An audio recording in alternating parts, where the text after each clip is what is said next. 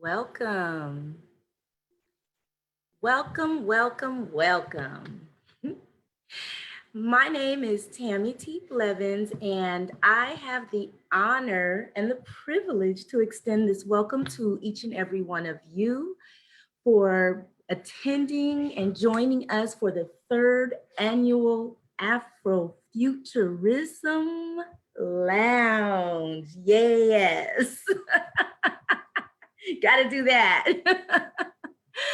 Oh my goodness. So welcome everybody. Today is the day that has been set for us to come together and to celebrate our Black comics, sci-fi, Afrofuturism, and astral Blackness. We had to switch up gears because of COVID-19 and all of the quarantine and all of the wonderful things that have been taking place. But this is about Afrofuturism. And so we had to roll with the punches. And we're still here to just celebrate you all and celebrate our, I don't even know the words to say for it, but just to celebrate us, our Blackness, and everything about us, our minds, where we're going, how we're going to get there, and we're going to do it together. I have the honor of also introducing Dr. Lawana Richman. Some of us know her as Feriali. Lawana and I go way back, like we go way back before I had children. And I have 4 of them now. But we go way back. And back in the day, man, we were together down at the World Beat Center. We were doing things. But I'm going to give you guys her official little title here. So work-wise, Dr. Lawana Richman is an employee with UC San Diego. And there she is an Organizational Development Manager for Transportation Services, where she coaches current and emerging leaders on employee engagement, process engineering, change management, and innovation, which is a lot of what we have mixed up with the Afrofuturism Lounge, right? She just took the best of both worlds and brought them together. There's that mind, that brilliance.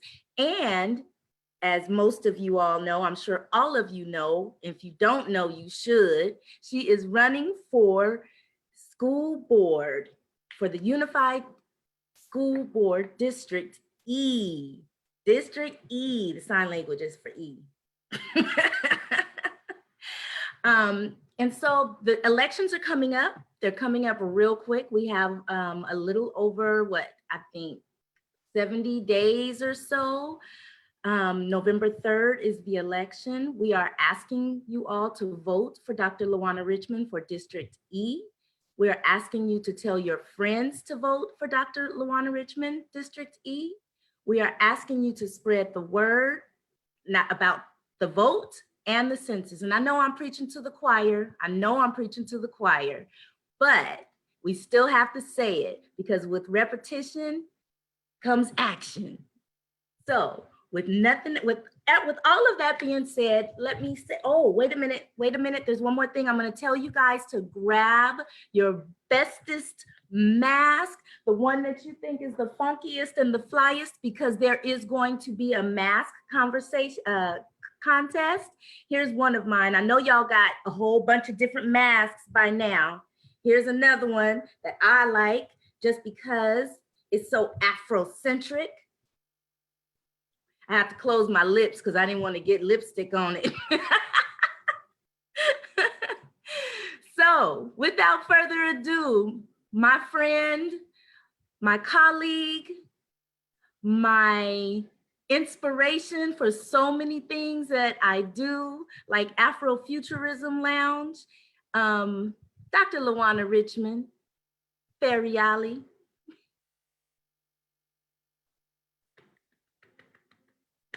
Hello, everyone, and welcome to Afrofuturism Lounge 2020, where Black futures matter.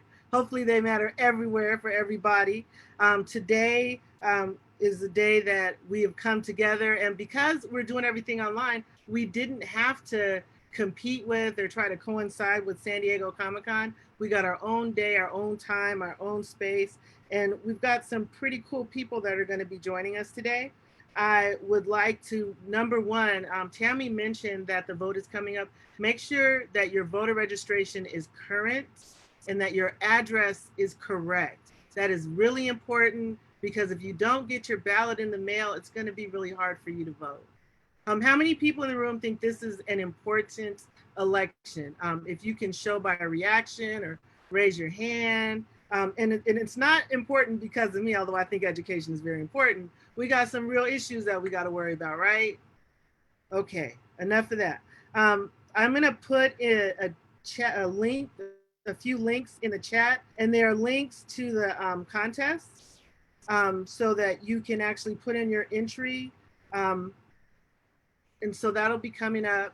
I want to thank all of the people who came forward as supporters, and that support showed up in a variety of ways, ranging from co-hosting sponsorship, running art shows. We got Kim Phillips P in the house, who's going to be curating a Black Futures Matter art showcase. We got Steph Gross, who's going to be on our business panel talking about innovation. V, I bow down to you. Thank you for all of your support in the background with graphics and media. Karis, I'm just glad to see you in the room. And Jasmine Sadler, you just a writer.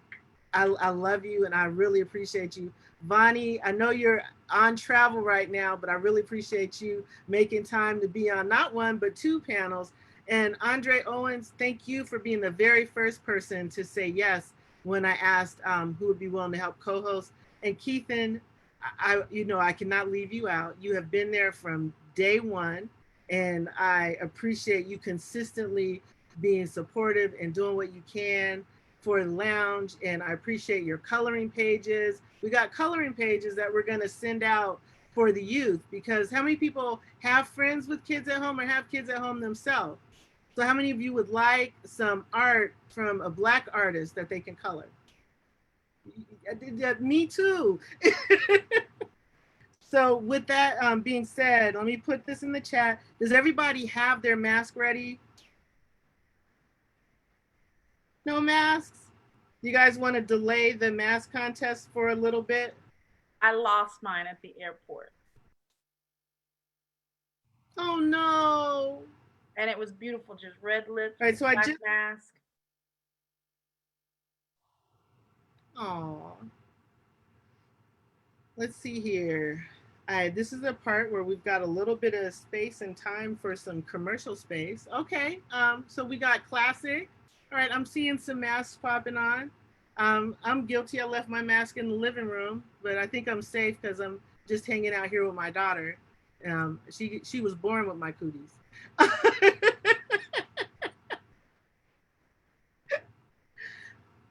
Let's see here. Jasmine, can I put you on blast while we're here, since we have a little bit of time and I know you're doing some things for kids? I think it's really important work. Sure. I know you have one. Okay. Yeah. I just got done doing 3 miles, so I'm hot and masked.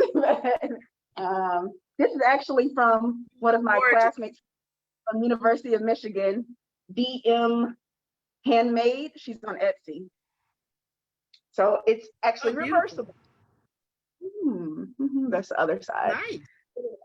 So, but yes, I'm doing some programming for kids. I'm the CEO and visionary of the STEAM Collaborative. And so I work with the adult program leaders to bring science, technology, engineering, art, and math to Black kids and to girls to get more of us in the field. My background's in aerospace engineering, and I'm also a ballerina. So people call me the dancing rocket scientist, but I'm always in support of Dr. Lawana and everything you do. I've been on the Comic-Con panel for the past 3 years with the League of Extraordinary Scientists and Engineers. Our panel is always called More Science in Your Fiction, and it's all real scientists and engineers that talk about some of the sci-fi stuff and is it real and can it happen? And so that's always a pleasure. And then I usually walk my way on over to the Afrofuturism Lounge and usually full cosplay. This is my workout costume, and then I will change to my actual costume because I love dressing up. But yeah, thanks for having me. And right now I actually have going on with BayPAC, a collaboration that we're doing where for 3 weeks I'm doing a math tutoring catch-up program. And so it's free. It's put on by the Jacobs Foundation. And so, yeah, so every Monday, Wednesday, Friday, we had, last week was the first week, this week coming is the second week, and then one more week where it's just around middle school age, but I have a 4th grader on there that's keeping up. And then I have a 8th grader that's not keeping up. So, you know, it's really that opportunity to kind of get their brains going again, especially with math, getting comfortable with it. I have them teach me their answers and making sure that they're actually getting it while we're doing it.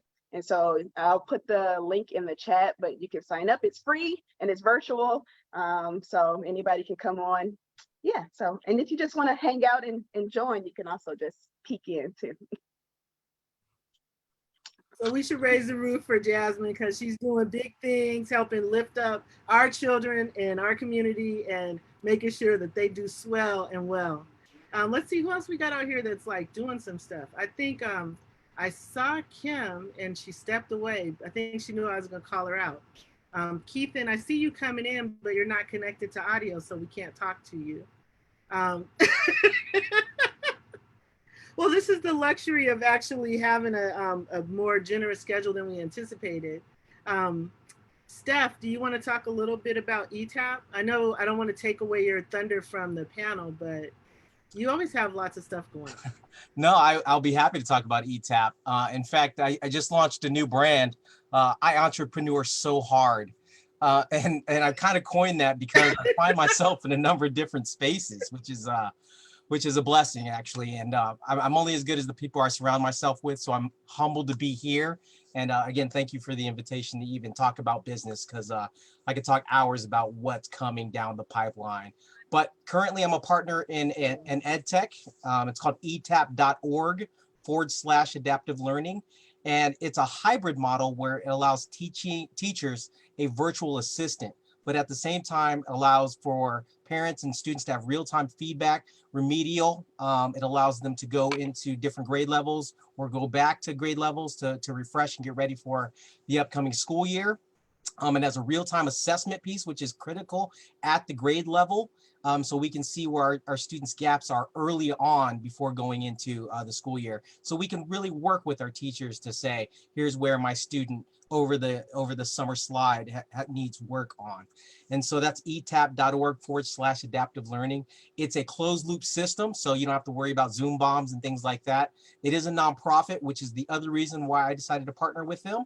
But it is a subscription model. So, and our price comparatively is below $40, which some other platforms and LMSs in our same range are traditionally $50 or more. So that's etap.org. So thank you very much for allowing me to share that.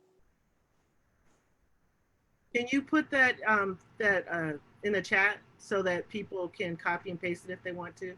I will do that. And if I could just add one more thing. We were watching a video the other day that Urban Alchemy shared with us during our Got School, which was the Holderness family. And they were talking about homeschooling, and they were referencing parents drinking wine. Although I don't advocate alcohol drinking, I do advocate coffee. And so one of my other entrepreneur endeavors is Legacy Parenting Survival Brew, which is coffee that works for you. My core business brand is Legacy Parenting Survival Wear, which focuses on early child development and engagement from 0 to 5 years old. So I will put all that in the chat. And again, thank you very much. Good stuff. So Kim is away from her chair once again. All right, are you guys ready for are y'all ready for the math competition? Because we're gonna get numbers and then we're gonna kind of pick the winner. All right, let's see here. I see 1, 2, 3. Is it just 3 masks we got going here today?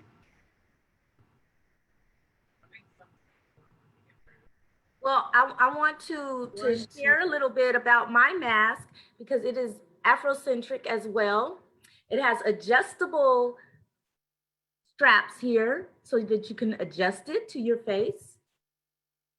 You can flip your mask inside out if you just want to go with a straight look, go with the outfit. And it is by Ugum. And it was a gift to me, Okay. so I don't know who Ugum is.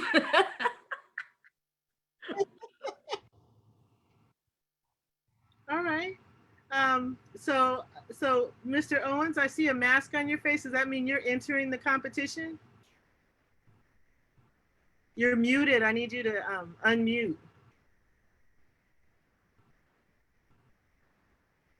Ha ha. Now can you hear me? Yes. Yes. Now you can hear me. Yes, I will enter the contest with my fancy Maryland mask, though I live in California. Go Terps! Right. Go Terps!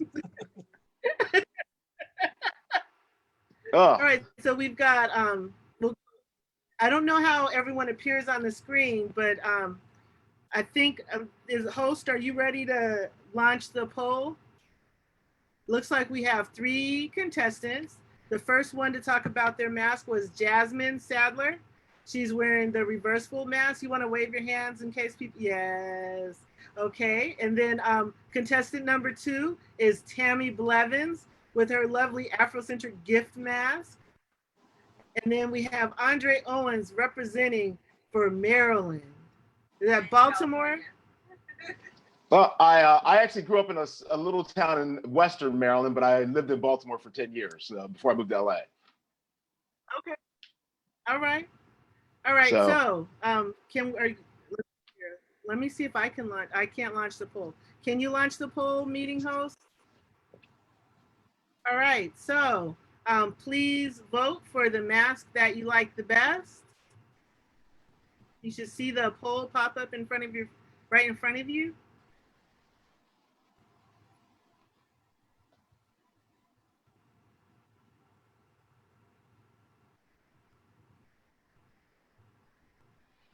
I feel like I should be playing the music. Doo, doo, doo. It was playing in my head.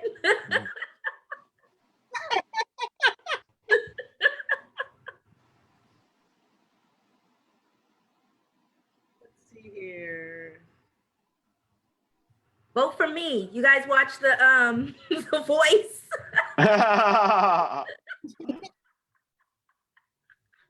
Yeah, you know, The Voice usually, well, not usually, but quite frequently they win because they've got like the great story.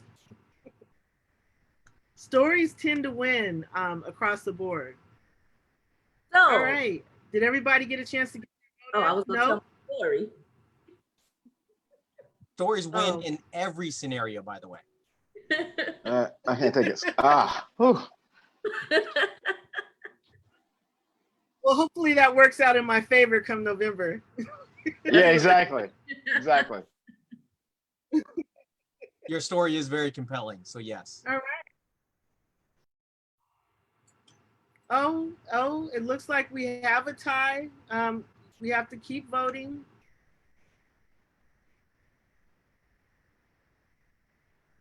Let's see what's going on. Please keep voting, waiting for a few more votes. Apparently not everyone has voted. Maryland. Tragically.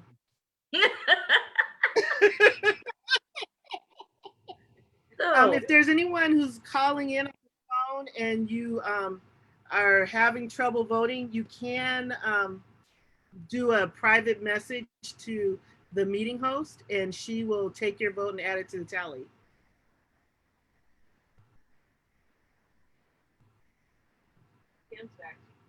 Kim's back. Kim, you get to vote. And then after you vote, I'm gonna have you unmute and tell us a little bit about some of the work you've been doing in the community while everyone else has been sheltering in place. You've been beautifying the space. I have, yes. Thank you very much.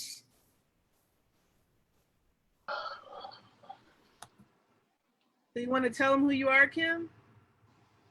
Oh, okay. Oh, right now, I'm so sorry. So yes, thank you very much. I'm Kim, president of Southeast Art Team, and I'm a local artist. I'm from San Diego, and for the last 5 years, I have made it a mission to begin beautifying the community through murals and different public art projects. So right now we are in the middle of Let's Live, Let's Love, which is the peace initiative with Councilmember Monica Montgomery in partnership with SDG&E and Southeast Art Team. We are working on Imperial Avenue from 45th all the way down to 69th Street. We painted the majority of the utility boxes there with the council members' Let's Live, Let's Love peace message. We've got some artists who are getting busy out there this morning, and we're going to be wrapping that up by the end of August so that we can move on to phase 3. So in addition to that, tons of murals going up. We have multiple murals being worked on right now simultaneously by different teams within the art team. And so one beautification project is really leading to the next. What happens is when we're out there working on the street, community members and residents stop by, business owners who want the work at their place. So they see us, they stop, and that leads us on to more projects. We're going to be working on the Elks Lodge, and my list goes on and on. So I'm happy to be here. We have a website, southeastartteam.info. We're also on Instagram, Southeast Art Team. And so definitely follow us in our work. We have an art gallery opening up any day now. So tons of information and lots of great news regarding the art. All right, thank you. So while we were getting this update, I just got an update from the meeting host. The winner of the mass competition is Tammy T. Blevins. And Tammy, and you win one of these lovely Break the Mold Black Futures Matter shirts. You get your own t-shirt. All right, everybody. Yeah. Keep time. Hi, Alan. It looks like it's time for the discussions. Yay! You want to do your acceptance speech, Tammy? Yes, I was going to say thank you. Thank you all. And as Steph, I left a message for you in the chat. I see it. You know, Right, it's one of those things. All right. So this is where we this is a moment of truth for everybody. This is a hard decision to make. I know it's tough for me, and I wish I could be in 2 places at one time because we've got great guests speaking on each panel. The panels are reimagining business during the pandemic and beyond, and being a creative professional. So I'm going to ask whether you want to do creative or reimagine. Is that all right? Because we're going to have to put people in rooms. We've got Jayton Harps, Elizabeth Cotton, and Steph Gross, along with Alan Hagigi. Alan, tell me I said your last name right. You said it right. That's exactly. I don't know how you did it. Most people butcher it, but you did a great job. Because she's got a PhD. Well, I think you're a wonderful person. Yeah, all good reasons. And so they're going to be talking about different ways that they've reimagined business. Because there's a book by what's that guy, Charles Dickens, The Best of Times and the Worst of Times, and really every moment can have both of those things in it. And how do we make sure that we make the best of whatever the moment is? So I encourage you, particularly if you have entrepreneurial concerns, to go to this panel, because these are 4 brilliant people who are gonna take you through a conversation, and it'll be interactive. You can ask questions. The creative panel, oh, hi, Tony. It's so good to see you. We have more of an artistic slant, and I think the slide's coming up. So we've got Keith and Jones, who is a co-founder of the Afrofuturism Lounge. So he was here the moment, and I mean the literal moment we came up with the idea to do this event 3 years ago. Well, 2 years. Well, no, it was 3 years ago when we thought about it. And then Andre Owen has been with us at That's every show Owens with an S. Oh, Owens, I'm so sorry.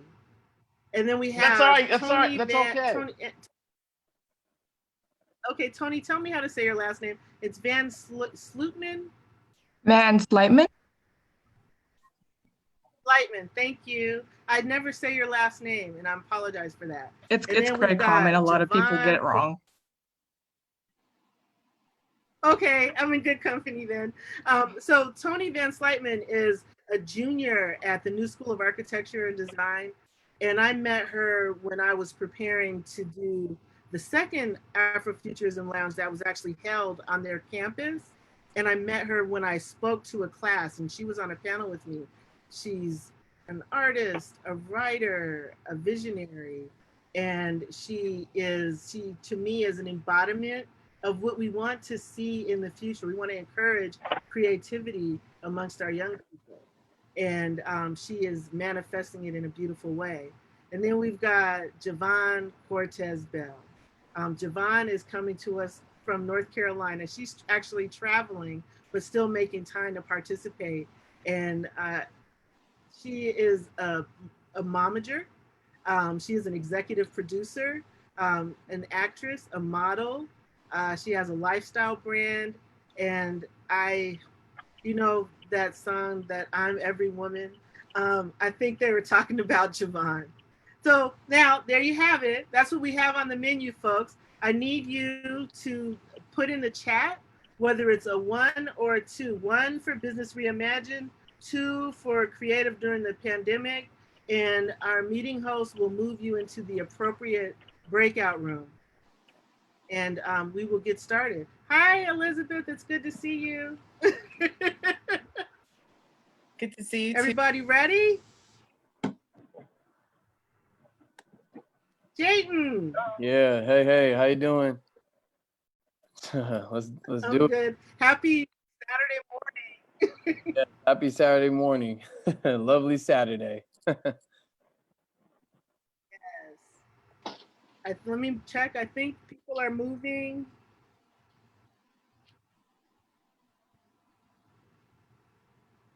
This is always the fun part. Being on the back end of organizing Zoom meetings, the logistics and getting people moved into breakout rooms. It's always, okay, is it going to work properly? And are we going to get everybody in the right room? If you find yourself in the wrong room, which I don't anticipate it happening, but just in case, just come back to the main room and ask to be put in another room.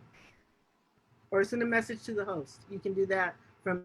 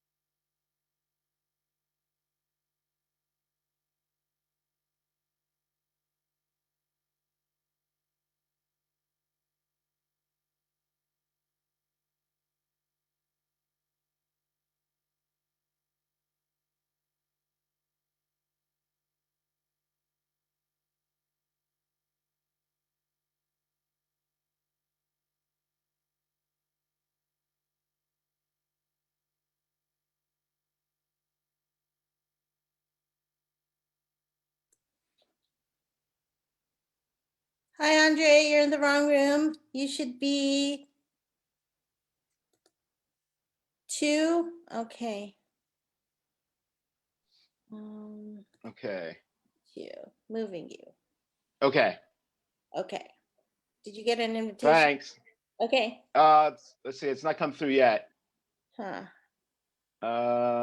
Hold on. Meeting host. I'm sorry. I have to do it through my phone because I don't have this on my computer. So. Okay. Let me see. It says- just says. I got sent to the wrong room also. Both Mr. Andre and I were supposed to be in the creative professional panel. Okay, I think I see where it says join breakout room. Let me put. Yep, that's where you need to be. Gotcha. Let me see. Javon, move to the. It says I've been assigned to breakout room 1. Got it. Oh, there it goes. Okay. Gotcha. You're welcome.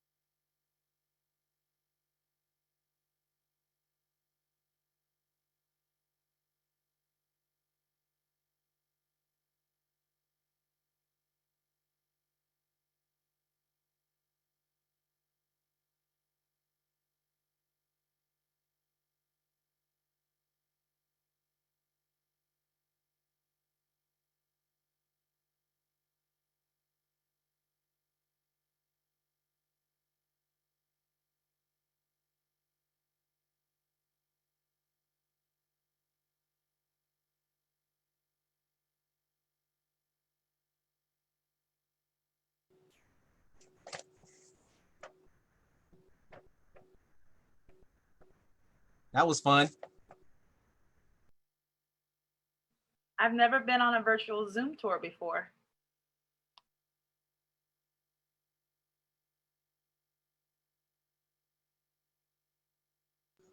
Well, I'll tell you what, Giovanni, you keep smiling like that, you can be on any Zoom call you want, girl. Oh, how much did Lawana pay you? You better stop. Thank you. I mean, I'm looking at all these faces in here. You too, Andre.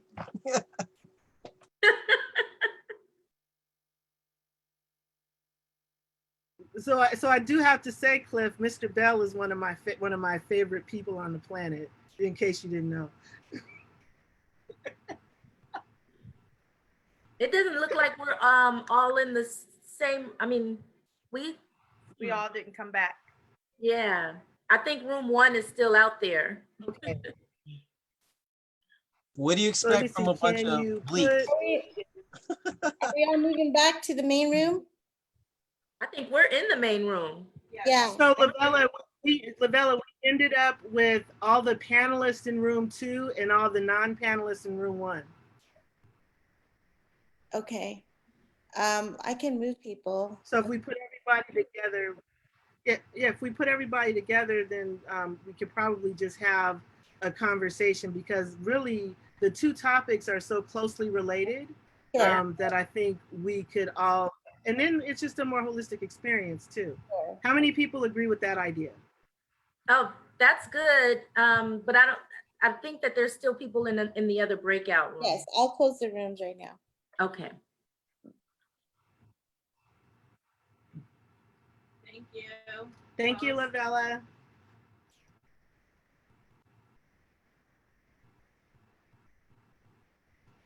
Whew. So I'm gonna keep my camera off. You all know what I look like. I might pop back on. But for now, let's alternate. So I know Jayton had some. Jayton, are you back in the room? Okay, can y'all hear me? Yes. Okay, so let's go ahead and get started with introductions. We'll start with Andre. Can you introduce yourself and tell people a little bit about Hero? You're muted, Andre. You have to unmute Ha ha, ha ha. I think it's working. Ha ha ha ha ha. Anyway, I'm Andre Owens. I'm a former director of photography. I spent most of my career, well, not most of my career, but a lot of my career shooting music videos, commercials, low budget feature films, political commercials, shot porn with a friend, did all kind of stuff like that. Turned myself into a writer in the late 90s when I decided to start. I got a book actually from my ex-wife, to give her credit, called Creating a Life Worth Living by a woman named Carol Lloyd. And what it does, it helps creative people focus on what they do to make money creatively. And I always wrote. So in the late 90s, I decided I was going to start writing comics. So I started my business, Hero Unlimited, HIRO Unlimited, and it's named after my former cat. So I started my comic book business back then, started writing, hiring artists, published the first book finally in 2006, which is Force Galaxia, and have been publishing comics ever since. I'm also now a screenwriter. The comic book business allowed me to move into the film business, away from just shooting into above the line being a writer. So that's pretty much my journey at this particular moment.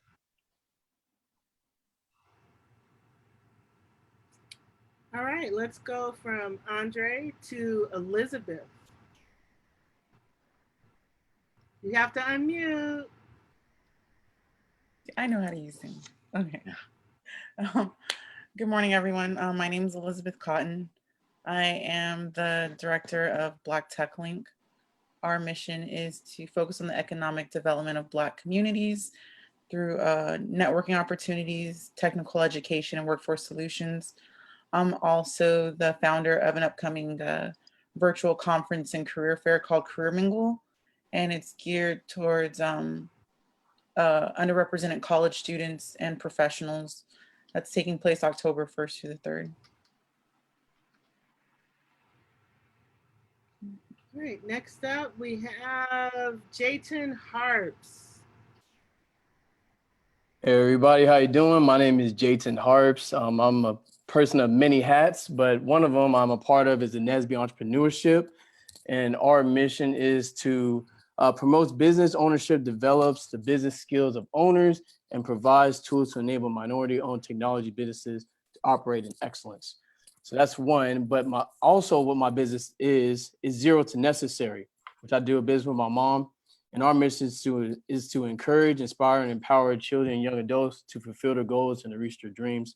So my background is about STEAM, and this is why I'm here to help out with this event. Awesome. Then let's flip up. I'm trying to like alternate a little bit business, a little bit creative, and you'll start to see that the businesses are creative and the creatives are businesses. Tony, are you ready to introduce yourself to everyone? Yeah, sure. Hi, everybody. My name's Antoinette Van Slightman. I'm an artist, writer, and co-owner of Broken Chalice Studios, which is me and Rose's multimedia studio that incorporates art, writing, and film. I am also a student studying for my bachelor's degree, and I am currently working on a plethora of projects, which includes graphic novels, animations, and my very own epic novel series. All right, thank you very much. Hey, let's see, Keithan, are you ready? I was waiting for you to get your sound on. It looks like you're muted, so that means you're connected, right? Hear me? Yes. Okay. My name is Keithan Jones. I'm here in San Diego. I own a company called Kid Comics, kid-comics.com. I am an independent comic book publisher / artist writer. And I am also the founder of Black Comics Day, which debuted back in 2008, the day after Black Panther, the movie premiered. And it's been 3 years, or 3 shows. And so far it's gotten better each year. And now I'm also a I don't know if I'm a co-founder, but I definitely helped Lawana put Alpha Future that same year in 2008. And here I am to offer my experiences. All right, thank you. Let's see here. We've got Alan Hagigi. Alan, are you ready? Yeah, hey everybody. My name is Alan. I'm the founder of Fruit Craft Fermentary and Distillery.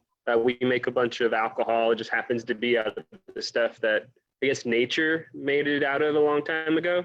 Little snippet on that. If you got into a time machine and you went back 7,000 years ago, you wouldn't find beer, you wouldn't find sake, you wouldn't find anything that ever needed to be brewed or boiled in order to turn into booze. You'd find fruit naturally fermenting. By the way, little plug, go on YouTube, type in drunk animals, you'll have some fun.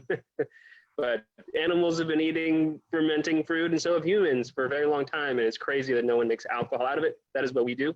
Our hope is to spread across the country, kind of franchise this concept, and in so doing also mainstream our business model, which is about community ownership, very much like a cooperative, but trying to add a few other elements to it that would make it maximize its impact, especially since so much of the economic disparity and suffering that we see in the world. I think the sooner we can solve that problem, the less suffering would exist. And so there's kind of like a critical mass and entrepreneurial kind of component to that, which dovetails into the other entity that I've just recently launched, which is the School of Social Value. That is the community-owned education apparatus that wants people to start consuming, investing, and laboring based on community ownership instead of individual ownership. And then essentially the other use of the School of Social Value is to give out all the profits of Fruit Craft. So all of our profits are going to be given to the School of Social Value so it can incubate and launch other community-owned enterprises. The long and the short of that is hopefully Fruit Craft grows to be a powerhouse in San Diego. We're giving away all of our profits to our community, and people can start businesses that are also community-owned, completely rippling through this. All right, let's see here. Trying to juggle, make sure I've got everybody. I think I need to go to Steph Gross. Good afternoon. Good morning again. Thank you very much. I love everything I've heard so far up to this point, from our very start to me right now. There's a lot of great community action and activity So going. don't blow it. No, so I'm a partner in a tech company, and over the past COVID months from March, I've been screaming up a storm that we have a solution that can help solve a lot of our ills across the country. And I put into a number of different chat rooms, and I've been in a part of a number of different Black groups, since George Floyd passed away and everybody got active, but no one seems to be listening. So this is my first opportunity to present to a group of this power and this mastermind and this magnitude. So I'm definitely humbled to be able to share with you what we've been able to create. And in the interest of full disclosure, our girl, the it girl, Adria Fox Williams, who's on here as well, she's a cohort of mine as well as many of yours. But what we're doing is literally game changing and can help uplift everything all of you are doing in a supplemental form and fashion. So thank you. All right, so now we have Javon Cortez Bell. You've heard what I had to say about her. Let's hear what she has to say about herself. Gosh, you should have let me go first. It's hard to follow this whole act right here. My name is Javon, and I run the Ghetto Nerd Company with my husband, which is technically a production company, but we're really content creators. We create ideas, we produce them, we deliver them. We are out here in LA we moved from Brooklyn, New York. But right now I'm in Alabama because my oldest of my 4 just accepted a full ride basketball scholarship to Alabama A&M, HBCU. I went to A&T, but that's another story. Go Andre. Go Andre. Go. Okay. So back to me. So that's what we do with the Ghetto Nerd Company. And my husband and I have been together a little over 20 years. So in those 20 years, on top of the Ghetto Nerd Company, we have our 4 children, which I am completely a helicopter momager. And I also do on-camera work with my family only. And I do some side work on my own, created BNU Lifestyle, which I talk to young women particularly. But I try to focus on the Black community, but with a focus on young women, on teaching them at a young age, as soon as possible, how to become the best them that they can be, so that they can achieve all that they desire through being themselves, period.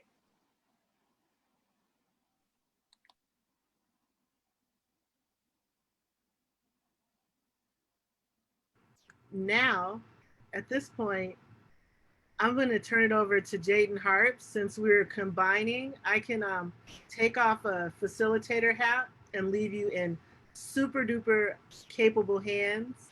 I have had the pleasure of attending and participating in meetings that he facilitated, and you're in great hands with Mr. Jayton Harps. All right, thank you, Dr. Lawana. Yeah, this is a great group right here of creators and business owners and whatnot. And yeah, so with this discussion of reimagining the business side of things, the young lady, who was it in the last before we got back into the breakout room? She mentioned a really good point. What does that mean? Yes, Adria, is that right? Adria, yeah. She brought up a really great point of, what does that really mean? With your customer, just even with yourself, like how has everybody been able to react during these troubling times? Because as we all know, we have to pivot when things are going south. So I just want to kind of leave it open to maybe one or two people to make a comment on that. Just how have you been able to, just reimagine everything that's been going on for yourself in your business? I think it was actually Kim who led that. And so I don't know where she went. Where'd you go, Kim? So we were in the other room and we were basically saying, in this time, let's look at history as a tell of what to do and how to move forward in this. So if you look at when the Great Depression hit, or you look at major revolutionary changes, and you begin to identify how people pivoted, and what the common denominator that I found was they all formed some type of community or some type of family connectivity where they leverage each other's talents, resources, and tools to make a bigger impact. And so we were talking about that in the other meeting, and I've been having this discussion within our cohorts and other people that I'm involved with besides people that I just met here. Hello, everyone. So that's the discussion we were having. So here we are. We're all obviously here because we also are futurists. So we saw this coming at some point. I mean, I'm looking at Javon and your tech company and everybody else here. At some point, we saw this coming. So in our company, we just pivoted to our strengths. So what are we best at? And so we pivoted to our strengths and leaning on those resources because we were already ahead of the curve on many of the things that we were already doing. So that's what we did.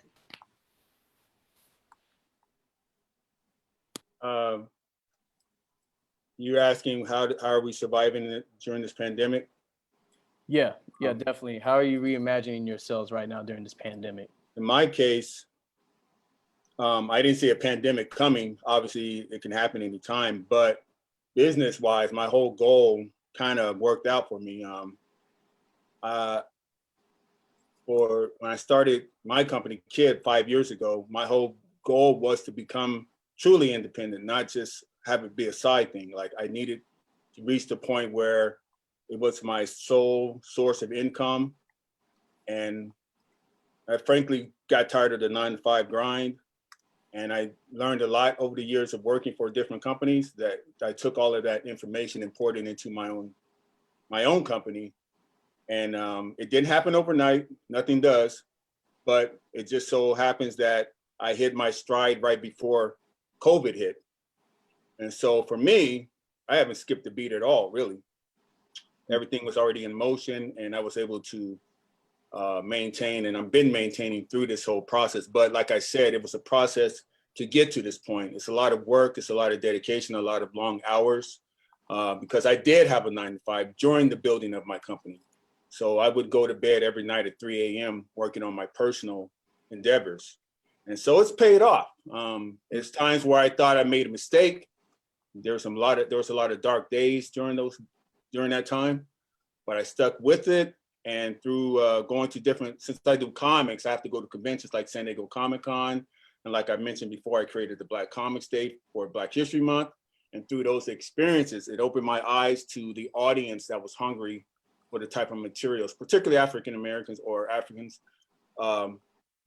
There's a huge underserved market out there for the material that I was creating. And it opened my eyes to not thinking that I had to go the traditional route, you know, get a job, hope your boss gives you a raise, hope you don't get laid off, hope you get a pension, a retirement fund, and all this other stuff, you know, which was dependent on someone else making those decisions. And I was like, at least me, I'm not knocking anyone who does go that way, but for me, I didn't feel comfortable living that way. So to close this, like I said, I think I tell everyone, if you have a talent, a God-given talent, something you find yourself doing in your free time for free, it's probably something you want to really look at as a means of career or income. Chances are that's your calling. And a lot of people ignore that calling because they think it's impractical. And yeah, that's really in a nutshell all I have to say about that subject. It's just stick to your guns. Yeah, definitely. Elizabeth, do you want to add something to that, or Andre? Yeah. Go ahead, Elizabeth. Yeah. So my background is doing like events in the D&I space for companies, brand activations. I like to call myself like an overzealous promo girl. So one of the conferences that I did in the last 2 years was called BitCon, Blacks in Technology Conference. And I kind of built this from scratch, literally in 2018, like in 4 months, was able to raise like $167,000, get like the CEO of Best Buy, you know, Senator Amy Klobuchar on one stage and another, and then like Nipsey Hussle on another. So just really bringing together like entertainment and politics and, you know, corporate sector together in community. And that's kind of like my business model. I was able to do it again in 2019. And then for 2020, and I was like bootstrapping this, like raising this money, like from like, you know, just like, hey, can you do that? Like, you know, pitching to whoever.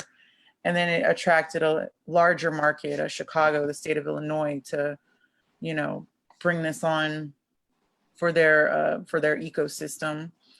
And so I'm at the beginning of 2020 talking to the state of Illinois. They're telling me like, yes, we love what you've been doing. We want you to like bring this to Chicago and highlight our tech ecosystem.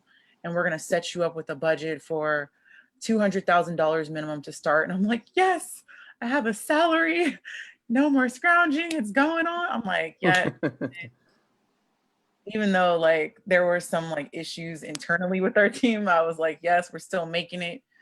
And then COVID happened and those conversations were like, let's try again for like next year. And I'm like, oh gosh, that was my, you know, my salary, my living expense. So, you know, what do I do?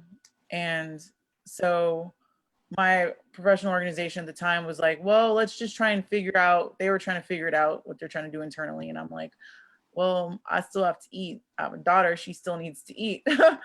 And so I kind of like foresaw, like as corporate partners were telling me, we're not doing any in-person events, not until 2021. And so I'm like, okay, I need to create a virtual experience that could be impactful.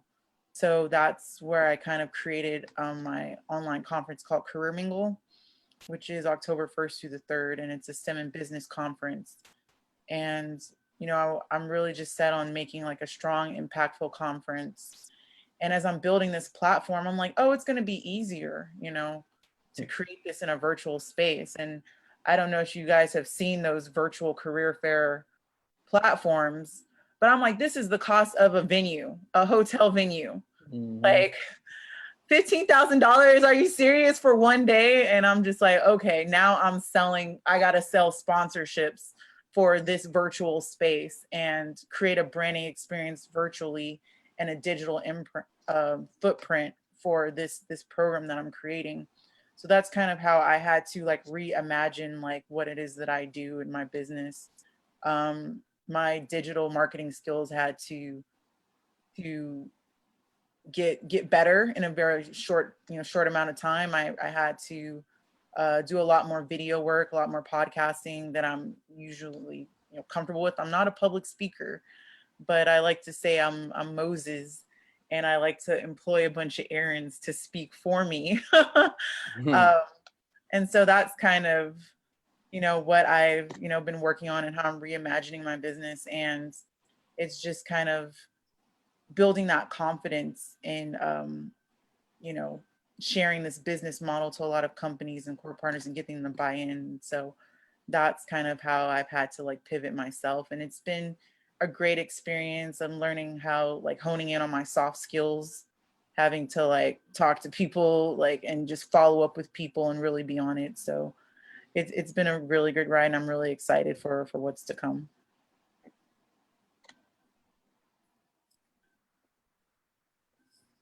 Wow. Wow, thanks, Elizabeth. That's a lot of great stuff right there. Everybody give her some props. I mean, that's pretty yeah, some digital claps, right? That's what's up. Andre, I know you were about to speak. Did you want to share something? Yeah. Well, I was going to say, I spent much of my career as a director of photography, a cameraman, shooting music videos and that kind of stuff. When I turned myself into a writer, I was still working at the Game Show Network up until last year, when I was lucky enough to finally sell my first screenplay to Sony Screen Gems called Reparations. And actually, right now it should be shooting now, but because of COVID, things have been pushed back. So for me, changing from a cameraman to a writer just entailed me being a little more thoughtful visually, to bring visual elements to my scripts. So when the COVID hit, I'd already been writing. The last comic book show I did was Keaton's show, Black Comics Day. And I debuted a couple of new comics there. So I was expecting to be able to, promote those the rest of the spring through different shows. But because of COVID, it hasn't happened.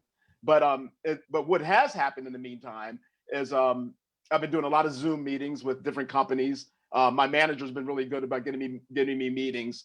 I've been pitching a lot of film ideas and scripts. I've got a lot of stuff bubbling underneath the surface. The main thing that changed for me is that I'm here alone. So I have to be a lot more judicious about my time and how I work how I structure my day. But in general, COVID really didn't affect what I do as a writer, because I spend so much time writing alone as it is. I've been getting new books ready for post-COVID times when they come out. I've got a book called Bovine League, which is my genetically altered superpowered cows from Switzerland. So that issue should be coming out. Like I said, I've got a couple more scripts. I'm working on this thing called Karen. Yes, about one of those women that call the police on people. So I've got a lot of interest in that. So I've been building that. Working on a couple other things. My partner and I have some things really boiling underneath the surface right now. They're redoing a show of the remake of the show Fantasy Island. A lot of you guys may be too young, but it was a show where they would have different celebrities come on each week, and they would get their fantasy, but it would usually be some kind of bittersweet lesson they'd have to learn. So they're redoing that. So my writing partner and I are up for that. So there's a lot of stuff going on for me behind the scenes. And actually, being able to take Zoom meetings like this, or, like I've been able to do, is a lot easier than having to get in my car and drive over to Beverly Hills or drive over to Century City, or, drive somewhere to actually take these meetings. This is it makes it a lot easier during this time now. So I honestly, COVID, the main things that's really stopped me from doing is getting productions done, or even getting them started, and just having physical meetings with people. Yeah, definitely saving that time. That's everything right now. Even just getting dressed up for this, you know what I mean? Like, we're just in our rooms, like, all right, just dressed up. That's it. Exactly. Yeah, it's a beautiful thing. So who knew that we would be in technology age, so fast, like right like this. So that's great to hear. Thanks for sharing it, Andre. And then any other body I missed on the panelists, just as far as creators and business, I think Alan, Antoinette, and Javon. Okay, anybody want to share? Javon. Go ahead, Javon. I feel both Elizabeth and Andre's stories are so similar to ours. The difference is, you know, being who my husband was and being who I was, and by the time we got together, we were just very much like-minded. And I just remember, I mean, we started a company in 2004, and I remember just him being hired either as a director or on some form or fashion on set, and half his money would be gone to taxes. And we started, well, you know, why don't we just start our own business, and why don't we just figure this out? And we're kind of relationship people. So through our journey and looking for a team, you know, we want to find the one. I tell my children, you know, have your fun and date, but bring me home the one, because I don't have time for everybody. So when we're looking for a team, we're kind of similar. And so it just so happens that the last 20 years, we've been our publicist, we've been our manager, we've been our agent, we've been our accountants, we've been our promoter, we've been everything. And we've had to constantly, and I try to do this not only annually, but I really focus on this on a 5-year plan in order to turn into a 10-year plan. By the time we get to the level that we want, the celebration really doesn't happen, because I've already kind of moved past it and working on the next level. So that's just something that we've had to do in order to function in the way that we've designed ourselves, all of our careers together. We've never worked for anybody. What I was finding happening in New York, you know, to get our foot in the door, we were doing a lot of production, but we were creating the ideas that we were producing, whether it was for network or for an artist, music video, commercial, documentaries. And then by the time the credits roll, it just says produced by, because we didn't know how to fight for our co-developed by, co-created by, co-written by. And then we come out here to fly to LA and have these meetings with Netflix or people with distribution platforms. And we didn't have those credits in place. So that was a big reason why we chose LA. And now that we were in LA, I thought it would be a parallel move, and it actually wasn't. We started all over, and all the productions that we were dealing with and the clients that my husband had, he was actually flying back east to do all of those.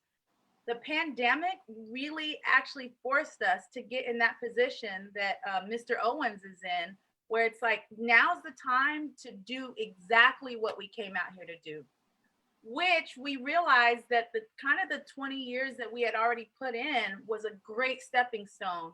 We're reaching out to all our contacts. We're reaching out to people we hadn't talked to in years, who maybe said no, but really no means just not right now.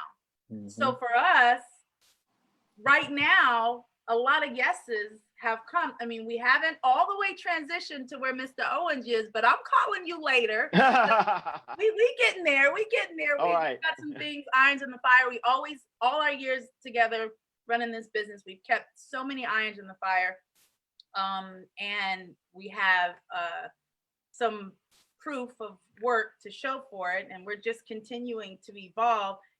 It's just more comfortable that this pandemic happened, and this was already who we designed ourselves to be. But I think even for our children, like, okay, everybody's waking up with the sun, you're going to bed with the sunset, you're going on master class, you're gonna get in summer school, you're gonna, this is the time to educate and develop your skill and get better at what you are already doing. If my daughter's on TikTok all the time, and I'm like, you're on TikTok with these masks, why don't you become an influencer? By the time you're 20, you might have your own, we'll just take your products and slap your name on them. And now you have a call to action. Like my son, like, okay, well, you're at college, but you want to be in the NBA. Like, what do we got to do now to set that up? The other son's trying to be a gamer. My little one's being in gymnastics, and she picked up a new skill at 5. She's doing the back handspring, woohoo at Skylar. So we're staying working, we're staying focused and saying, with everything, with all it's like an equation with X, Y, A, B, and C. If we want it to equal this, what do we have to do to make this happen? Yep. Oh, yes, Mr. Jones. Yeah, what Javon was hitting everything on the nail there. And what I've learned, or what I'm seeing in my own experience, is that a lot of our children don't have parents like that. Not their parents, but they don't have parents that have that type of. They don't have that knowledge to pass on, and there's a lot of in our school system don't pass that knowledge on either. So what I'm saying is, like, she was talking about taking advantage of your opportunities and preparing for the future, but most young folks, even even we've all been in our been 20, some of us are still in our 20s. You just, if you don't have anyone there to guide you or to keep you on track, you're going to wander off, because you're naturally going to experiment and get caught up in whatever, whether it's relationships or get caught up in the whole even Black Lives Matter, even that whole the emotional thing that is, and your personal experience that are connected to it. And I'm speaking from experience, gets you off track. Because as a Black person in America, you're living two lives. You're trying to assimilate, but at the same time, you're trying to be an individual, and your individuality can get into the way of being assimilating. And if you're not mature enough to handle both, you can really find yourself in a lost space. So like what Javon was saying is, if you have some type of mentor or some place, who was on here talking about a program, was it Steph or one of you guys were talking about, maybe of you, Jay, some type of program that helps our children realize their potential, you know, with some type of, you know, Joe Clark behind it, you know, get in there, boy. You know what I mean? You gotta have, I mean, I wish I did, because I wasted a lot of time in my 20s, because I look back on, man, I should have went left instead of right, but there was no one there to tell me that. So I had to learn the hard way, you know? So she was exactly right in what she's saying. It's just that a lot of those elements aren't in our community, and people take that lightly, you know, they take education lightly. They really, they think we're BS, and when we say we need to fix our schools, and it's like, it's a serious problem. Man, mad serious. Oof. Okay. Yeah, go for it. Yep. If I can add on to what you're saying, over the years, we've taken a lot of transformational courses. We do a lot of studying. I mean, even our leisure time, watching movies or seeing commercials. You know, you get up on a commercial and go do your errands so you can come back to your show. We get stuck, we're watching, we're studying. Oh, look at that lighting. Oh, how do you think they made that edit? Or how much do you think they paid that the actor? Or what did that contract look like, you know, for all the people involved? And we try to communicate that to our community. It falls a lot on deaf ears. Right. And I feel like there's a lot of, in other communities, is it called nepotism? Yes. Where they can afford, that's a privilege, not to have to educate themselves. And what was everyone talking about all this last week? A particular music video. You know what I'm talking about. Oh yeah. WAP. Yeah. Wireless access point. So focused. Wireless access point. Like, with the 2.0. Women and politics. Is that what it is? Yeah, women in politics. Women in politics. Oh yeah, Women and politics. I'm just saying though, the focus, I'm just saying, like, it's not anything new, but we're acting like it's brand new, and people are like, come on, man, can we like move the bar? You know, we got entertainment, let entertainment be entertainment, but it doesn't have to be frontline news it's particularly for the Black community. Like, come on, man. I mean, it was kind of a big deal in the entertainment world, but I don't think it was, maybe because I've been around long enough where I've seen all these so-called controversial things. It's like every week something's controversial. To me, it's the same kind of stuff. It's the same stuff. It's Groundhog Day, and we just get distracted into this goofy stuff that, I mean, it's always there. Right. Yeah. I don't think it needs to be I mean, even I was caught up in the Jada and Will thing for a moment, but it's just like, entanglement is a bee's knees right now. we just, I don't know. And Keithan, I just want to kind of dovetail on to something like what you're both saying. You know, here's one of the things that I find with our community. We oftentimes get in our own way. And I say it a lot. I say it publicly. I share it with brothers and sisters around. We get in our own way because we get distracted, not only by that little shiny thing over there, but the moment and the headwear and the heartwear. So that's where businesses really need to pivot to. And when we talk about how businesses have emerged or are pushing through COVID, it's really what part of the psyche you want to attack and what part of the psyche you want to embrace and include. And so a lot of what we get caught up into is simply that. Are we looking at this from our head perspective, or are we looking at it from our heart perspective? Right. I guess a better example, and I'm not trying to monopolize this panel, but I think a better example, if you the nomination of Ms. Harris, we're not talking about her qualifications. We're talking about if she's Black or not. That seems to be the main thing I see online. People are weighing the fact that she's Black or not. And let's not even talk about Trump's take on it. I mean, he's basically trying to go down the whole avenue of her citizenship. It's everything but her qualifications. It's all about the aesthetics. And that's what we're all at each other's throat about. And I'm like, this doesn't help anybody, especially us. It's like, are we about business or are we about needing a hug? Exactly. What if we could do both? Right, I'm with that. Yeah. So you can do both. Nobody has to like you.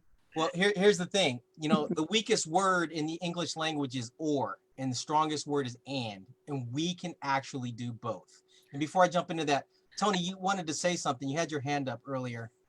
Yeah, about the previous question regarding COVID, I kind of wanted to add, because Broken Chalice had the opportunity to participate at Black Comics Day as well.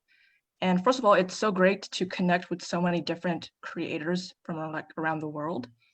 And speaking on that, we have always been in a hardcore production phase. And I feel like we as a people have always flourished creatively in the face of adversity. And that's what Broken Chalice has always stood for. And that's what we've done, you know, pre-COVID. Like now we are currently working on the production on our graphic novels, our books. And for example, we have been working on our graphic novel now, which is Sabbath, the Sun Who Mocks.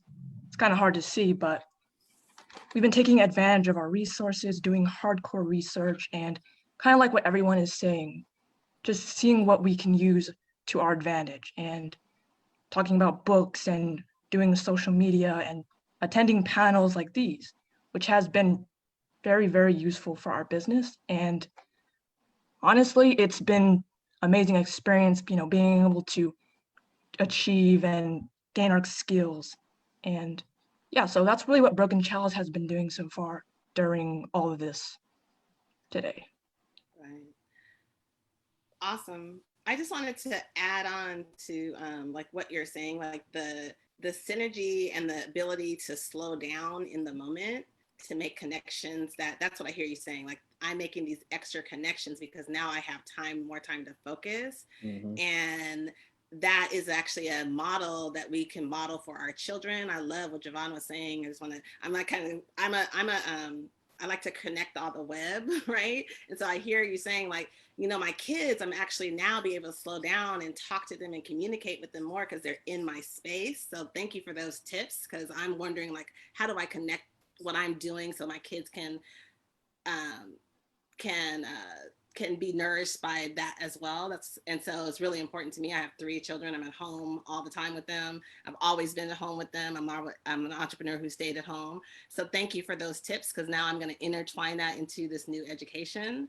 And back to what Kennethan, am I pronouncing that right? Keithan was saying, there's some neurological research that says that you actually need 8 hugs a day, just FYI. And it's actually been proven that those people that are more connected physically actually are more financially stable. And it's also been proven that we need that interaction neurologically as human beings. So is those hugs, I know it sounds weird, but the neuroscientists can't be wrong because they're studying our brains, and they've actually done studies where the more you give is actually the more you increase in your own personal wealth.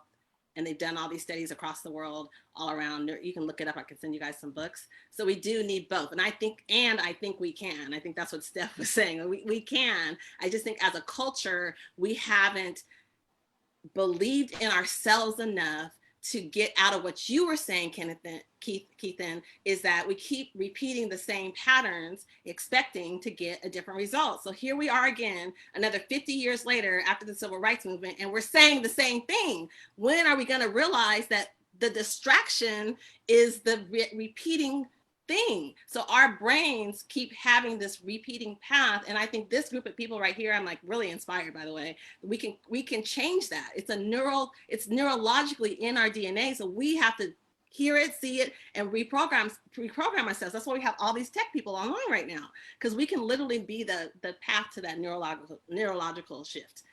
So I'm done.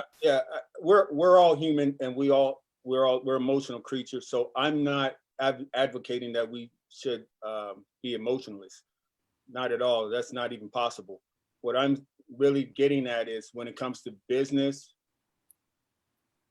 I think the best business people can compartmentalize their emotions when they're in a board meeting, or when they're meeting with someone, or when they're online talking about business. And because I see it every day, people self-destruct because they just have to be right. They have to get the last word in. They have to be, or they have a vindictive nature about them.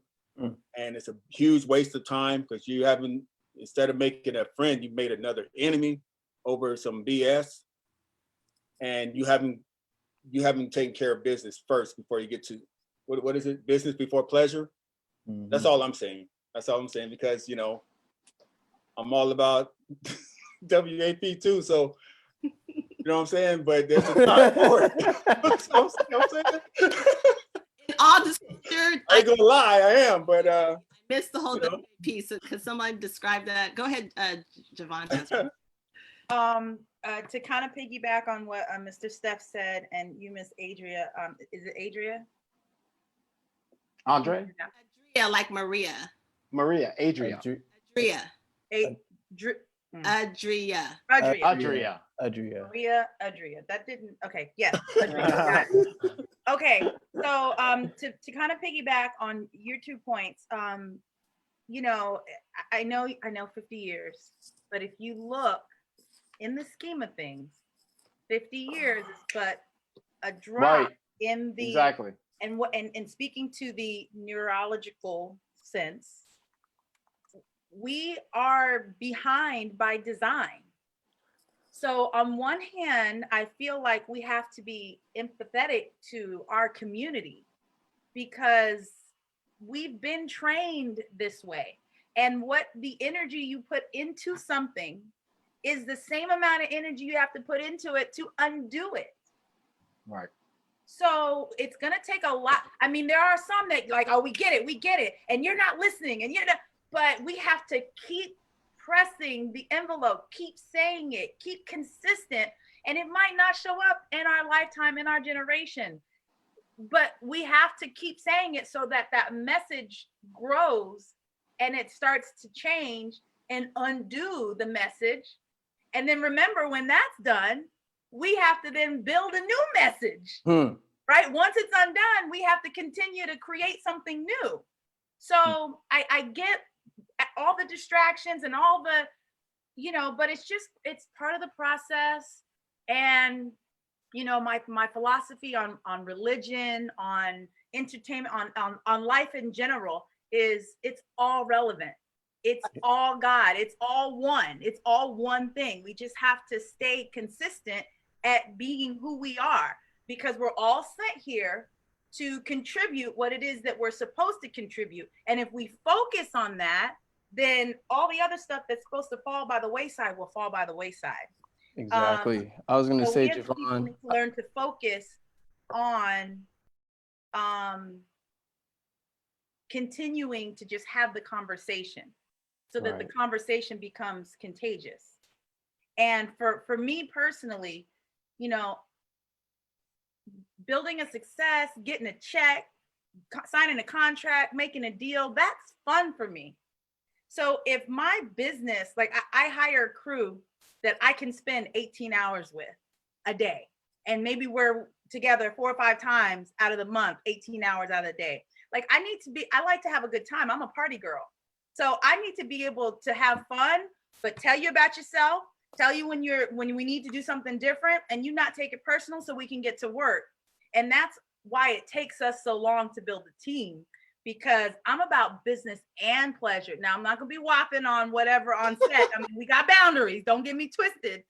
But you know, I want to create my business and my pleasure in the same moment simultaneously, just like Mr. Steph was saying, and which I just realized, and thank you for that point, I had to take notes, is a huge factor in our lives. How do we build a family and a business and grow everybody and have fun and accomplish all our dreams and focus on us as a group and focus on us individually? That's a through line for us. So thank you for that, Mr. Steph. Yeah. You're Steph, welcome. just 1 second.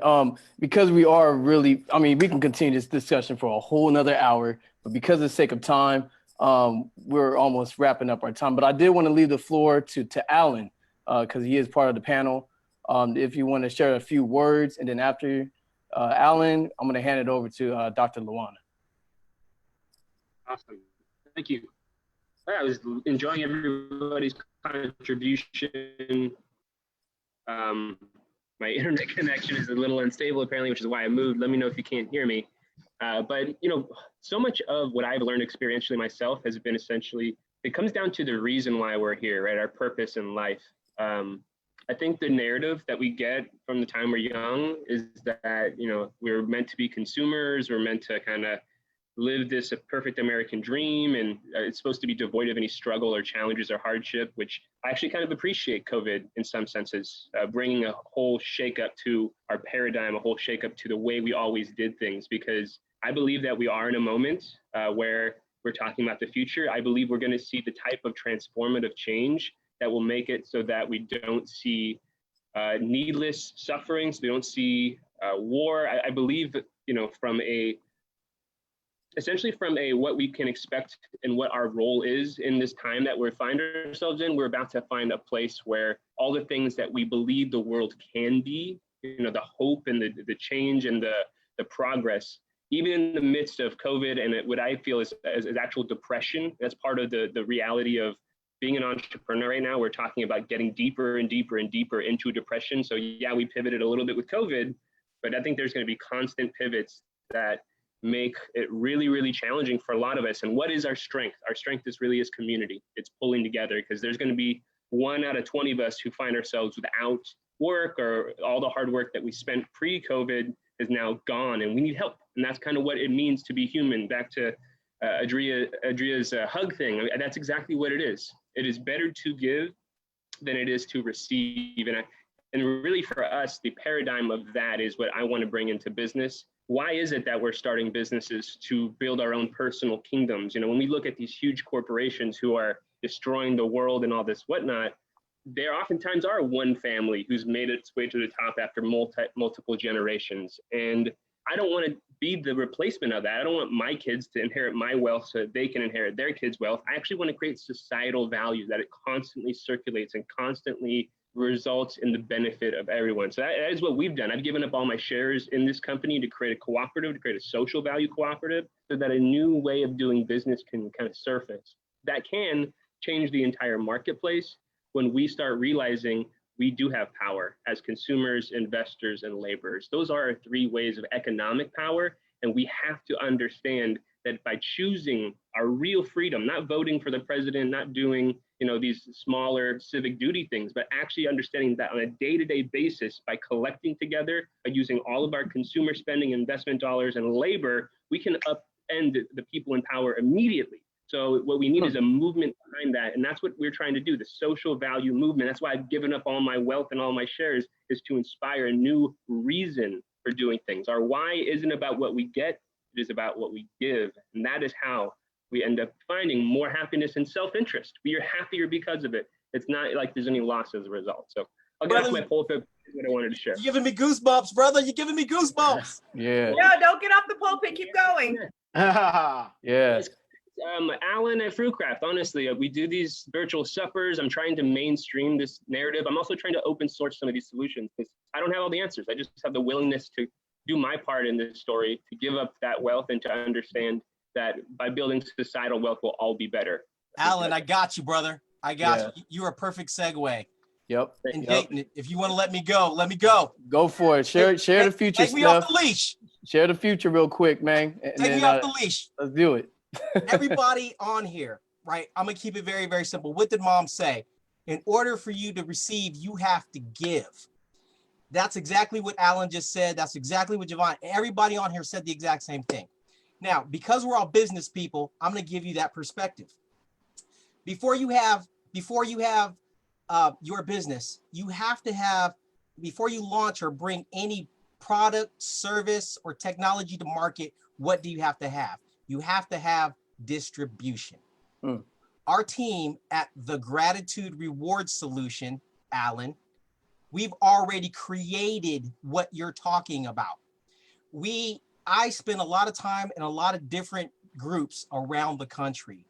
And one common denominator is all of these groups are pushing the same direction, but they don't talk to one another. Our technology allows us to talk to one another. The Gratitude Reward Solution, a simple version is this. Imagine your Vons loyalty card, but instead of your Vons loyalty card giving you discounts at the register, it actually paid you cash, and actually you're allowed to use that Vons loyalty card at any other participating retailer. Now imagine that participating retailer happens to be a Black owner, right? And imagine this entire program is free for everyone. Imagine that no one pays for anything unless an actual transaction happens. Now imagine that that Black owner receives a royalty position just like the top 10 organizations in the company do.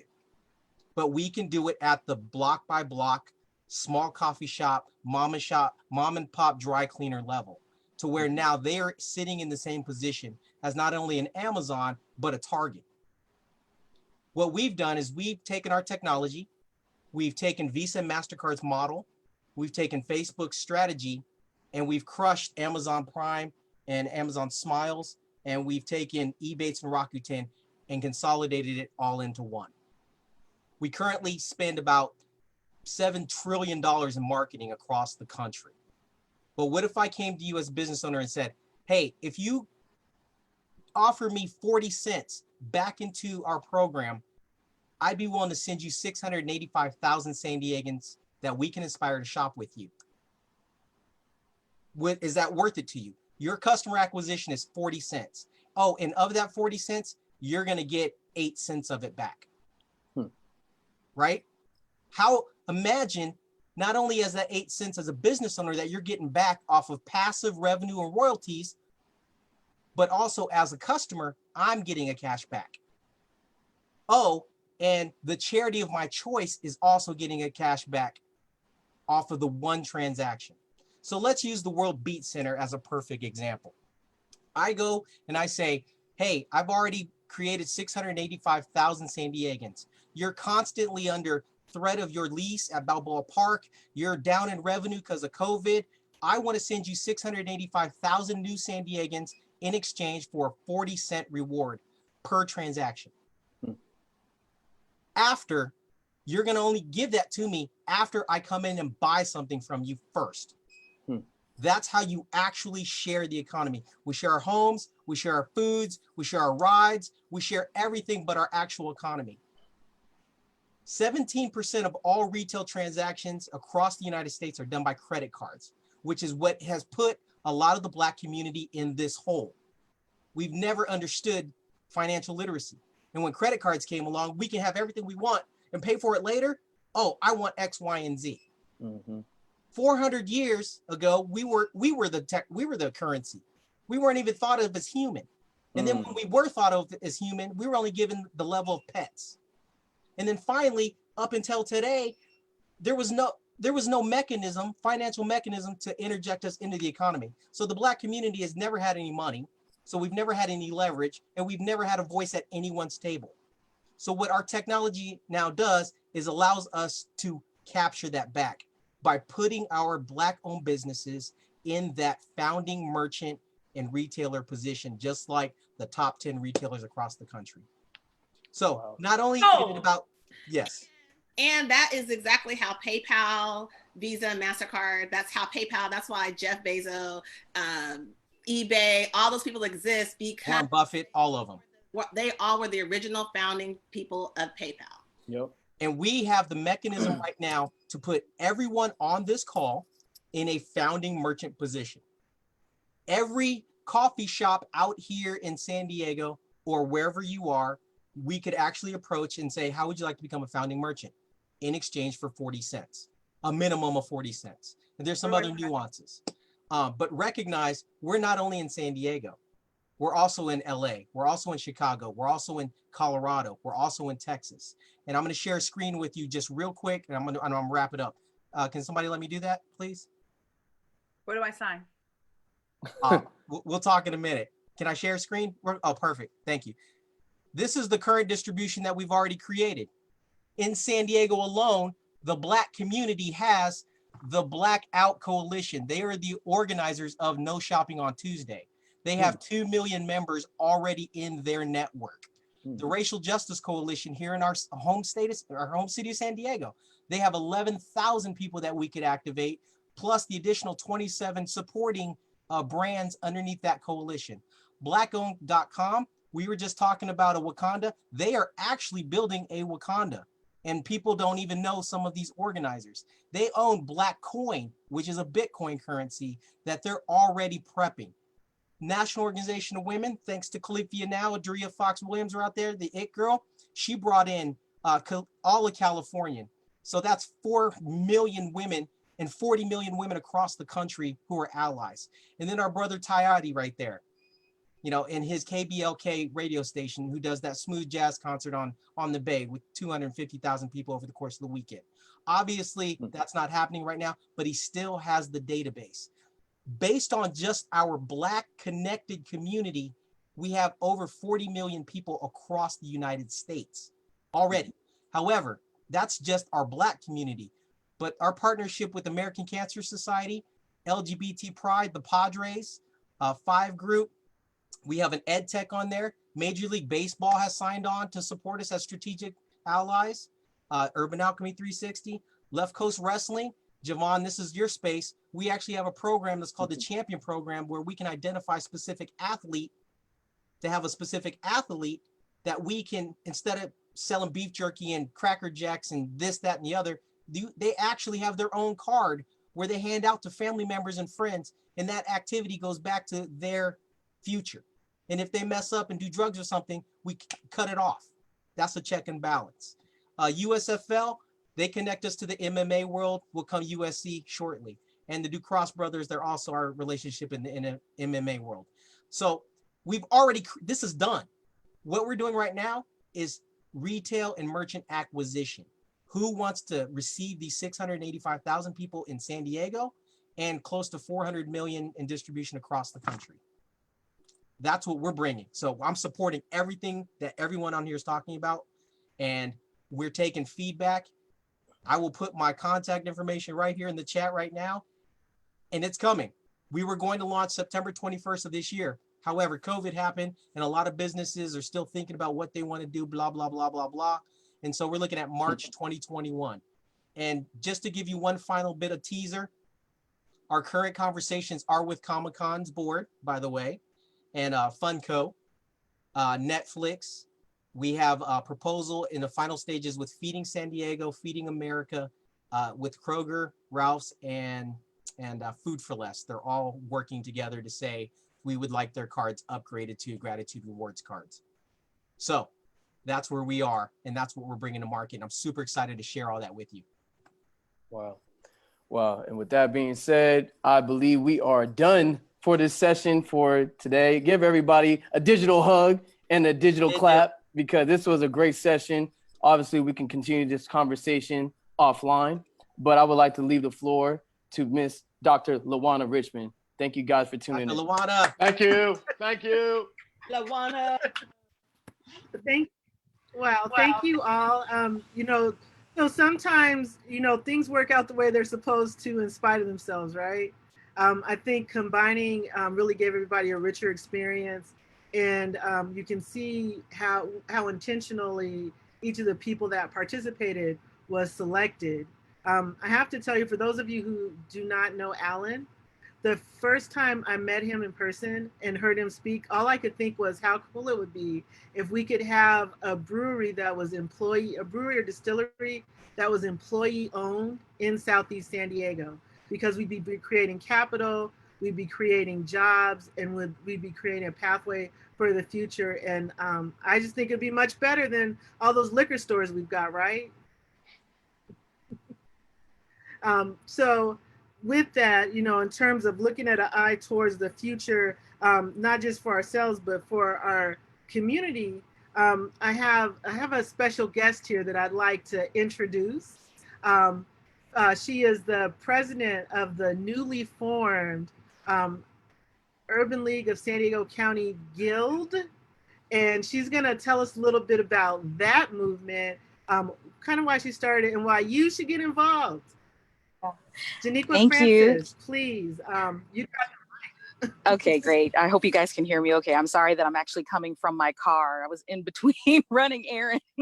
But Dr. Lawana, I really appreciate the invitation. I appreciate your invitation. I appreciate you not just inviting me to this forum. I appreciate you keeping this going, because this is so valuable to our community. So thank you very much.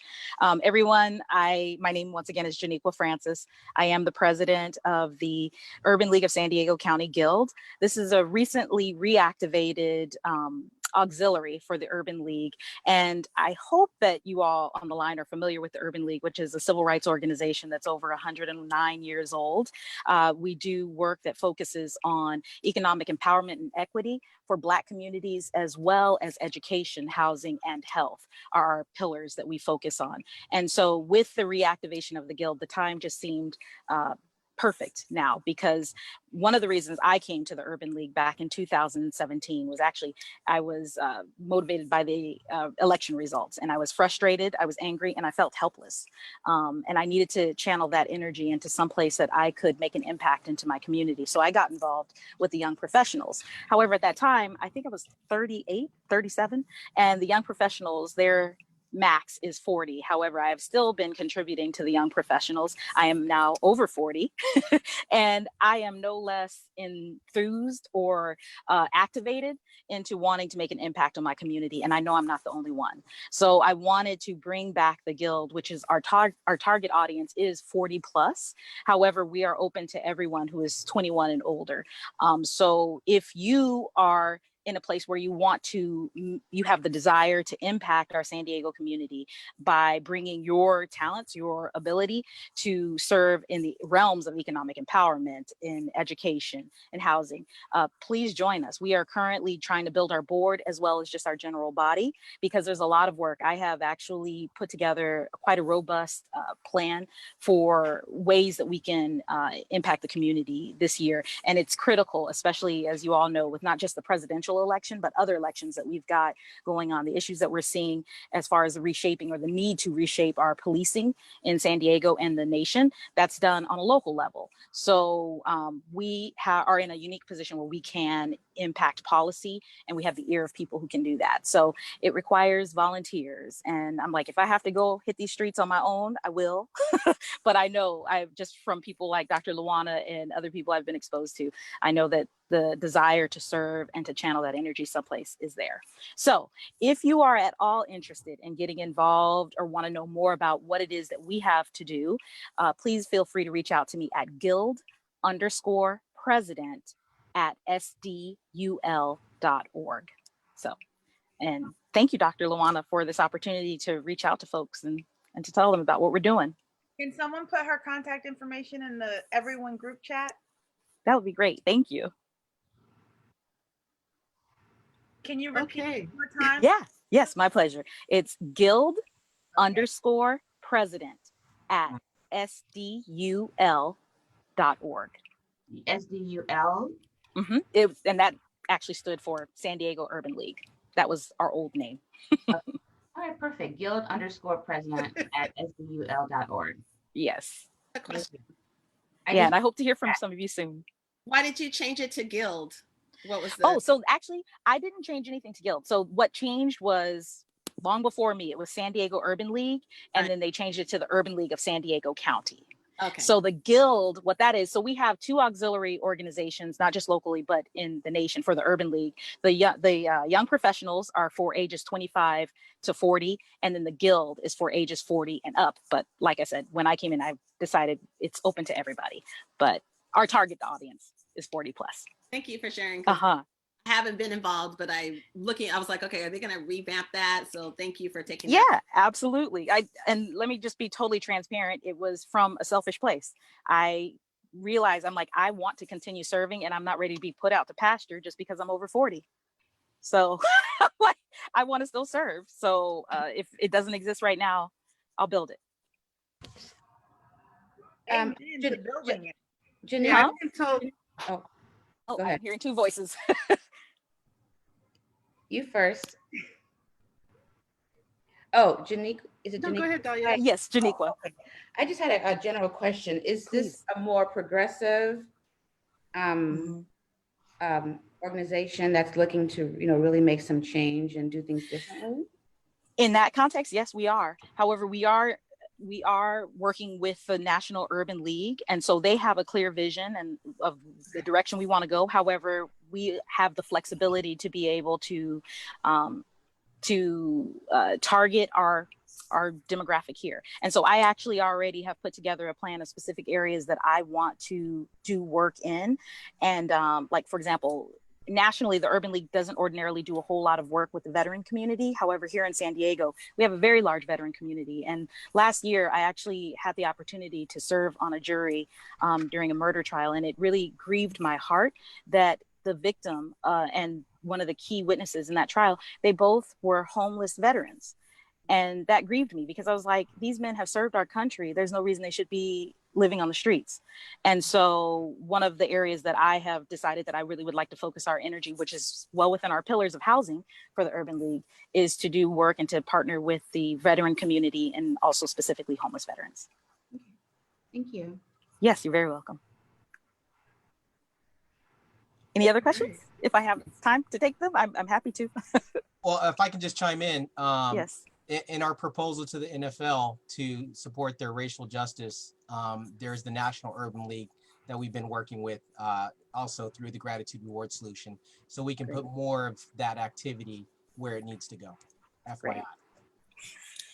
Thank you for that. And thank you once again, Dr. Lawana. I appreciate this. I appreciate the forum too. I really appreciate you making time. I understand you got a lot of things happening. Yeah, And I will always I make don't time know for if you you. wanted Thank to talk at all about your other hat. Okay. Yes. For San Diego Melanin. Yeah. So I'm the event manager for San Diego Melanin, which is we've got a lot of stuff coming up that we have planned virtually for the community. So I'm not ready to talk about some of those things yet, but please keep your eye out for that. If you guys are following us on Instagram or Facebook or want to visit our website, we are now SD Melanin. So please check us out. We are here to serve our community as well through the area of release. I mean, we all know it's very radical to be able to have Black girl, Black boy joy. And that's what we're here to bring. Yeah, I have to say, Janiqua, I do follow. I did not know that. I keep doing what you do. I just want to take the time to say it's fantastic what you've put on through the San Diego Melanin. Thank you. Well, that comes from the vision of our owner, the owner of the company. Her name is Lauren Cobbs, and she's such a phenomenal woman. So, and actually the way I found out about her was through the Urban League Young Professionals. They just needed volunteers. And I was like, lady, I believe in what you're doing. So I will give you my time for free. She was like, no, I'll pay you. So yeah, I appreciate that. Thank you. I'm a groupie to SD Melanin, actually. Awesome. Well, we appreciate you. We appreciate our people. I will say, if you ever need to have a few moments of Black girl, Black boy joy, and remember how much fun we can have when we get together, just go to their website and look at some of the videos, and whoever their videographer is, they do such a good job of bringing you into the event. So even if you weren't there, you have that feeling of being part of it. And thank you for whoever that was that just put it in the chat, our Facebook page. I appreciate that. But yeah, please check us out there on Facebook. We're also on Instagram as well. And then we have a website where we have all that stuff too. And you can go back and see pictures from past events. And yeah, that it's very much needed here because we do need a space where we can just go and cut loose and just go and be comfortable and not have to worry about some things. All right, so we're getting ready to get into that space where we're running behind schedule. So I love you all, but this has been great. So I don't want to stop it. There's a couple of things, couple more things. One, who wants to participate in the Zoom background showdown? Who thinks they have like the dopest background for Zoom when they're in a meeting? And this doesn't have to be safe for work. It just has to be PG. I'm running for school board, y'all, so we can't, be outrageous. But if you are ready, just change your background right now. Come on now, don't be shy. I know some of y'all got some foolishness back there. I'm not even gonna pretend to be tech savvy enough. Okay, so moving right along. I guess I'm the one that just plays around with Zoom backgrounds all the time. I'll give you guys a quick tutorial, just how easy it is. You just go to the camera place where you would stop the video and you just click the little up arrow behind that and you pick backgrounds. I happen to have a bunch loaded because I change my background depending upon what meeting I'm in. When I'm at work, I have to make sure I don't have any vote for me stuff up because I can't campaign at work. When I'm not at work, almost anything goes. This is a shot taken at Martin Luther King Jr. Park on Skyline Drive with my nice little campaign poster up in the right-hand corner. So I will move on and have to think of another way to give away some of these prizes. Alan was generous enough to donate some beautiful gift baskets. I think our meeting host has a picture of them somewhere. I don't know. I think it might pop up. No, she's working, but it'll pop up on the screen at some point. Thank you, Elizabeth. Meanwhile, let's get to Kim Phillips P, who's going to do a quick, yes. Posted hers.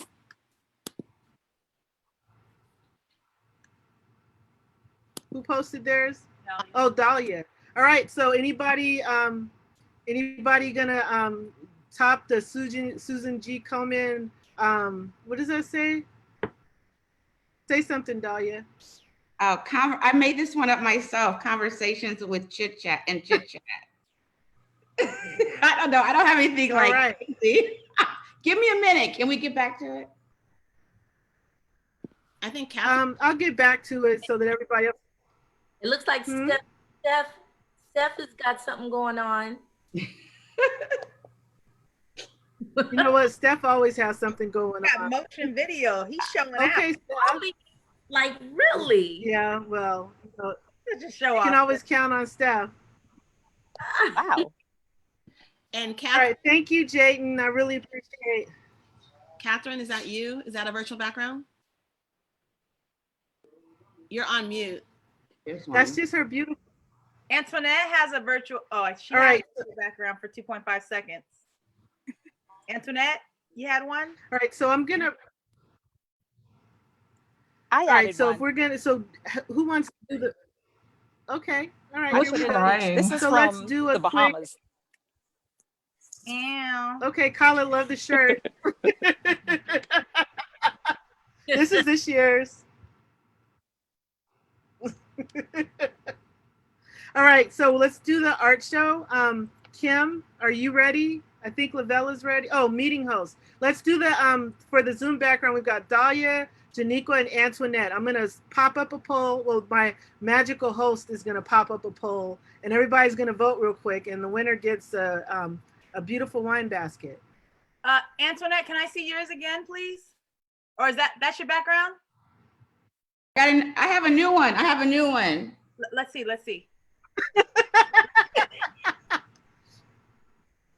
All right, everybody vote, and let me pull up the.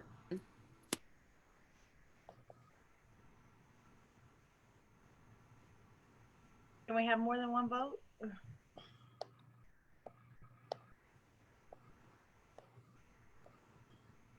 I can Vanna White the wine Tell basket. them what they win. Oh, you got that? Alan, do you want to describe it? Yeah, let me tell you guys about it. Do you want me to read the? I'll just tell you guys. The pineapple wine is beautiful, like white wine. Essentially, it's not made from grapes; it's made from pineapples. But it's nice and dry and light. So if you don't like sweet, that one's really, really great. But it's also so aromatic. Sometimes it fools people into thinking that they're in Hawaii. So the cranberry wine is my favorite, but I'm a sucker for tart. It's more of a semi-sweet wine. But these are just both easy drinking wines that are like for the summer. So like hot days like today is just perfect. So get it cold, drink it, and these retail each for $18, and then in the gift basket it's like a $40 gift basket. So winners are stoked. The Haitian flag. Oh, this is my favorite. Okay. This is my final one. Dahlia, you can't, you know, when you enter a contest, you're supposed to like pick something and be committed to it. You can't be like changing it every 2 minutes. Oh, but I guess it worked for you because you won. Dahlia likes options. We have to be creative. Oh, she's got options. I'm giving shout out to That's my right. heritage right here.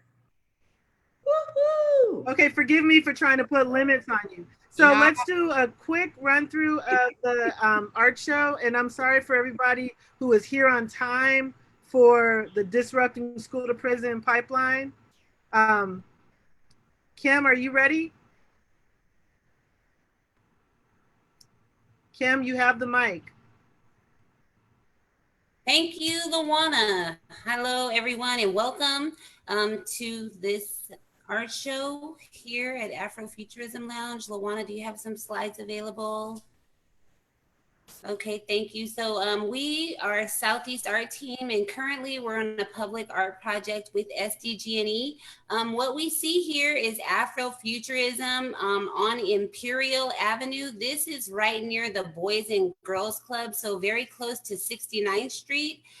This box was painted by artist Joe Irie Segura. He's born and raised here in Southeast. He is a master muralist, and you will find a lot of his work on Imperial Avenue and also in private residences. He goes in and hooks up murals on walls, and you name it, he can paint it. So what we're doing is just a takeover, and a lot of the questions that we've had from community members is, where is the Black art? Where is the Black art? And a lot of times in those conversations, I take it very personal and I get emotional because we are Black artists. And so, you know, with the understanding of art and how it works, when we get public projects, we get walls and we get commissioned to do projects. But a lot of times the business owner is in control of what goes up on the wall. So that is where collaboration comes in between business owners, residents, and the artists, so that we can see more of a reflection of what we want.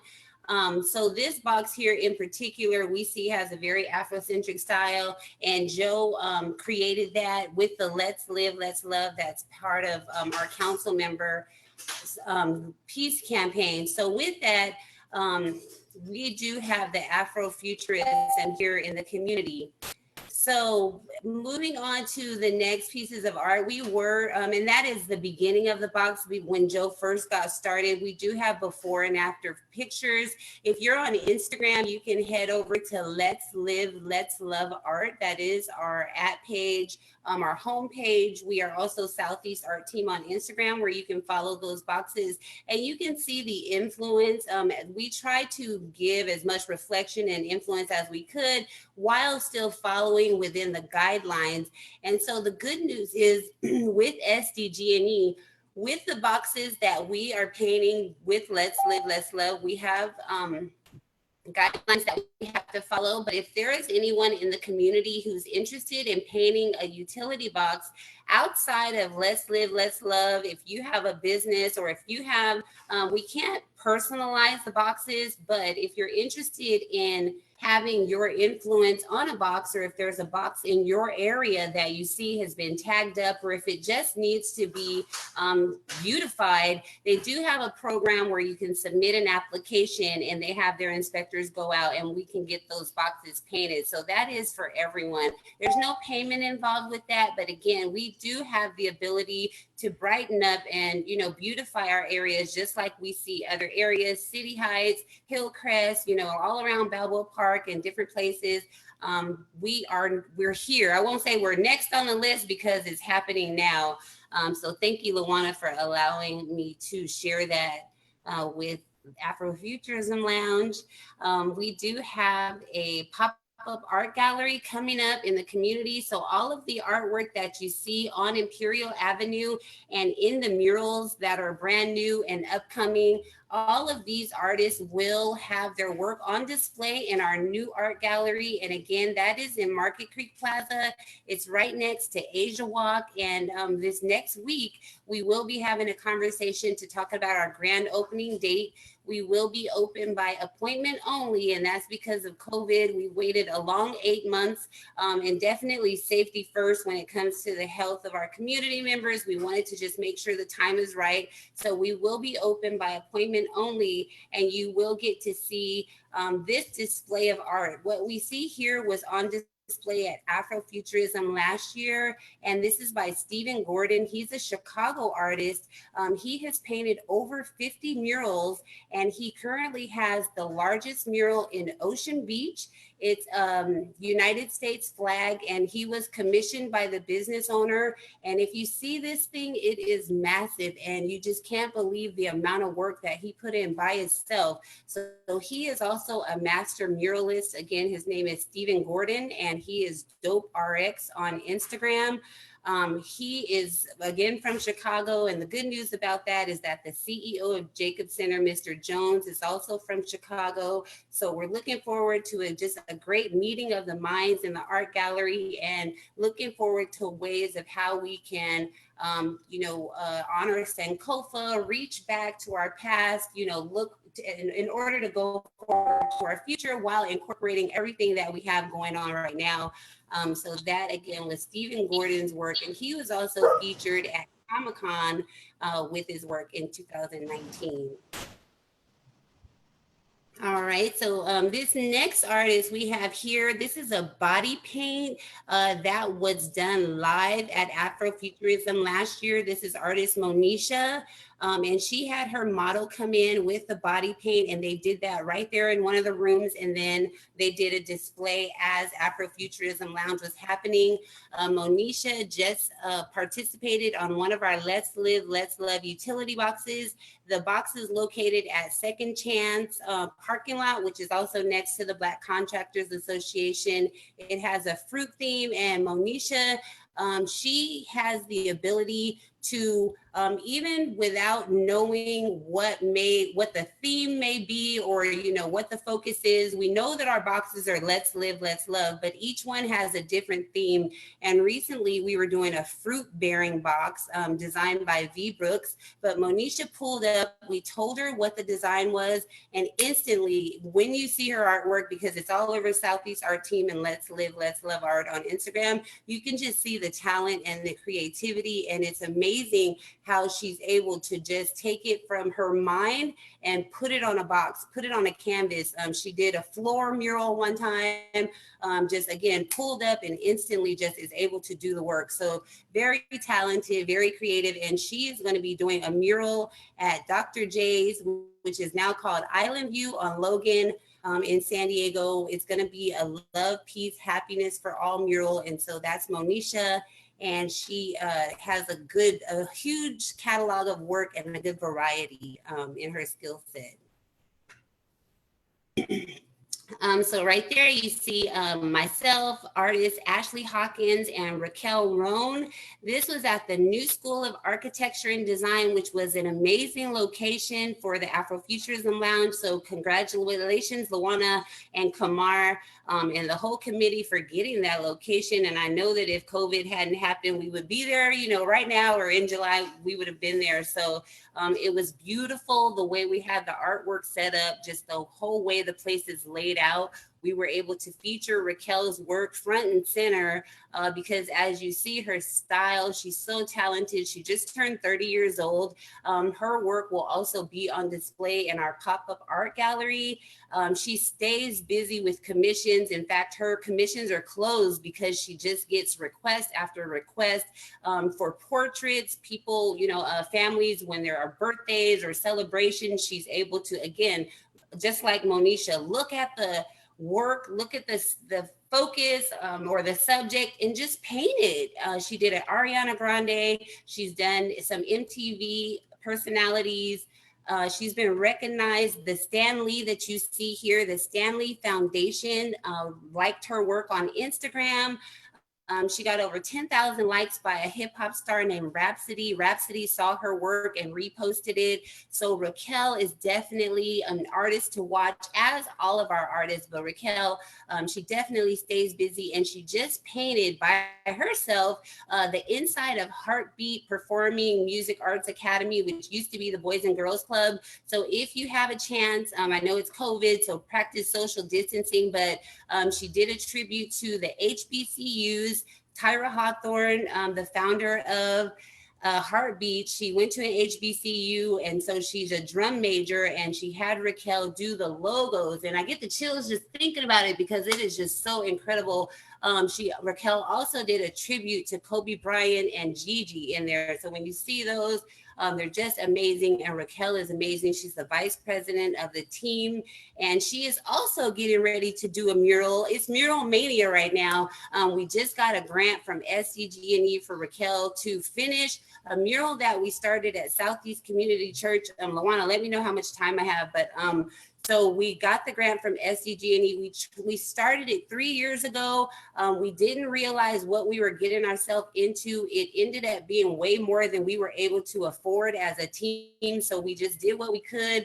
We kind of, we asked around for a couple of dollars here and there. And finally, SCG&E came through and offered to help us out with that mural. So Raquel is going to be starting that any day now. And that is going to be simultaneous with the mural that we have going on at Horton. There's a new mural coming up at the Four Corners. We have the utility boxes happening right now. And also Raquel is going to be doing Southeast Community Church. And then again, Monisha down at Logan Avenue. So much art coming up by these artists who have been dedicated. They've been down with the team. We've been working together for almost 5 years now, most of us, and just recruiting new artists. We have some artists that are working with us now that are 17 years old. So we have 17-year-olds, 20-year-olds, 30-year-olds. I'm 44. We've had the privilege of working with Max Moses, who has tons of experience. He's been around the world with his art. Recently, we worked with Mario Torrero, who has a long history in the art community. He's an art activist. So the team is growing, and we're thankful for opportunities like Afrofuturism Lounge, which allow us to showcase and display our work, and just everything that we've done. Summer Art Camp, just the public art has led us up to the partnership with Jacob Center that is giving us the art gallery to open up any day now. So just Afrofuturism is alive and well with the art. We're trying to just take these concepts and ideas that we have and form something greater. Beyond the art gallery, we want to form like an artist warehouse where we can sleep, live, work, and just design, teach our youth and come together. And so that's where collaboration comes in, and just reaching out to everyone who's interested to see how we can all bring our ideas together. Lawana is an investor in the art gallery. When we needed people to come together last year, we asked, members if you could come in, community members come in, put in $50, even if you only have $25, I was willing to accept even $5 just to get it started because we need the ownership so badly. So thank you, Lawana, for just believing in it and sticking with it. And so, you know, partnership and collaboration and what it's all about. So just happy to be here and happy to showcase the art and happy to have such good news after, you know, our community has gone through so much with COVID. A lot of businesses had to close their doors. So we know that we are very blessed to be able to open, you know, while so many things have shut down. So again, thank you so much. And if you love art and, you know, if you have children that are interested in art, please reach out to us because you know me, like, you know, if I got it, everybody has it. I hand paintbrushes to babies to let them try it, you know, because you never know when that potential is going to spark. And for me, the earlier, the better. Like, you know, don't wait till you're 44, you know, to get out here. But I'm thankful that I'm able to now, but I'm just thankful to see our young people get out there and have the opportunity and try it, see if they like it. If they don't, that's fine, but at least they have had the opportunity to try. So that's what we're all about, community collaboration and just reaching out as much as possible and providing the opportunity. So thank you, Lawana, again, thank you so much. And anyone who's interested, again, you can reach out to Southeast Art Team. I'm everywhere. I post everything I do online every day. Right now, I'm at the Elks Lodge. We have a mural coming up there. This will be interactive art. If you love food, we have the kitchen open. You'll be able to watch the artists. Well, you'll be able to watch us while we paint Billie Holiday and other artwork on the side of this 95-year-old Black-owned business that's been in the community for years. We're so thankful that they've invited us to paint there. So that'll be coming up in September. Again, a Billie Holiday mural at the Elks Lodge. And so if anyone has a wall available for a Breonna Taylor or a George Floyd, you know, any of the resistance art, please let us know because we've had trouble finding businesses. We know that, you know, there's a lot of political things involved and stuff, but so sorry. I don't want to be insensitive or, you know, but we do need locations to put that art up. We can paint rainbows and flowers all day, but in San Diego, we know the climate. And so if you know someone who may be interested in even the Vanessa artwork, there's a huge group on Instagram that's looking for a place to paint a tribute to Vanessa. So those are some of the struggles that we have just in terms of we love to paint, but we're not always able to paint what we want. So that is something that we deal with, but we love the community. We're thankful for the feedback. We always get neighbors who honk and drive by and they stop. And so that's always fun. And so, yeah, it's been going really good. We're so thankful that art is universal and we work with everyone. It includes everyone and involves everyone. So thank you. And that is a drawing artwork there by Aubrey Rose, who's on the line. And Lawana, if Aubrey if she wants to speak about her work and if you're able to do that, by all means, we can open it up because she's so talented and it's amazing. Hi.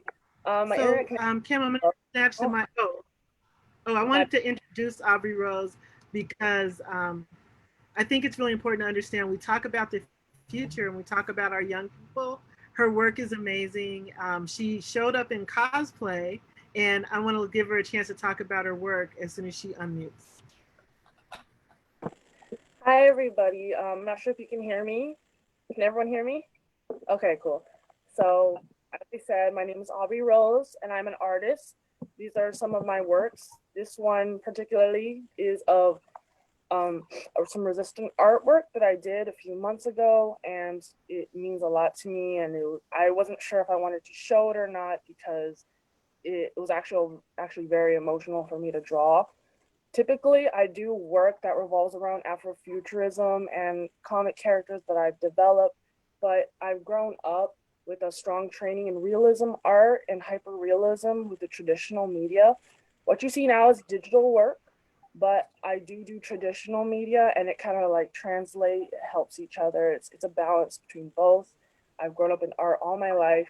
I You can see I have different ranges of artwork that I like to do. Some are fan arts of the character Starfire. Some are from my original ideas. This one is an original idea I did. The one with the Afro Puffs and the koi fish, she's an original. And then the other girl with the Afro Puff, those are originals for my head. And then my sister actually did one of these pieces because we're both artists. We're both here representing Broken Chalice Studios, which is a multimedia studio we're trying to develop that features art, film, and writing.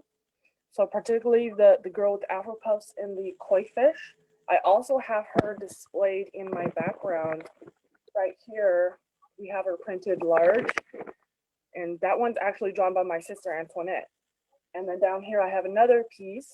It's drawn by me. So I have some physical artwork for display as well as digital artwork.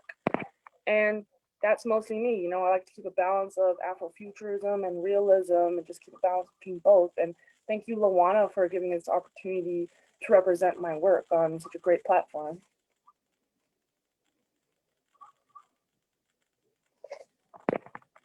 I can't hear. You're muted. I can hear you. Am I muted still? Oh, Audrey, can you put information in the chat so people can get in touch with you to acquire your work? Sure. Did you guys hear what I just said, or was I like muted? We heard you. We heard Okay. everything you said. I was the one who was muted. Okay, I'm the one who was muted. Okay, cool.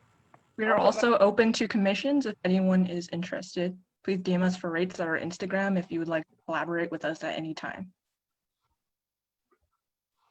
And I will say they are two of the most professional artists I've worked with in terms of how, on one hand, they're extraordinarily creative, but they're also extremely well organized, particularly to be so young. I would say that they're an example of what we can expect from our young people in the future. Which takes me to the next panel, because I see my panelists here, and thank you, Kim, thank you, everyone. I think it's really important that we are aware of and we support our artists. So I will always try to find a way to infuse art into anything that I do. Meanwhile, it's time to go to the panel, and I want to make sure everyone's here first. I think we might be missing a couple of people still. Sheldon, I didn't have your picture in time to get it on the slide. So I just didn't want your feelings to be hurt. It's not for lack of wanting it to be there.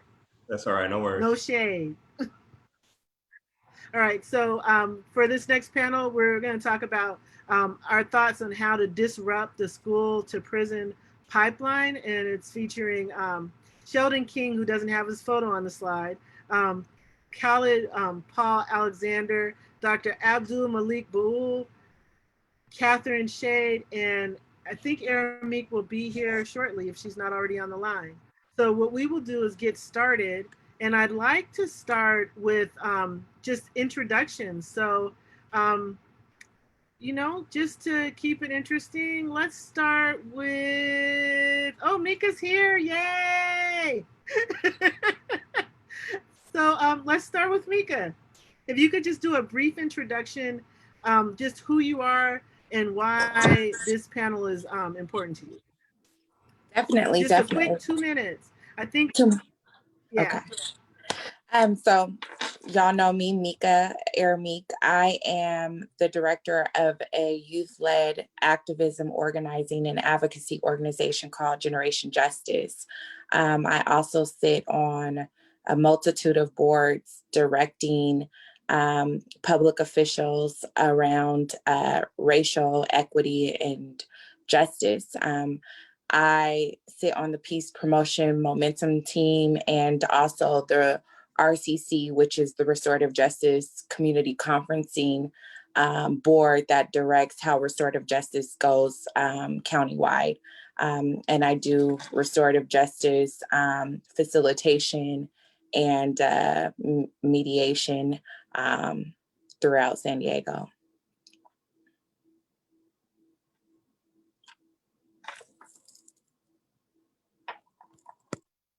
keep muting myself so you guys don't hear my air conditioner hissing.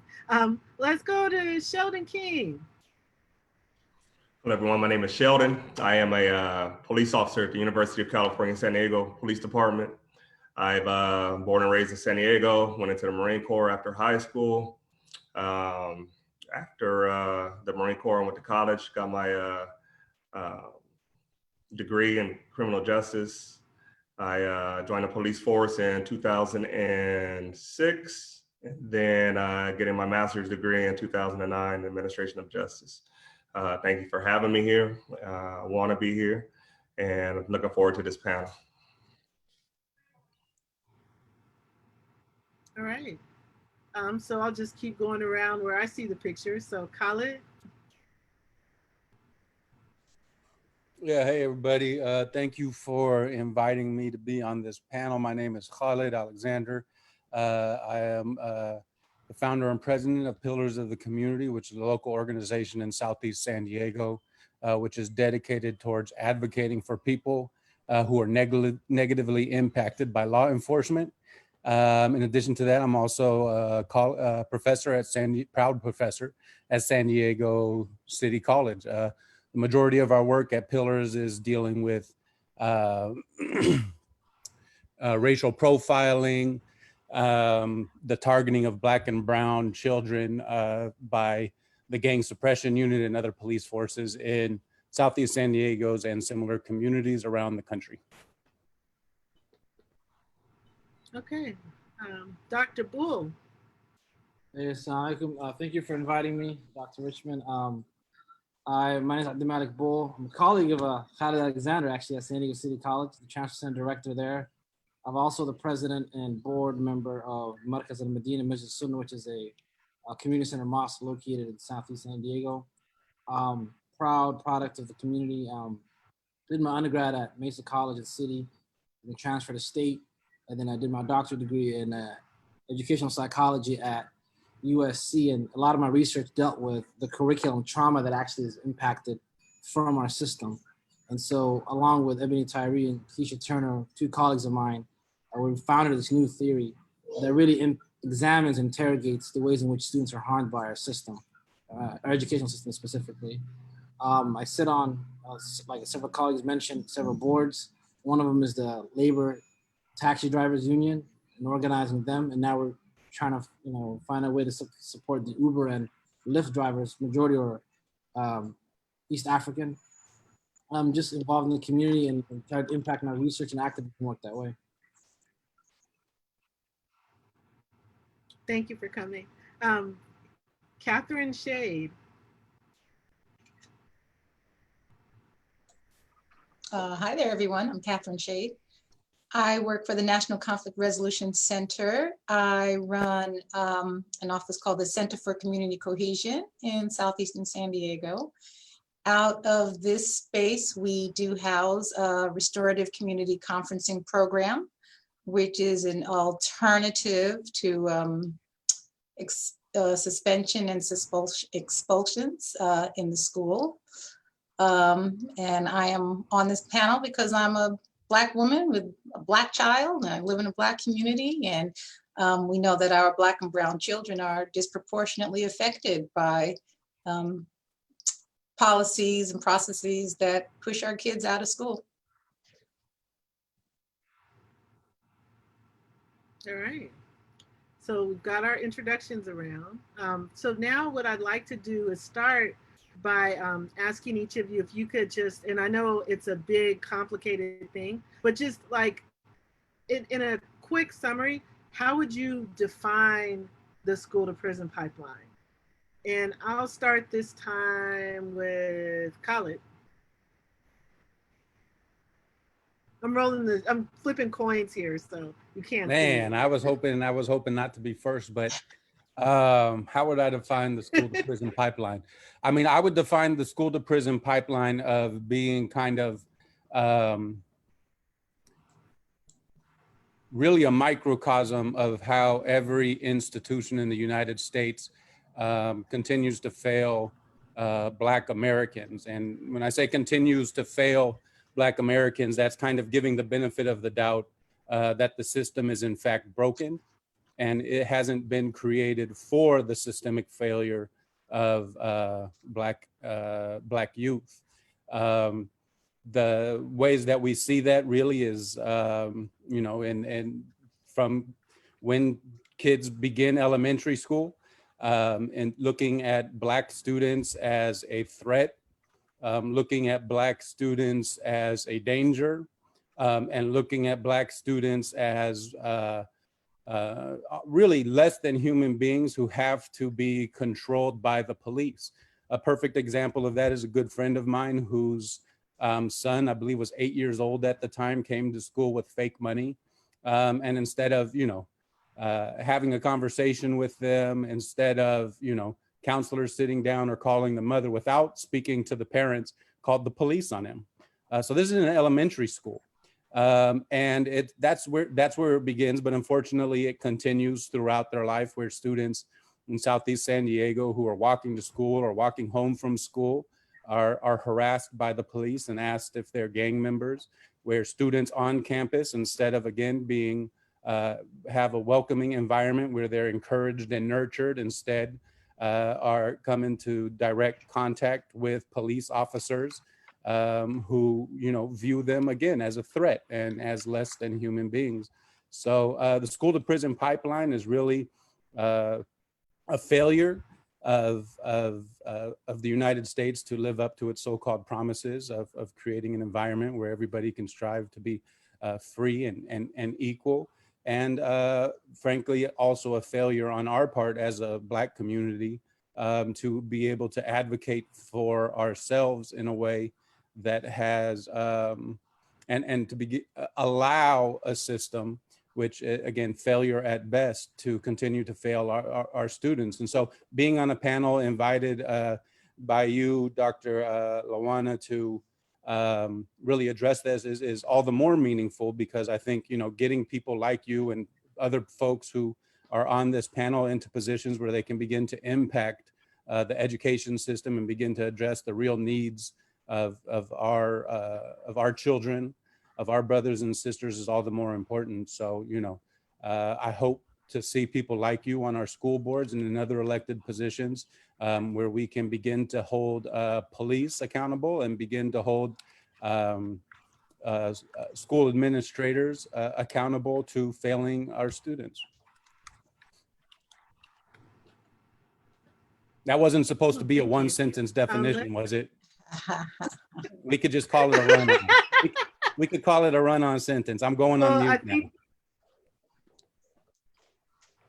So I won't call it a run-on. I mean, I admitted at the beginning this is a complex issue. So I'd like to know your take on it, Catherine. Well, the pipeline to prison, if that's what we want to call it, doesn't really matter what you call it, right? It's a systematic, well-documented process that has been used to push our children out of school when they are arresting and criminalizing first graders and second graders for the way they wear their hair, and for really minor things like Khalid was saying, bringing fake money to school. You know, it really rose out of the so-called zero tolerance policies that grew up out of the 90s. And those policies really grew out of response to mass shootings and school shootings, which we know predominantly do not happen by Black and brown children. But that's how those policies came into play here in Southeastern San Diego and across the nation. And so those policies were put into place, but what happened is that those policies were used and targeted towards Black and brown students to push them out of school. They're as we know, 3 times more likely to be targeted for minor offenses. And they weren't the ones who inspired these zero tolerance policies in the first place. Zero tolerance has been a failure. And hopefully well-meaning, intelligent, well-informed people like you can get into the system and open up the books and take out a lot of these policies that are in place these rules, these laws, get law enforcement out of our schools, and replace that with, again, more counseling as is needed, more nurturing, more restorative practices, preventative restorative practices, and then restorative justice if there is harm done in the schools. Okay. Sheldon? Hey, sorry, I was trying to unmute. So I agree with both Catherine and Khaled said 100%. And there is an issue, you know, even coming from the police officer perspective, there is an issue. And, you know, I think about listening to what Catherine and Khaled said. It's, I think about my buddies growing up, you know, who 80% of them have gone to prison or been in jail at some point. And all of them, you know, 3.0 and higher students, some 4.0, and to see that failure. And how I look at them is each one of them, in my opinion, could have been a chief of police somewhere. And now they're, you know, working at ARCO and AMPM. And I think the system has failed them, getting stopped by the police, being harassed by the police, you know, growing up. So now I feel as I become more senior, that I have more say-so in changing this, because it is systemic. Even to see young, you know, Black men and minorities trying to get hired onto the police department, and it's more difficult for them to do that. You know, the system's not set up to have African Americans come in as police officers. So, you know, I agree with everything you're saying. The police officers at elementary schools and middle schools and high schools, you know, it's not needed. Should they respond if something happens? Of course, you know, but do I think they should be there daily? No, I do not. You know, and the system is failing the Black community and the brown community, and it's hard to dispute anything that anyone said so far. All right, so but that's all I have, my input at this point in time. Thank you. Okay, thank you. Mika? Yeah, so for me, you know, I think it's a collective of what everyone already said. It really is a pipeline. When you think about a pipeline system, there are different avenues to pump something into a direct location. And there's different ways to get to that location. And within our schooling system, we condition our children from a young age to when they are doing normal childlike things or normal teenage things, they are conditioned, our Black and brown kids, to believe that they are criminals and believe that they are not worthy of the same grace and kind of room to grow that white children are given on a daily basis. And so that's when I think of the pipeline, I think of it as systemic racism, really creating different avenues to make sure that our children don't succeed, and they're conditioned from the time that they start school. And that's how I see the pipeline. So like I said, it's a collective of what everyone said. It is truly a pipeline. Yeah, and I'll leave it at that. Okay, so Dr. Bull, you get the fun part. Everybody's already said all the good stuff. And now you get to unmute, and then we're gonna go into a kind of rapid fire approach for a minute. Okay. So, and I want to echo what everybody said, and I want to just, so I believe we have to really have a paradigm shift on how we view education. Education, as Malcolm says, the passport to the future, for the future belongs to those who prepare for it today. Mandela says education is the most powerful weapon which you can use to change the world. And the white supremacist system understands that. They've understood that, and they created and orchestrated a system really under the vicious legacy of white supremacy and racism to keep folks illiterate, to keep folks economically dependent, to keep folks not understanding that education is that emancipatory pathway. So building this pipeline, which I really call an expressway, because it's really, really ramping up all of its systemic aggressions against our students, to me has a multitude of issues. I believe it's the most prescriptive, systematic, orchestrated definition of racism in our system, where you can identify by third grade who's going to be in the prison system, right? Where you can identify behaviors and codify minds and say, you know what, you're a delinquent, you're gifted, where we start to categorize students. You have an opportunity in life, you are a troublemaker, you go to the principal's office. So these Karen-like behaviors that we see outside is not truly problematic as the Karen-like behavior that we see in the classrooms, right? When 76% of teachers are female and 79% of teachers are white, then you have a population where you have 18% of the population being Black in our system, but accounting for the vast majority of suspensions and expulsions. So I think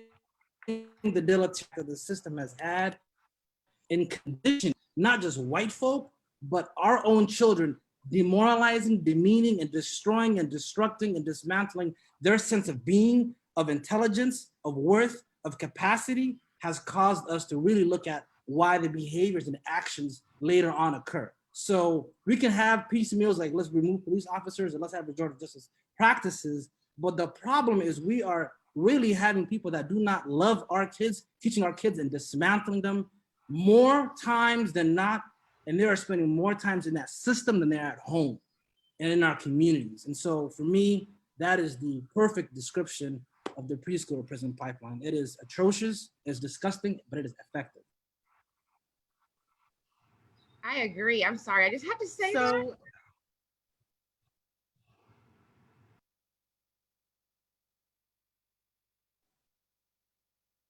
I'm sorry. I felt that. Sorry. Totally felt Earlier.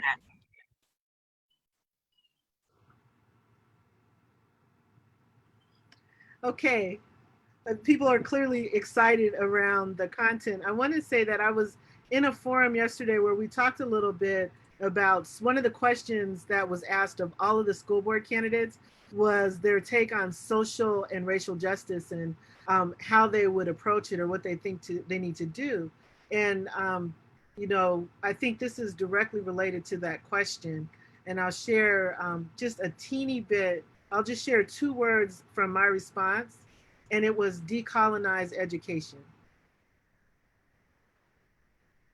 And so my question to all of you, there's been an active, let's defund the police, let's get police out of schools, let's change everything. And there are a lot of people who are resistant to it because they don't understand or can't imagine what that would look like or how things could be different. And so, you know, one of the things that I like about Afrofuturism is that it gets you to gives you the space within which to imagine possible futures. So from your point of view, what is one aspect of a better future state that we can help people to see, that you can describe so that, you know, I think before we can get people to move in a direction, sometimes they need to understand what that direction looks like.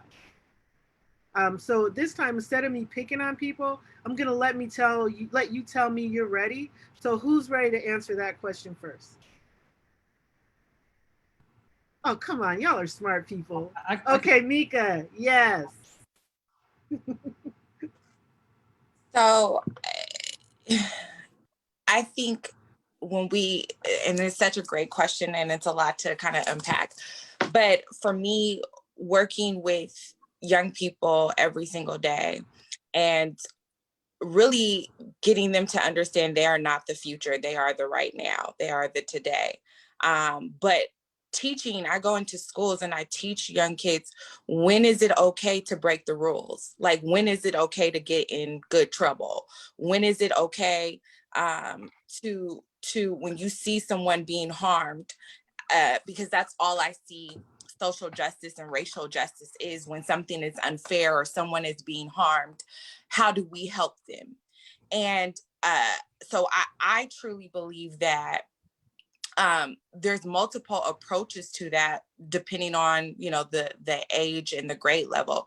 But I think one of the things within our educational system is and across the board within social and racial justice, we are very reactive, and we need to be proactive. And what I mean by that is, if in our schools across the board, young people of color knew their history, knew where they came from, knew the work that has been put in around voting rights and so many other things, knew the rich history that they have, the way in which they would operate and respond to that would look a lot different than what we see now. And they could not be so easily conditioned and influenced by the systemic racism that they experience every single day. But on the other hand, in these white schools, if white supremacy is being taught within every area of our educational system, these young people as well are going to believe that they are superior to other people. So I believe that not only do we need to make sure that we have, I believe, and one of the things that I'm fighting for, along with restorative justice and so many other things, is that we have courses in social and racial justice within our elementary schools. You can do it in an appropriate way. We have that in our high schools, but also in our history books and the lessons that are being taught, and the intersectionality of all of these things. So I think we need to be more proactive versus reactive, and we need people like you, Lawana, to make sure this gets into our curriculum and our kids are learning from the beginning. They're being conditioned in a different way about their rich roots and history, and these white kids need to learn as well that they are not superior to anyone. All right, Dr. Bull. I mean, those are great points that Mika made. And I think part of white supremacy is understanding that white supremacy harms white people. It makes you more ignorant, right? It causes you to be very engaging in evil and destructive behavior. So oftentimes we don't function then. I would say some prescriptive things that we can take is disrupt, dismantle, and destroy. Disrupt white supremacy at its core, meaning that if you start to teach this fake Disney version of, there was a big old Thanksgiving dinner that happened and it was all good, and pilgrims and, you know, a Native American started dancing. Like, if we start to lie to our kids at a very, very young age and give this fictional depiction because we don't want to, you know, let them know the nasty truth of this country founded on looting of indigenous lands and stealing of African bodies and enslavement that really propelled this country to its economic wealth and power as a superpower, then we're lying to. So we start off with a lie. So I think that's how you decolonize that white supremacy. Decolonizing really is not a product, it's a process. It's a process of us all the education that I received was very colonial education. All the theorists that I learned were white, you know? And so whether it be anthropology or psychology, or like Carl Brigham, for example, is the person that founded the SAT and the ACT. He was a white supremacist. He believed in a white superiority complex. He believed that Black people were inferior. Then we took his concept, created the SATs, and then we started to make that as a admission tool to colleges and universities. So these systems, these examinations, these assessments are actually based upon Black inferiority and white supremacy. And so then if we start to really reinforce these systems and these structures, how then are we not practicing colonization and white supremacy ourselves? So I think it's very, very important to really decolonize all the systems and understandings, whether it's assessment, our curriculum, our pedagogy, the ways in which we teach. If you come in there and you say, I'm the professor, I'm the teacher, I'm the absolute authority, you must listen to me, and that's problematic because we know our kids learn out of social emotional learning, they learn how to love. If you come in there with a nurturing, loving space, you'll see the kids do the homework. You'll see them stop that, you know, that certain behavior that may be destructive, right? So where is that? And so I think that's part of the disrupting, dismantling, and decolonizing. The other part that's important is for non-white folks. We have to affirm and accept and acknowledge that we are operating a system that's not designed for our students to succeed, and we cannot acquiesce to that system. We cannot maintain those structures. We have to actively disrupt and dismantle and push back. We can't be bystanders when our kids are being suspended. We can't be bystanders when our curriculum is not reflected. We can't be bystanders when policies and procedures are not coming. that are, you know, reflective of our students. And we can't be bystanders when folks like you are running for structural change and reform. Like, we have to stand up against our own systems that are there. And so for me, I think disrupt, dismantle, decolonize, affirm, accept, acknowledge.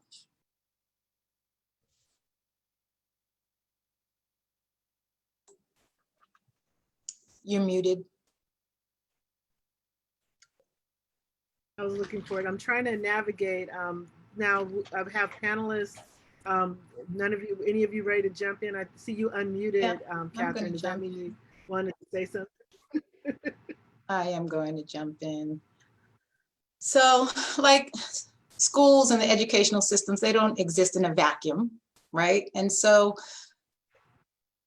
the formation of public education is centered around the creation of, like, you know, the so-called not separate and equal theory of public education, where all students should receive a shared quality educational experience.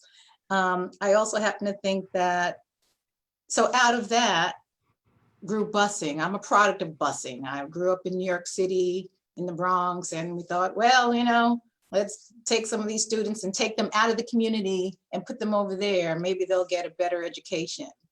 But that vision, A, can't exist outside of the history and reality of racism in public education. And B, even in schools with the best intentions, if they lack the historical awareness, they continue to perpetuate and demonstrate all the biases that go along this pipeline to prison. So first of all, I'd like to see all of our kids get the same quality education in their own neighborhoods and communities that we're sending them out of our communities to get. So we need teachers and we need curriculum that, like Mika was saying, that teach us about ourselves by teachers that look like us, that understand Black and brown children, and you know, how we learn and what we need to be nurtured.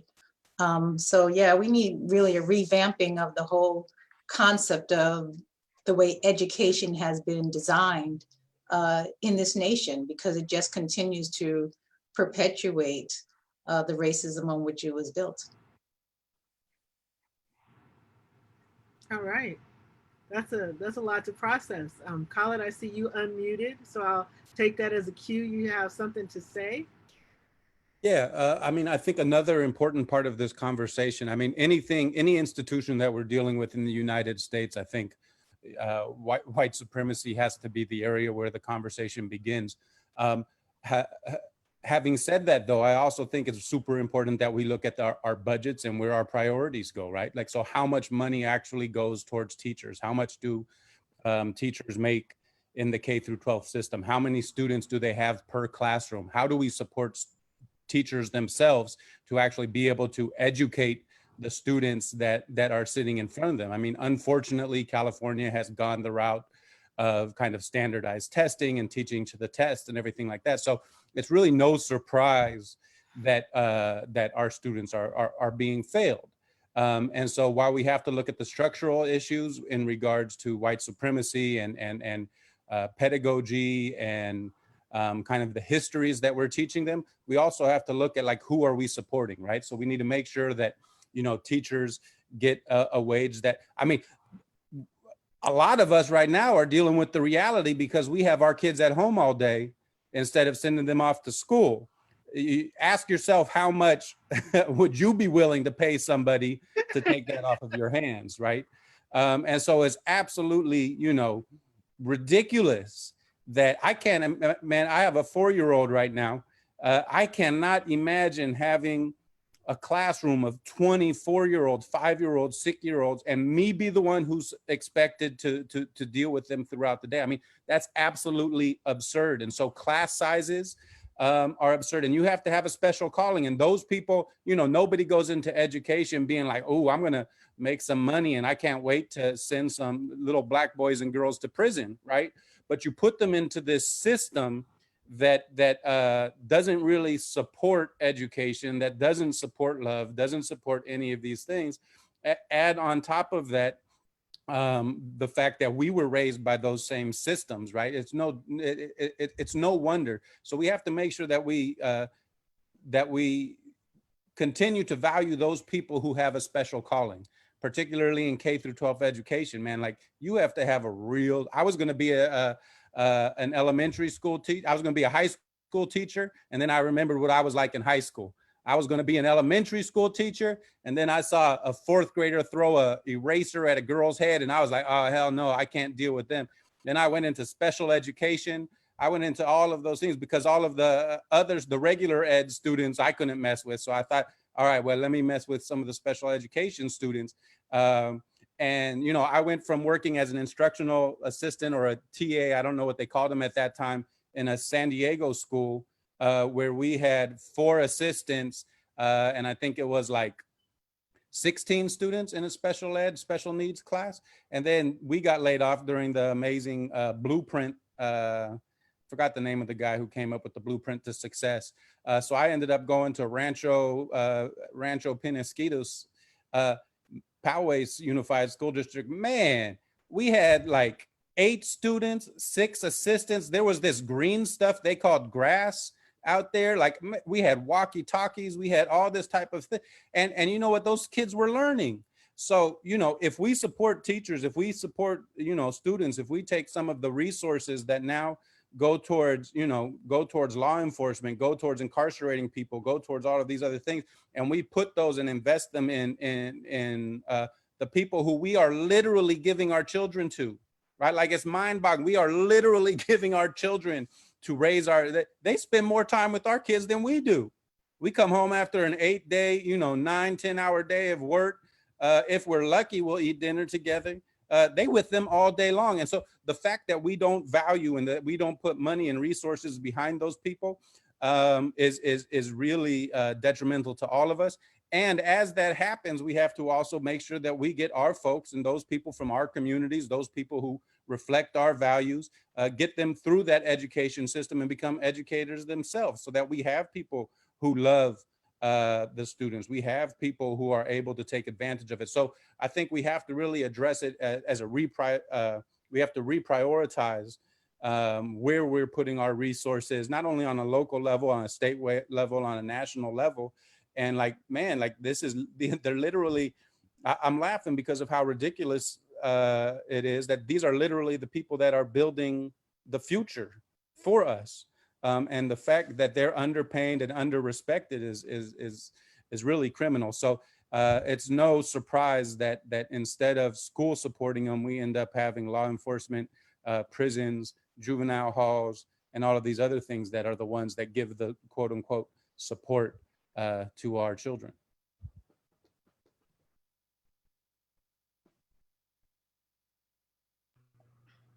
I was just gonna say, Khalida. Sheldon, did you want to weigh in before I move? Sheldon, would you like to weigh in before I move on to the next question? Somebody else was saying something. I don't want to cut them off. Oh, I'm sorry. I'm just really invested in this conversation. Thank you to all the panelists. I'm just feeling it. And Khalid, you're absolutely right. I live in PQ, Rancho Penasquitos, 100%, 100%. It's like night and day, and there's no excuse for it. No excuse. Right now, I'm actually part of a Black parent group. Go ahead, Dahlia.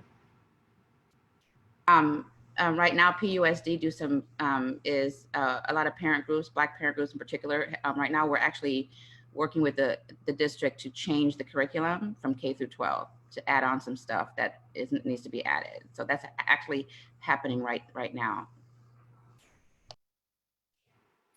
Okay, so Sheldon, I want you to, if you wanted to say something, I wanted to give you that opportunity before I go to Q&A and actually open up to the audience, because there are a lot of people in the audience that have questions or things they want to say, and I've been trying to focus the conversation around the invited panelists. All right, yeah, just gonna follow up on what Khalid said, you know, listening to him speak about resources being taken away from law enforcement. And guess my view on that is I do believe that resources toward prisons and and in jails, that those resources do need to be reallocated.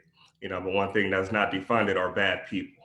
You know, I see San Diego, the San Diego Police Department, including us at UCSD, we're out here dealing with these people who are horrible people, and they're coming onto our colleges, and they're coming into our city, and they're doing these bad things, and it's nonstop. You know, and these are the worst of the worst. You know, we check their records, and it's a rape, attempted murders, and robberies, and these things that they're taking away from just the average citizen, and they're walking our streets, and they're approaching our students, and they're sitting in our libraries on these computers, and they're looking up these things online, and that is not going to stop. And these resources, if they're taken away, at least from the police department, I don't work for prisons or anything like that, at least from the police department, the only ones who are going to be hurt by that, in my opinion, are going to be the community, the Black folks, the brown folks, because now there's going to be minimal response and minimal, impact, positive impact if police are taken away from these neighborhoods and their funding is taken away. And this is just my opinion. And do I think things need to be changed in law enforcement? Of course, you know, of course. I do believe we need more Black and brown people in law enforcement. Unfortunately, a lot of them don't want to come into law enforcement. They do not, you know, but I believe they should.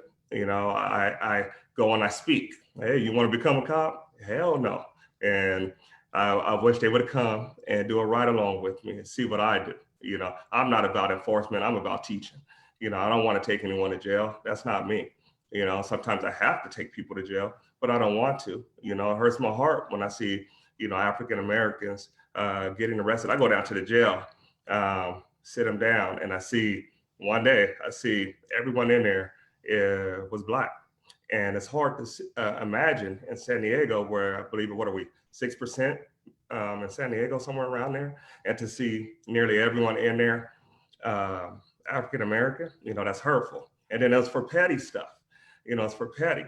So I wish with our children, the ones that we're teaching, that we would get them to go that route, because we need them in law enforcement. You know, we need them, Blacks and Hispanics, we need them in law enforcement. And if they're being taught to hate law enforcement, and of course they wouldn't want to go on that job. And to be honest, I didn't like the police myself when I was younger. The only thing they used to do is harass, you know, and then we walking down the street, get on the wall, pat us down. And, you know, we were knuckleheads, but we weren't gang members. We weren't depriving people of anything, you know, but it's crazy times right now. And when these funds, sorry, I hear the defund the police. I'm not sure when I hear that with what people are saying, I'm not understanding exactly what they mean by that, but I do think there needs to be training, because a lot of the officers that I work with have no idea on what it's like to be Black, you know, or a minority. And right now with this president, one of them even said, I feel like Black Lives Matter, they're taking away from my, you know, from my rights to do certain things. And I tell them, I'm like, hey, it's maybe you just get a little taste of what it's like to be Black, just a little taste. And so, go ahead, Calvin, I'm listening. Yeah, I'll go ahead, Calvin, go ahead. So, I mean, those are important questions. And I think, you know, Dr. Lawana, you spoke briefly about how it's important to kind of what does having a colonized mind mean? And when you grow up in a society that tells you that law enforcement is the sole kind of institution that's there to protect you, and you have your rappers who are acting like law enforcement on TV, and we're watching shows like Law and Order or NYPD and all of these different types of things, it's not at all unnatural that when we hear people say defund the police, that we become worried. And so I think it's important that we welcome environments that are safe for people to bring up those concerns. But when we're talking about defund the police, Brother Sheldon mentioned, you know, going into a police precinct or something like that and seeing all of the Black people that were in there on low-level offenses. That's what we're talking about when we talk about defund the police. We're saying take the money away from the police and from encouraging police to hassle Black people by charging them with and arresting them over low-level offenses. Hey, And you mentioned rapists and murderers. Well, let's put that money towards people actually being able to solve crimes instead of creating an environment where police are rewarded for picking up people, pulling over people, Black people in particular, and being hassling community members. And let's put that money towards actually solving crimes, and let's put the money towards prevention as opposed to actually just kind of reacting to, as you mentioned, like petty offenses. And so that's really what defunding the police means. The other issue that we have is that, no amount of training is going to be enough. I've sat through police trainings and I've seen kind of some of the things that they talk about. The issue isn't the training. The issue is, I don't think, just like educators, I don't think any educators go into education saying, I can't wait to fail and treat my Black students incorrectly. Everybody goes into it. But once they're in that environment, once they're in the police force, all of a sudden you're surrounded by a culture that's a racist culture that encourages people to say, hey, you know what? I want to join the Southeast Division because I'm going to earn my stripes going after these criminals. Who are those criminals? You mentioned gang members. What is a gang member? A gang member is somebody who appreciates the neighborhood that they're from, right? Somebody can be documented as a gang member for wearing a color in a neighborhood, right? Which neighborhoods are those? Black and brown neighborhoods. So again, instead of giving $9 million to the gang suppression unit, a unit in San Diego, that sole focus is on harassing, disrespecting, and targeting Black and brown youth. That's their whole purpose. Gets $9 million. Give me that $9 million. That's what we're talking about when we're talking about defunding the police. Give me them $9 million and let's put those kids to work. Let's give them an education that actually empowers them as opposed to disempowers them, right? So that's what defunding the police means. But again, having those conversations, and I appreciate your honesty, especially in these times, you're not in a position that can be easy. But there's a reason why there's a Black Police Officers Association, and that's because they recognize that the Police Officers Association doesn't represent them. They recognize that they get targeted by their own colleagues. So until we begin to see police, good police, quote unquote good police like yourself, who have the integrity and have the brave and are brave enough to actually charge other police officers who are harassing and disrespecting our people on a daily basis, we're never going to see change. And so the last thing that I'll say is, you might have individuals in the police department that are good people, right? And I'm sure you had pirates who were on pirate ships that were good people. I wouldn't mind having coffee with them or chilling with them, but they're on a pirate ship. They're a part of an institution that has made its money and continues to make its money off the backs and off the so-called crimes that are committed in our communities. And the biggest issue I'm not sure if UCSD Police Force has a POA or a Police Officers Association / union, but we have police officers associations and unions who fight to keep the rotten apples in the barrel, right? So the few bad apples is actually a great analogy, because if you finish it, a few bad apples, they ruin the bunch. And instead of us having a police force and police leadership that focuses on getting rid of the bad apples, what do we have? We have unions who focus on keeping them in. Look at how much money they spend on making sure that police officers aren't removed from their job. Look at recently there were a few so-called changes to some of the policies in San Diego. If you read those policies when it comes to harassment, when it comes to brutality and everything like that, they read like a checklist of how to defend yourself in court if you're ever accused of anything, right? That's not by coincidence, right? So the education that's there is how to get away with hassling Black people and not with having accountability for one another. And so having officers like yourself, Brother Sheldon, having people who are in the force also, who again, I think you joined with altruistic intentions, want to change the neighborhood, want to do all of these other things. But until we see officers who are actually charging other officers, officers who are stopping other officers from beating people, Southeast San Diego and gang members every day are slammed up against walls and molested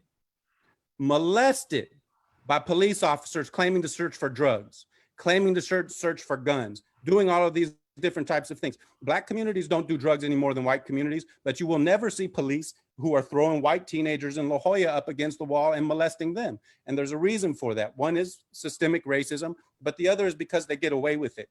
And unless we have communities that hold police accountable, and whether you're a police or not, it really doesn't matter. If you're not a part of that community that's holding other officers accountable, then you're not a part of the community, and we're going to continue to see the problem. So unless we have communities that stand up and prevent police from being able to treating our children like that, from criminalizing our children by calling them gang members, from criminalizing our neighborhood because they live in a certain neighborhood, we're going to continue to have problems. And so again, the issue of defunding the police isn't a question of taking money away from the police. It's a question of putting money towards resources that can actually help our community and taking it away from people that have abused them for their whole life. I've been in conversations, I've been in conversations with police chiefs in San Diego for the last 10 years, and none of them will even admit that racial profiling exists. So until you find a captain that can admit that racial profiling exists, why are we even having a conversation? Until you can have a chief who admits that racial profiling exists, why are we even having a conversation? So when people started talking about defunding the police, all of a sudden they started talking about police reform. But up until that point, they weren't listening. Until that point, they said, hey, we understand that there's a perception of racial profiling. We understand that there's a perception that people are abused on the streets, but they would dismiss our life experiences, our experiences as human beings being mistreated as perceptions and not the reality that we have to live through. And so really that's what the defund the police movement is all about. Whether it's on a campus, whether it's off a campus, it's taking the money away from people who abuse Black people and giving it to money with people who are going to help support them and help encourage them for a learning environment. That, again, I'm sorry, that was more than a sentence answer. But, you know, I think a lot about these issues, and I'm so tired of us being okay. Look at the statistics. Look at the numbers. You talked about the Black men that were in that tank, right? Look at them. Look at the statistics of Black children that are being failed in education, of Black children that are being sent to incarceration, of grown men that are being ripped away from their families and from their communities and being incarcerated. We are past the time of being okay with any of those things. That's normal. Go to any barbershop. Go to any barbershop and listen about who's been harassed by police. It's been normalized. I spoke to a young man the other day who said, yeah, when I was 12 years old and they said, hey, what's that in your underwear, when his pants were down and they were searching him, they said, what's that in your underwear? He said, go ahead and feel it. Why did he say, go ahead and feel it? Because it's been normalized. We don't think we have a right not to have our private parts fondled by the police. Same thing with sisters, young women, right? Molested. We're past that stage of being able to have conversations and changing perceptions and everything like that. We need to take the money from them. And again, I think you sound, brother, like a good brother. I'm off. Let's defund the police completely. Let's abolish them all and let's start from scratch. And you know what? You'll be the first brother I reach out to begin that process. But again, when you have a rotten barrel and you have people who are fighting to keep those rotten apples in the barrel, it's time to create a new barrel. It's time to break that barrel down and build a new one. And that's all I have to say about that.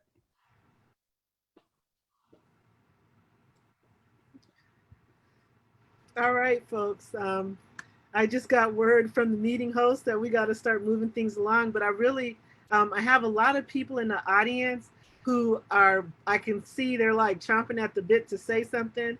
The first person I want to call on is our co-founder, Kamar Bradford, who was there from day one when we were first putting the first Afrofuturism Lounge together. All right, thank you. I have a question, but I just first want to kind of frame it on the whole discussion about defund the police. My background, especially focusing on disability, looking at cognitive disability, where you do have a large amount of people, especially people who are underserved in education, who have, you know, learning disabilities and intellectual disabilities. When we name movements and we use, you know, new terminology like defund, it's best just to go back to basics and say reform. The issue is a reform issue. And if you don't say it in language that people get, then you're sabotaging their process, especially if they're not as educated, especially if they're not on the inside. If you have someone who has a middle school education and you use some language that they don't get, you're setting them up to fail. So working with people with disabilities is very important to explain things in a way that common sense people can get. And that's one thing that always puts us under the bus. You know, people want to use Latin language and really complex things. And then you go, you know, why aren't they getting it? It's because they can't spell it and they can't research it. And there's not a YouTube video on it. And then therefore we all get in trouble. I think on the terms of speaking to the education system, one of my biggest questions is there's a lot of this push for decolonize and, you know, to tear down systems. But as a creative person, like when Dr. Richman and I were putting together the Afrofuturism Lounge, there was a huge collaboration of what are we putting on the wall? What are we organizing? What's the structure that we're building? And I think that it's very important question is, where do we refer to for coming up with systems that work in our favor? It's very easy and reactionary to say, oh, that doesn't work and that doesn't work. And there's a very kind of constant assumption that intelligence is being pessimistic and shooting things down. And I could even say contributing to cancel culture. But as creative people, where do we take references and notes on building a system that works? What are non-Western systems we can refer to that can work in our favor? That's my question. I'll take that on because there's a lot to unpack in all of that. And so I'll start off with the first part. Is I do agree with you as theorists, as academics, we've kind of really confused and conflated the discourse around racism by introducing all those terms. Like, I'll give you an example, like microaggressions, for example. Racism is really a spectrum, right? And so it could be fear and irrational violence of a police officer killing a young unarmed Black man saying he feared for his life as the ultimate lethal version of racism, to the opposite side of that white woman clutching her purse because she had the same fear, which is a microaggression, which is the same fear of that young child being suspended and expelled because he colored outside the lines, he was being delinquent and not responsive. So that white teacher told him to leave and go to the principal's office. That same fear, we've codified and really said, oh, the irrational fear of racism or the fear of the Black man. We said this is a microaggression, this is unintentional bias. This here was, prejudice. This was and this is overt racism, systematic institutional racism. So I think we've really nuanced it so much so that we've actually left the conversation and having a meaningful dialogue. Birtherism is another reason, right? Birtherism had you doubting Obama was born here when it was McCain who was born in Panama, the white man, right? It has you doubting that, Kamala Harris, is eligible to be a VP because, she comes from immigrant parents, even though she was born in Oakland, California. But we're calling it birtherism, not calling it what it is, which is nativism and Americanism, which is if you're not white, you're considered the other. So we just have to call it what it is, which is racism. So we really play around with these terminologies. I do agree with you, and we conflate the conversation. What I kind of push back against is that this notion that we don't come from, and I want to center the conversation here, as African folks from a tradition and culture where we actually had empires and civilizations constructed out of love, out of when our teachers were our elders and we sat at their feet and we learned, right?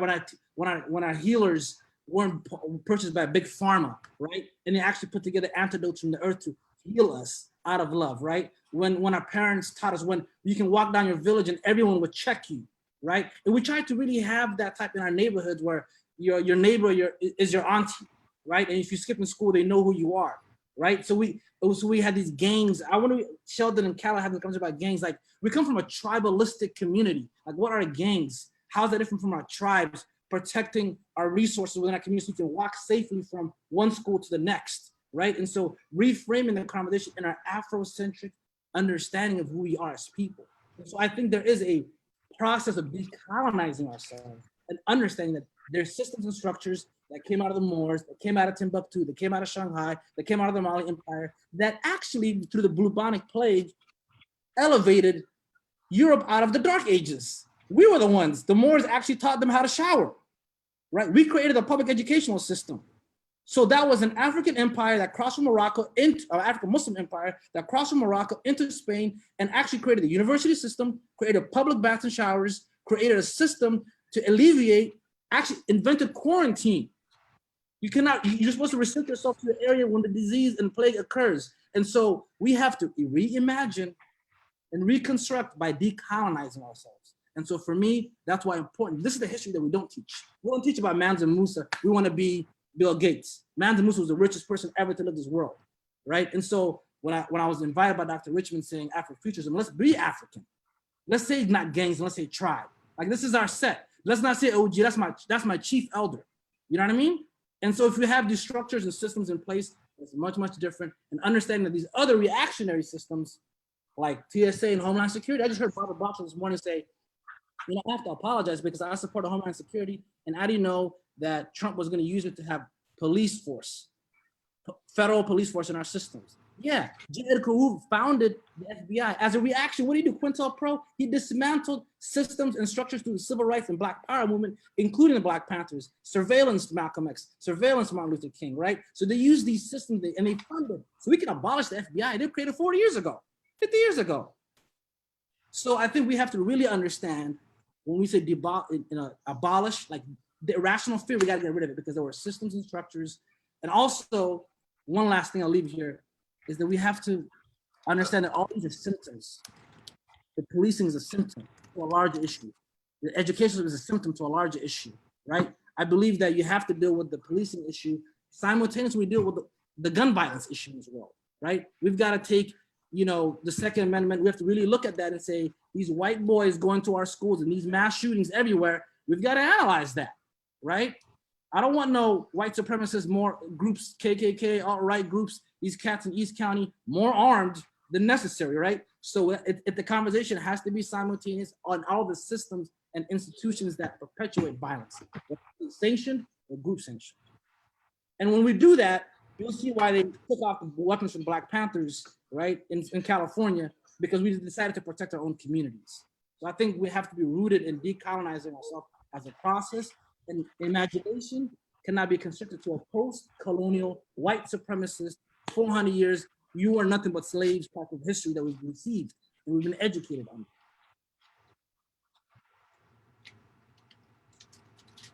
Okay, on that note, I'm gonna do like a quick round because we're a little behind schedule at this point. We're probably about 30 minutes behind schedule.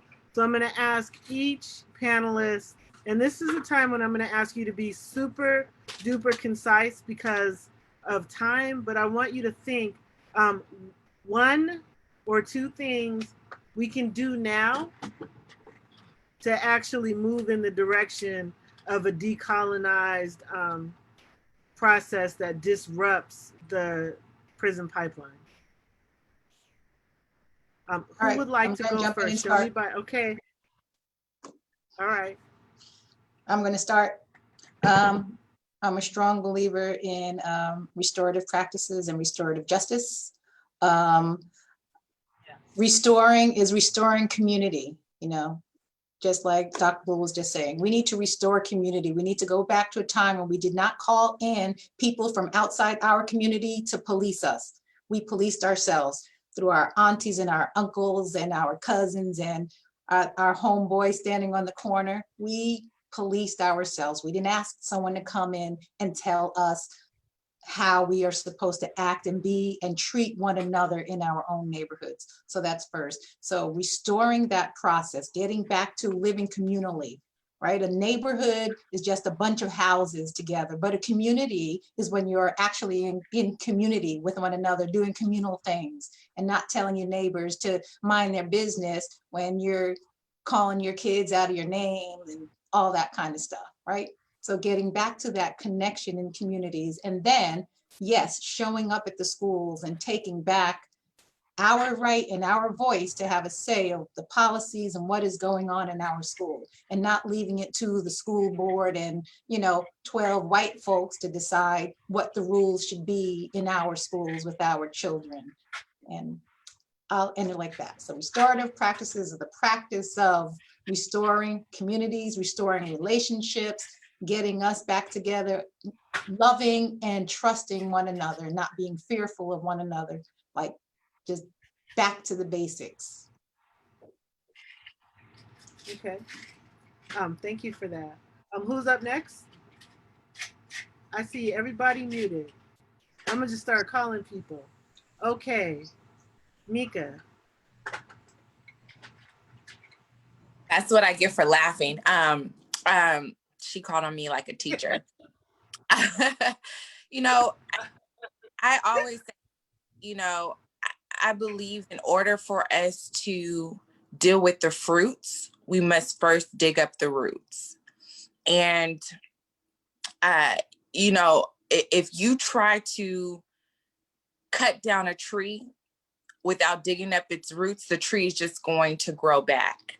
And that's why I say we have to get to our education in a different way. We have to teach a lot of the things that we've talked about on this panel to our children. We have to deal with the foundational pieces of all of this in order.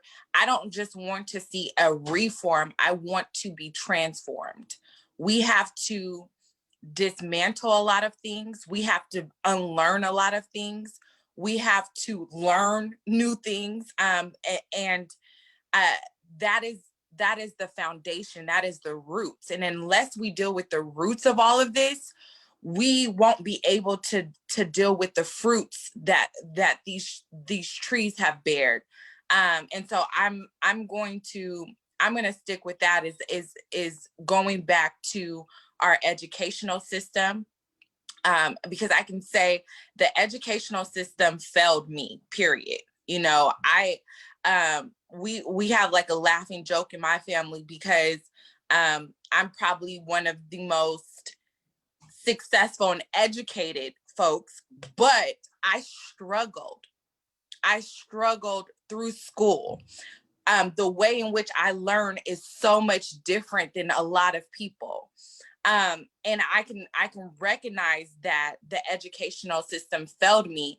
And if it was not for, like Catherine was saying, for community and people rallying around me and certain things that took place, I would probably be in the prison system, you know, with all these great skills and tools and all of that. But if people don't know how to nurture that and grow that, it fails us every single time. So it's a lot of what everyone said on this panel, but it starts at our foundation, at our roots.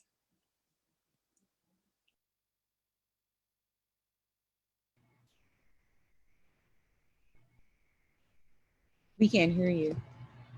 Can I go next? Who's up next? Can I speak? Me. Who said that? Deborah. Oh. Hi. Deborah, we're getting ready to start your panel. I'm trying to close this one out so we can get it started. Okay. I'll unmute myself and go. I mean, I think there's two things that need to take place. As everybody's talked about, building community is absolutely necessary. We cannot talk about abolishing the police force without having a community or without knowing who our neighbors are. So we need to know who our neighbors are. We need to care about who our neighbors are. And again, build community in every sense of the world, I think is absolutely necessary. But the other part that we need to do is we need to realize that being Black is necessary, but it's not enough.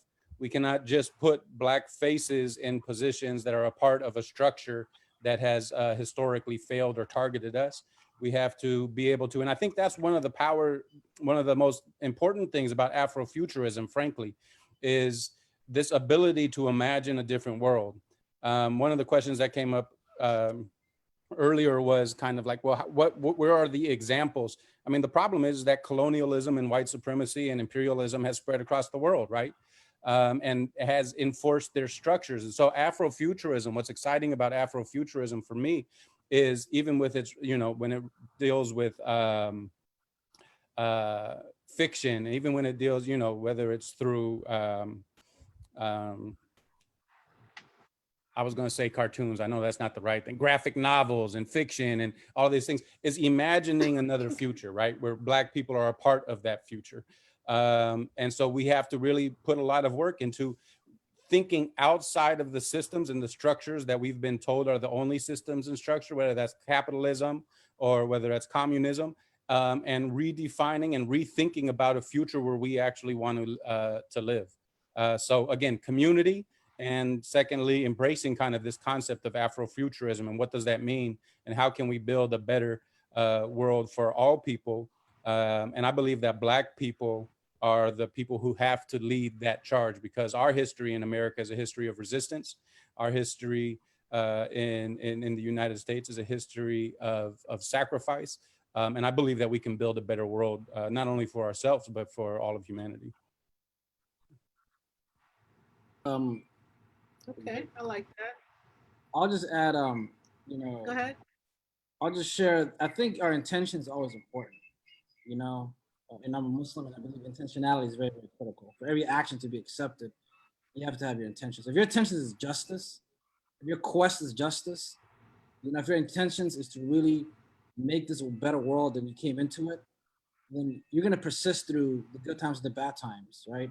And you're gonna organize, like we witnessed, Black Lives Matter came under Obama's presidency and persisted through Trump's, and it's gonna persist through the next one, because the people about that work are always gonna be there doing that work, no matter who's at the Oval Office, whether it's Kamala or Obama or Trump. You know, we're still organizing the street, and Black bodies are still being killed, and you know, Black kids are still being suspended and expelled. So I'm not entertaining that discussion, because I know that my quest has been for justice and will be for justice, and the frontliners are always gonna be frontliners, right? And so keep committed to the cause and keep your intentions pure to the cause of justice. And that's also to our colleagues who are entering the conversation who are not Black. If it's out of white emotion or guilt or, you know, fragility or, you know, other aspects, that's why it's a moment and not a movement for folks. So I would really request folks to really center themselves in the discussion to move things forward and propel action through intentionality, and that's the quest for justice.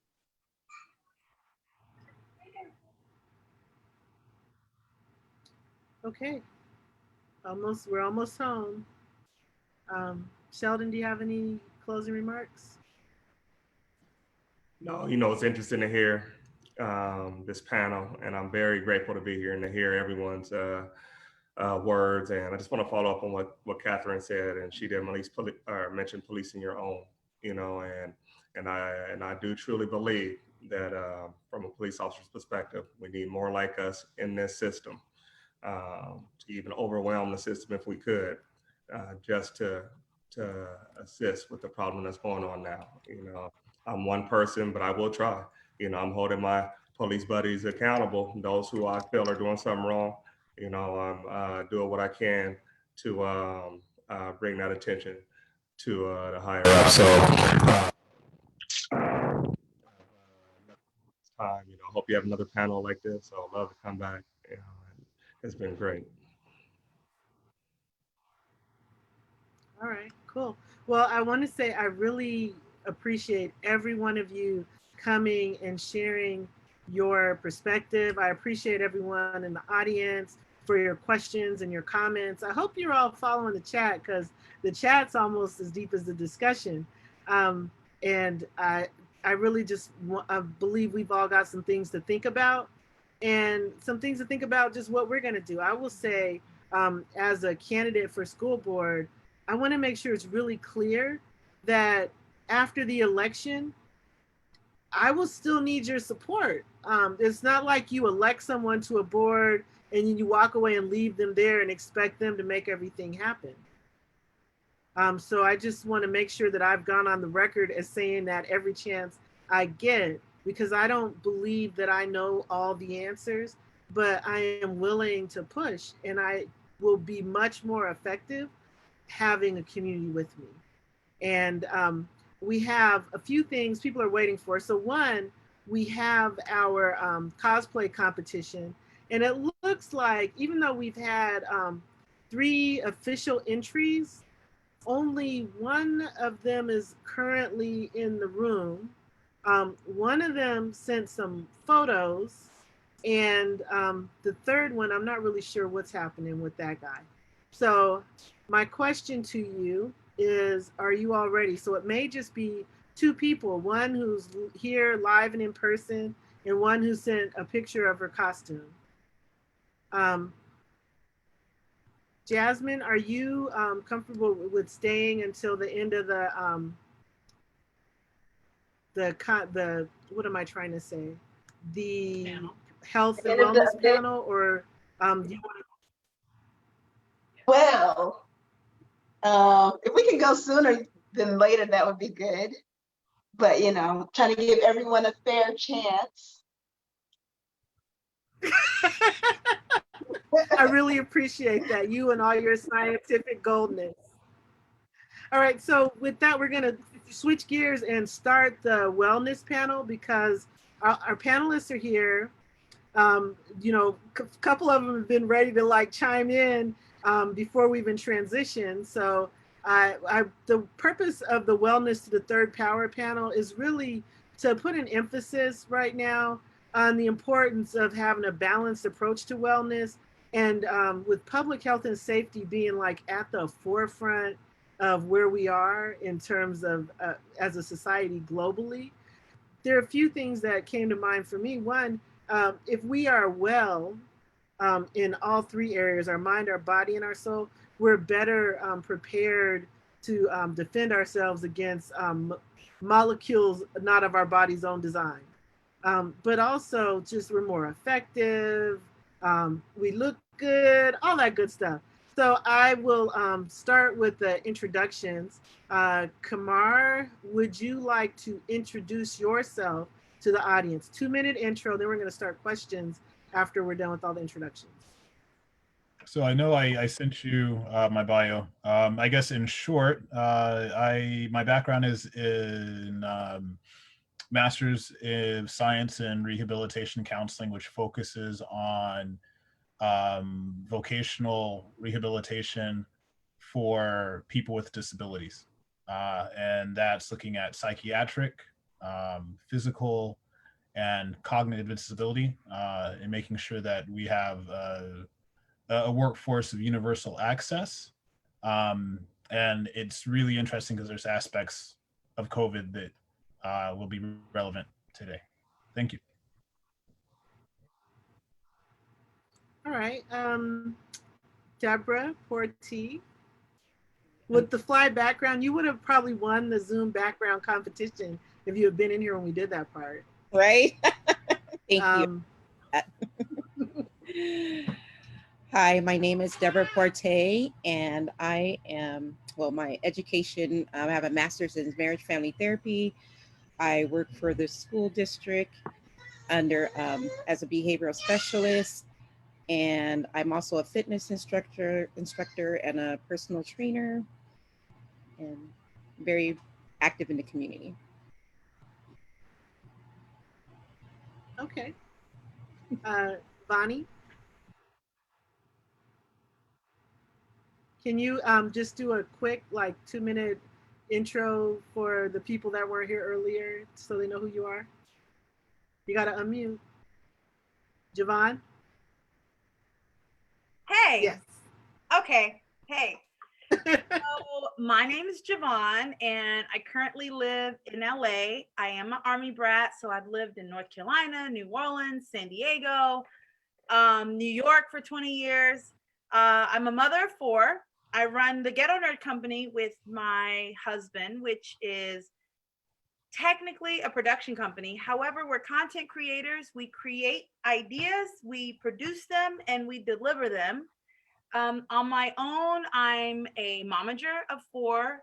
One's a college athlete now, and the three younger ones are young actors and artists and bloggers and gamers and gymnasts. And then on my own, I have what's called B&U Lifestyle, which I like to contribute to the community, to our community of people, particularly young women, on how to enhance their natural attributes in order to acquire all that they dream of. And I have personal training experience of 25 years. However, I stopped training about 7 years ago. So I was training for about 20 years and I let that go. But I am very much in the health and wellness business. I'm a vegan. My family is now a flexitarian because I only cook, I only buy vegan. My children are forced to either buy their own food if they want outside of vegan, or get somebody else to cook or buy their own foods. And that's just where we are. That's me. Okay. So it looks like our other panelist wasn't able to join us. I'm kind of sorry that that happened, but I'd like to start off. So, you know, we've been dealing with the shelter in place now for, what is it, March to, it's been 4 months, it's been a quarter. It feels like it's been 10 years. But my question for each of you, what types of changes have you made or adaptations have you made in your lifestyle in order to protect your health and wellness during this time?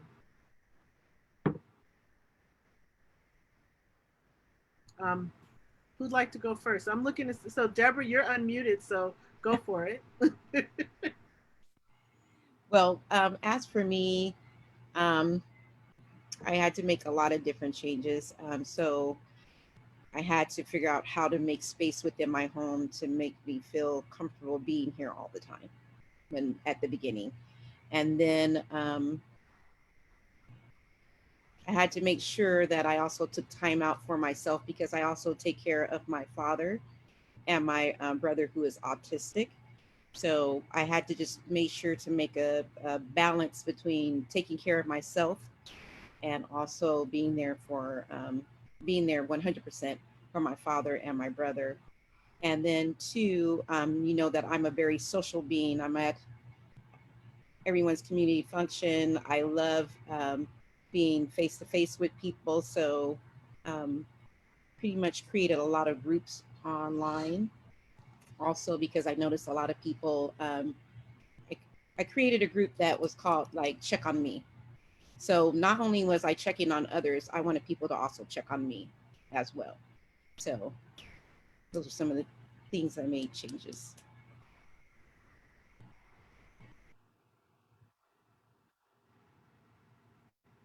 Okay. So Javon, I saw you had your hand, you were waving it. So, oops. Javon, if you could go next. So for me, hello?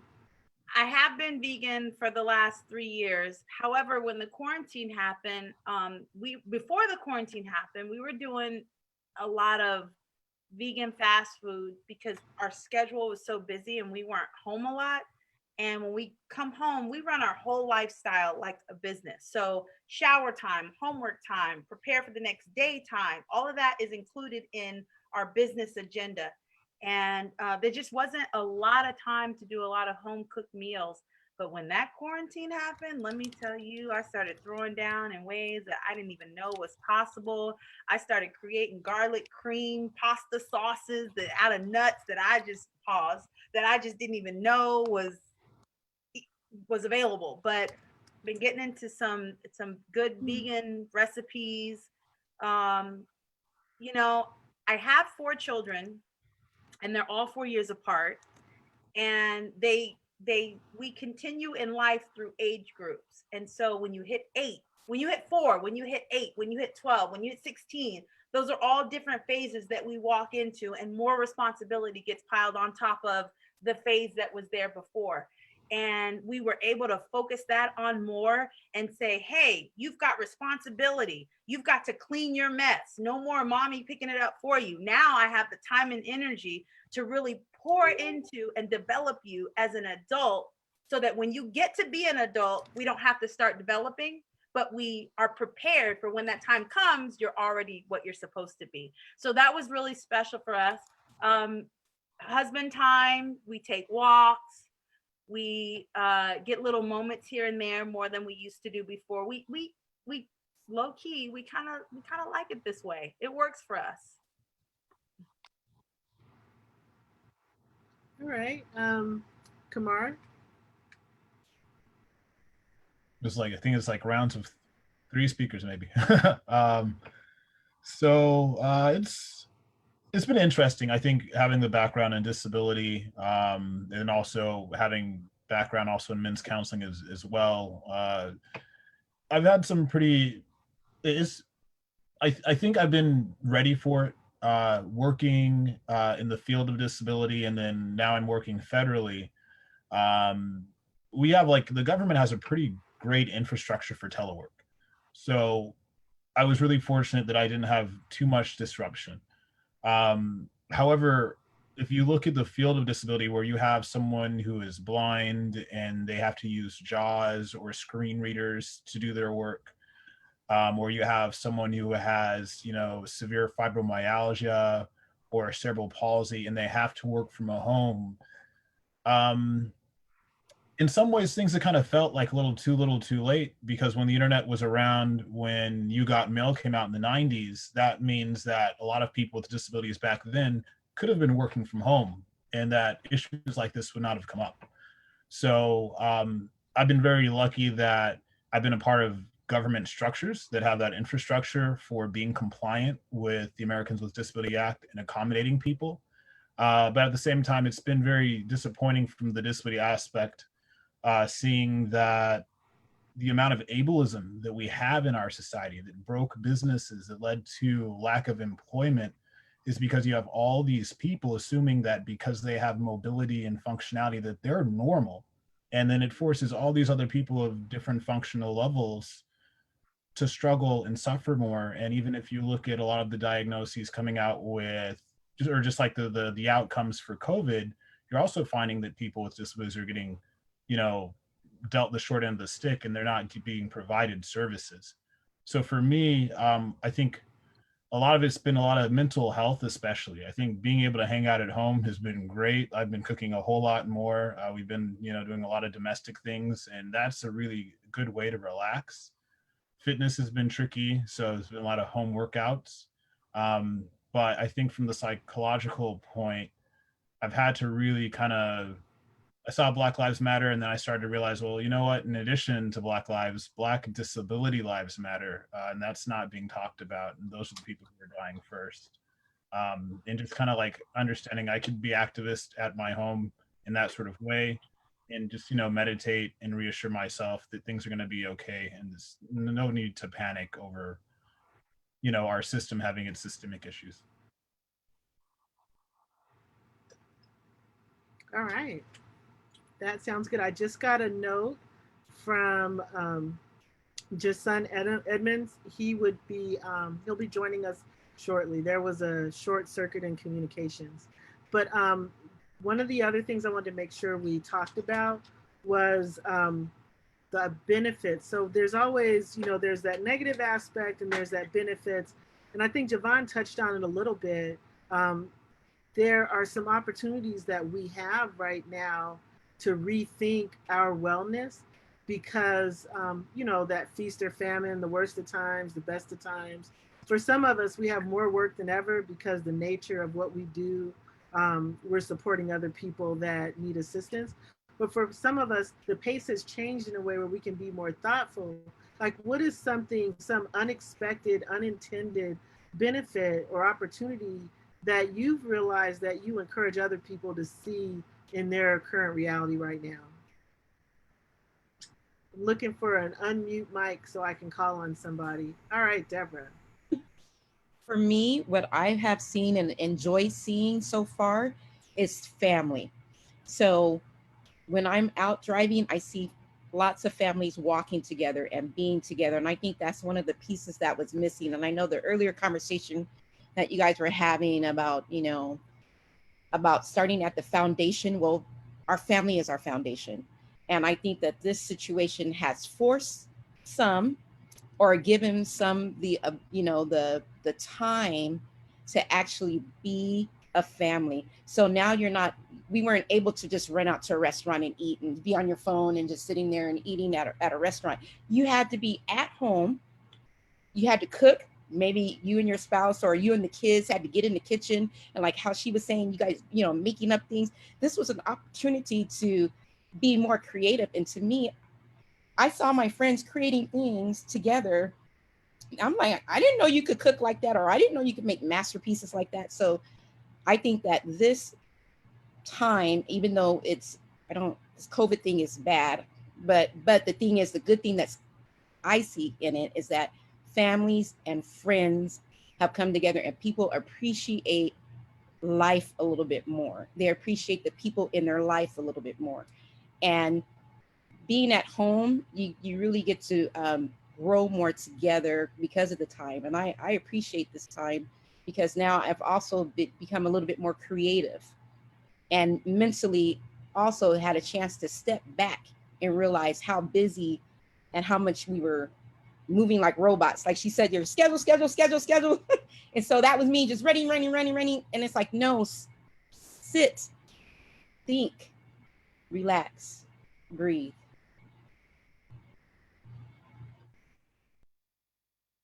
I'll say that, and so I try really hard not to talk too much because I tend to get a little too academic.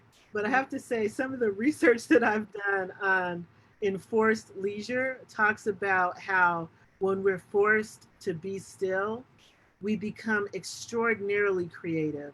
There are all types of innovations and great literary and artistic works that have been born out of enforced leisure. And when we think about this current state, and again, it all depends on what your situation or your circumstances are. But if you are in a position of having some enforced leisure, this is that time to be creative. People who normally are, you know, they work all day and then they're social out, whatever, all in after work, I'll say. I won't put anybody on blast and say all night. This is that time where you get to build and grow with yourself and your family. See here, I've heard from, okay, Javon. To speak to Miss Deborah, in terms of being on, you know, lockdown, the pressure that I receive, or that my husband and I receive from our children to implement the things that we're interested in implementing is too much for us to handle. And so the pandemic actually worked in our favor, because now it's like, oh, it's the rule, it's the mandate, it's what Congress says, it's what government says. So now that we're here, you might as well do this, right? So that helped. And in terms of, and I'm sorry if I mispronounce, Kumar. Now, can I ask you a question, if you don't mind me personally asking? Do you have a disability, or do you work in disability? So I haven't gotten a diagnosis yet. I'm working on it, but I work in disability. My mom, she's a veteran. My dad has a disability. I've been raised with disabilities around me constantly. I work now as an EEO, but and an EDO is equal employment opportunity. So now I work in reinforcing all demographics and that understanding of what everyone needs in a universal sort of way. But I personally haven't had a diagnosis yet. I don't brag about that, because one thing in disability studies is understanding that, you know, we do have changes. In retrospect, probably as a child, I probably had some developmental things probably going on, say like my perpetually bad math scores. But, you know, medical system, one of the hugest issues was access when it comes to medical services. And being, you know, people of color, we tend to get less access. And we tend to have stronger ableism in our communities because there's so many risks if we can, you know. So. And the reason I ask that is because, you know, I was a trained athlete since the age of 8. I went to college and I played sports. And then I had a child who was naturally athletic, who now at 19 is 6'8" and at a college playing basketball. And then I have my second child, all my children are 4 years apart. But my second son was born with now what we know is called malrotation, which turned into volvulus, which turned into short bowel syndrome. And to try to sum it up, what that means is in utero, the abdominal cavity, that his intestines didn't rotate properly. So they're hanging onto the stomach by a piece of tissue like yarn, and then tangle like yarn. And then when you cut it open, your stomach open, and what's left over has to be cut out like it was tangled like yarn. He had 96% cut out. So he now has his underlying issue is short bowel syndrome. And when this pandemic happened, I thought it was devastating. And then what are we going to do? However, the person that I am, you know, with my personal training experience, with being an athlete, with raising my children, you know, I've got to shift and I've got to move in the direction that we're interested in, not harp on where we are. And we're having trouble in this phase. I've adjusted different phases from, let's say, 0 to 4, 4 to 8, 8 to 12 really well. This is the hardest phase I've ever had to. And in turning him into an independent adult, because he's 15 now, which he wasn't supposed to live past 5. He was never supposed to be able to travel. Not only do we travel, but we moved from Brooklyn, New York to California, and all is well. But yeah, just finding the resources via Zoom or you know, there's one doctor that actually asked permission for an in-person psychiatric evaluation for my son, even though it's a pandemic, because he feels like this is what's going to take us to the next level. And we're dealing with that also. And finding the silver lining and saying that I'm not going to let this hold me back. However, I'm going to try to figure out how to use this to my benefit. And it's tough and it's work, but I feel like we're doing the best we can. So I appreciate what both you, Miss Deborah, and you, Mr. Kamara, have to offer in your conversation, because I feel like they're both really relevant to where we are in our lives. I totally applaud you. That's awesome. I applaud you, and like I said, with you being home and being able to address this one-on-one and being right there, that's a beautiful thing. I know it's work, but you know what? You're a good mom. You are the billionaire bell game. It's because of the wine, I'm telling you. A bottle a day does wonders for y'all. Not officially recommending that to anybody, but pass it on. Okay, so before we while we still have some people in the room, I'm going to switch gears really quick. I'm going to do a really quick giveaway. The first person to put in the chat one positive health benefit they have experienced in the last 120 days will get a little token gift from me.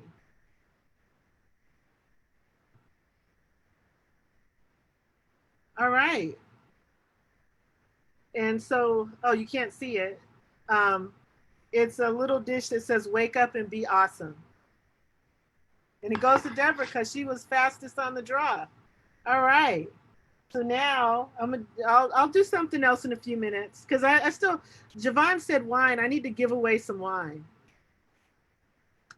All right. So I have what? You have wine to give away too? I have wine to give away. I have Ghetto Nerd hats to give away. I have Ghetto Nerd shirts to give away. Just let me know. All right, I got you. All right, so let's start with, before I go back to my panelists, I'm gonna call out one of my audience members because, oh, okay, I hear you. Yeah, the Ghetto Nerd hats are that's the business. So my question to our audience member, Miss Ria Idris, from I Am Green, you have your own network show that you do regularly. I just wanted to know from you if you had anything you wanted to share, just from a perspective of mind, body, and soul wellness. Actually, Sister Lawanda, Sister Maria just stepped away. She's in the nursery right now picking up some flowers. But as I was listening to the Sister Deborah was talking about, I think what she was saying was very pointed. I know me and my wife, we work together a lot. and you will see us in the community together a lot. But during the pandemic, I think we've had to have the time to focus on each other, opposed to just focus on the work that we've been doing. So I really do, that's the benefit that that we've gotten out of it so far, and it's helped us, health wise, helped our relationship. Even though we've been married 30 years now, it still helped us to still, the candles are still burning. So yes. Okay, so that's encouraging for those of us on the other side of that. It looks like we got joined by our other panelists in there. I think that's you sitting back in your chair. Jason, is that you? Can you wave? Yeah. Can you do a quick introduction, and then we're gonna resume so that because I think my cosplayer is ready to play. Jason, can you do like a quick introduction of yourself? I didn't tell people anything about you. You have to unmute or they won't hear you. Hey, how's everybody doing? Good to see y'all. I see family members. What's up, Kumar? Hey, Tammy, how y'all doing? I am Jason Edmonds, Jocelyn Edmonds. I also go by Fakolade. I'm the Oluo, which is basically the head administrator, Ifa priest of Otuatuka, South Los Angeles. I'm a priest in Ifa. I have been initiated to Ifa into the system as a priest for over 15 years. I'm initiated into the mysteries of Eshu. Also at Ifa as a Babalawo, and the mysteries also in the Congo tradition of Falo Mayombe, as well as in Benin style voodoo. I say Benin style voodoo mainly because it's similar but different from Haitian voodoo.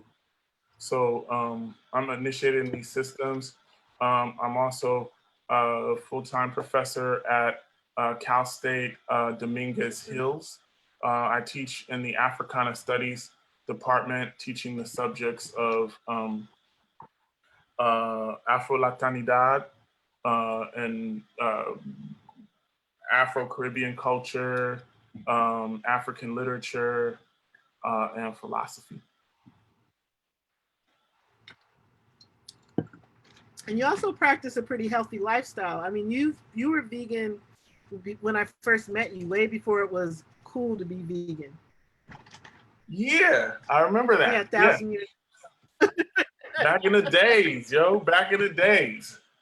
Yeah, so, I mean, I try. I mean, it's so interesting because I'm not sure what many of you all know about, African spirituality in the form of Ifa and voodoo, but the other thing about it is we practice, there's many times that I'm eating the meat that I sacrifice. So that's pretty much the only time that I'll consume meat. But yeah, during this pandemic, it's been pretty interesting because there's been a lot of, I had a meeting this morning talking about this very issue of health and where people are, staying at home more and being complacent.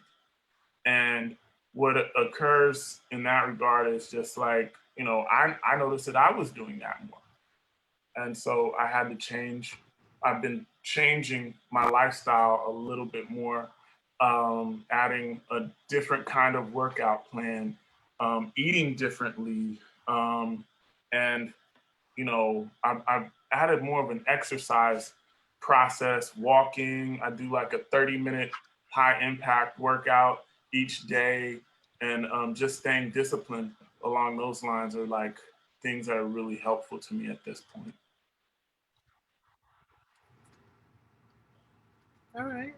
So this is a smaller, more intimate group, so we can actually do Q&A with the panelists, but I'm gonna just start with my questions first because I got the mic. But I'd like to know, because I can. What I'd like to know, people talk. So I call this panel "Wellness Through the Third Power," and a lot of times people talk about being healthy, mind, body, soul, and while it may not always be visible, I really try to live a balanced life where I'm nurturing my whole self in a variety of ways. And so, we're based on the premise that we've got to take care of our whole self. What are some suggestions you have or ideas, maybe not suggestions you have, things that you do to nurture your mind, body, and soul so that you're a balanced individual? I see a finger popping up over there in the corner. Mrs. Bell. Oh, I have to, yes. Yes, I can go. Yes. Jayton, I really appreciate all that you had to contribute. I just wanted to say that first. And I have some questions maybe after the panel, but we'll get to that later. What? Y'all both live in LA. And we're only been here a year and a half, so you might have to introduce us to some things. But oftentimes where we are, where I am in my life at this exact moment, I often tend to look at the previous 10 years and saying, oh my goodness, even despite the pandemic, we're exactly where I planned for us to be as a family 10 years ago, we're there now. And however, sometimes I tend to want to sit in this space and just relish in it and be excited and be like, oh, I did that. I don't sit here. Be happy and feel accomplished. However, remember to keep planning. Remember to have something set up for the next phase, and then the phase after that, and then maybe even one phase after that, just to be sure, or start planning in that third phase so that by the time you get out of the phase you're currently in, the answers in the third phase forward that you intended is kind of complete. And then you get into that next phase and then you start planning ahead. That's something that we just developed early on as business owners with my husband and I. And then as children came, I just continued that process. And then especially the pandemic, it was like, wow, this time, there's a biblical quote, something, I've never read the Bible, so I can't say it to you. However, this time was made for us because everything that we've been the last 20 years has come together, and it's like we were made for this time. And if we continue on from where we were and continue forward, then we'll not only be all right, but we will thrive. So whether it's to working out, whether it's the way that we eat, educate ourselves, accomplish our dreams, our day-to-day goals, our yearly goals, our 10, 20, 30-year goals. I constantly push onto my children. Think about a lifetime. You got to average 80 years. I know you can't see past your nose, but I'm here to provide and give you my experience and give you my everything that I've been through so that you can have a soft shell of what to expect in 80 years while not harping on the 80 years, if that makes sense.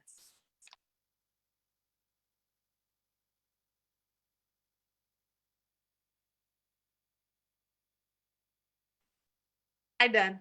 Okay, I'm sorry. I was waiting for you to come with some follow-up. I have a slight time delay, I think, between my audio and what everybody's seeing. So with that, I'd like to open the conversation up. Let's see here. No one's unmuting, so I'm thinking that means none of you want to jump in. Because Kamar, I know you always have something to say. I think maybe I need a reminder on the question one more time.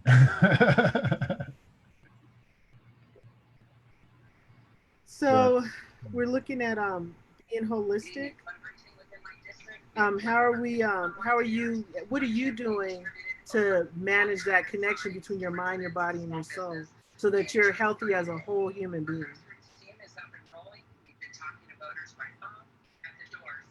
Okay, I can speak to that. I think one of the important things is always understanding that there are modalities of health.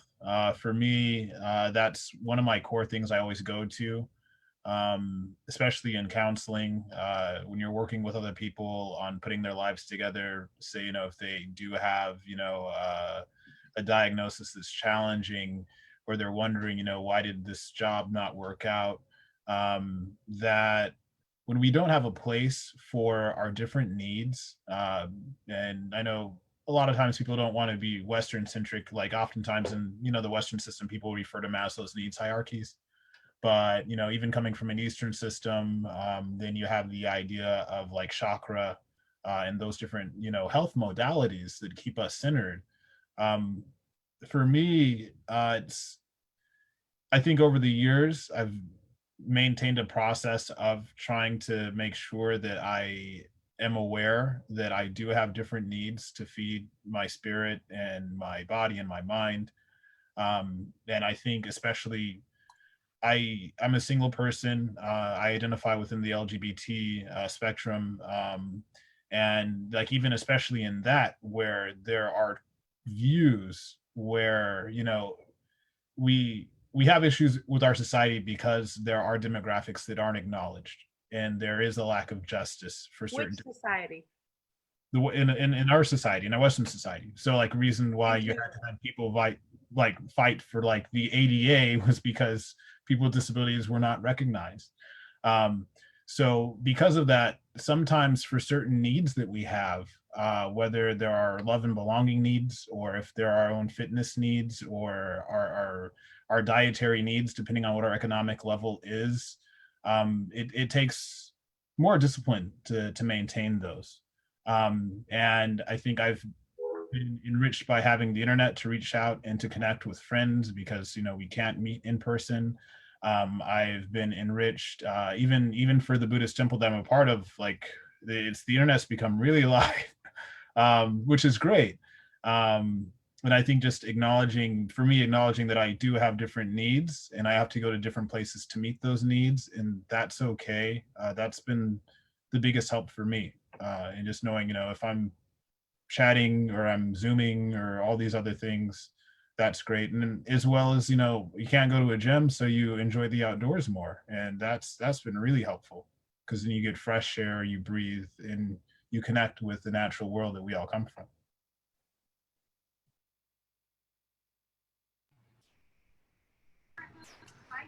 Okay, so Bonnie, go ahead.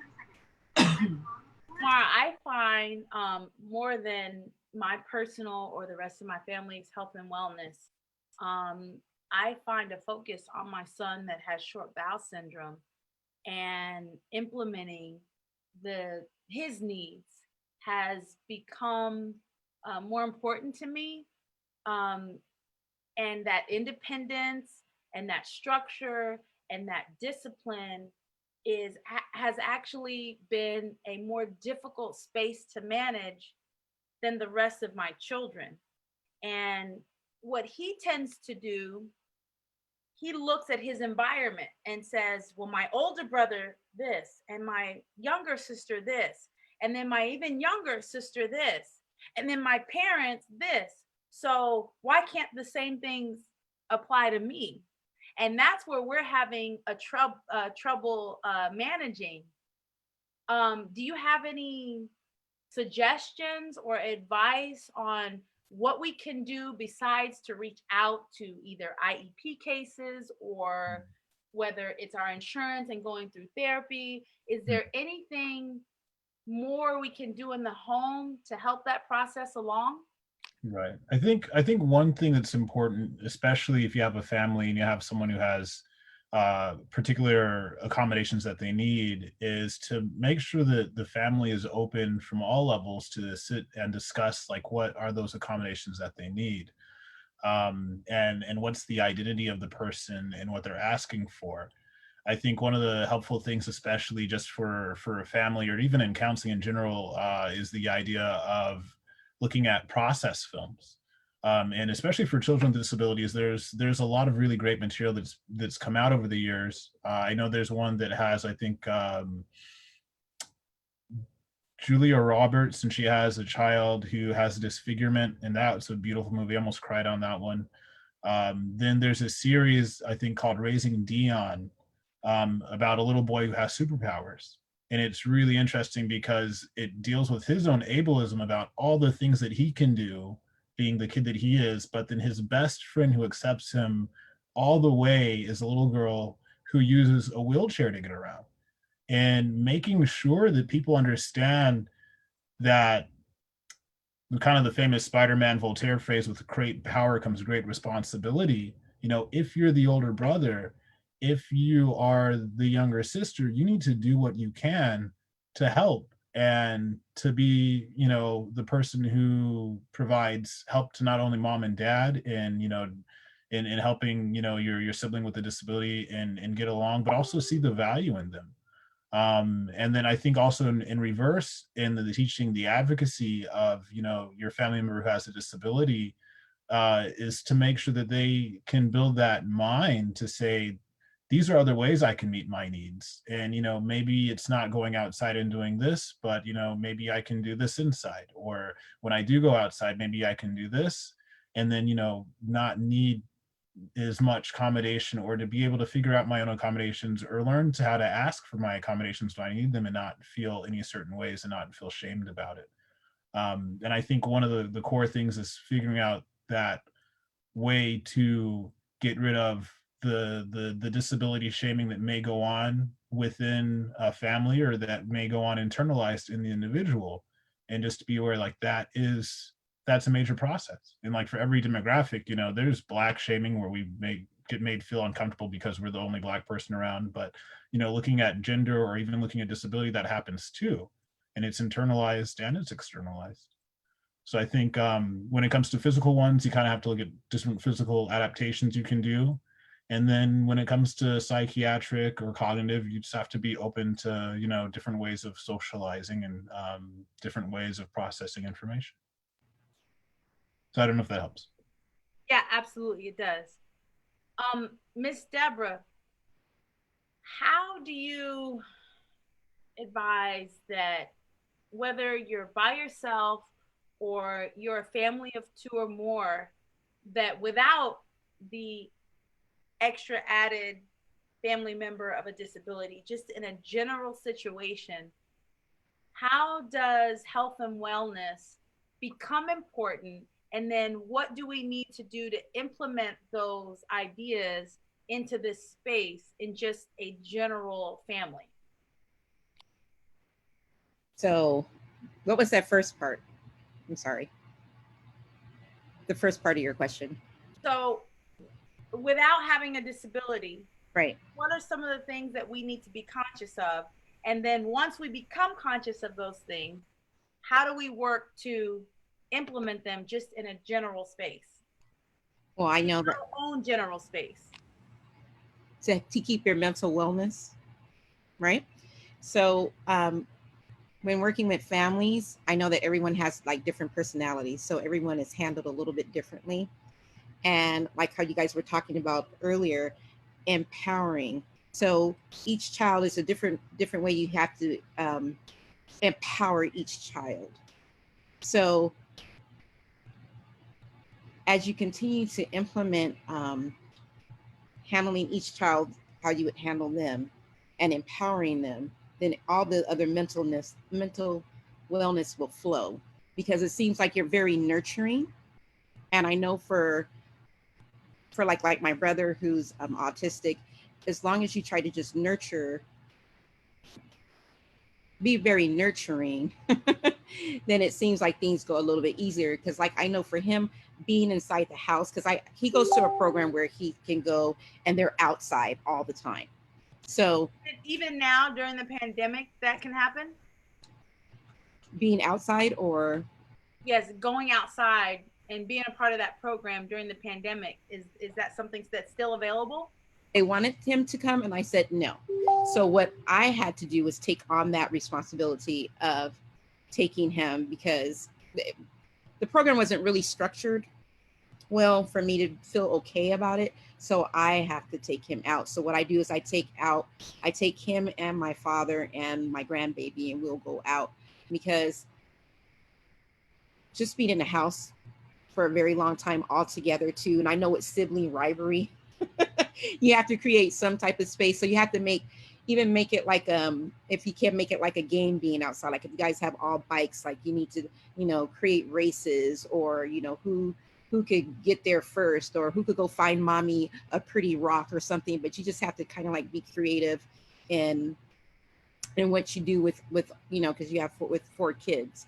So, and to keep that mental balance, also, you just have to create some type of family time. So I know that depending on what kind of structure, it depends on if you guys have game night. And to me, what's important when you're trying to keep that mental balance, just as an idea, maybe if you just make a chart, you can say, you know, what do you guys think is fun? And then maybe on a Monday, we'll say, okay, we're gonna do what so-and-so wants to do, and that is to go biking. Or, you know, on Thursday, so-and-so wants to have game night. So, and another day, you know, we can all cook together.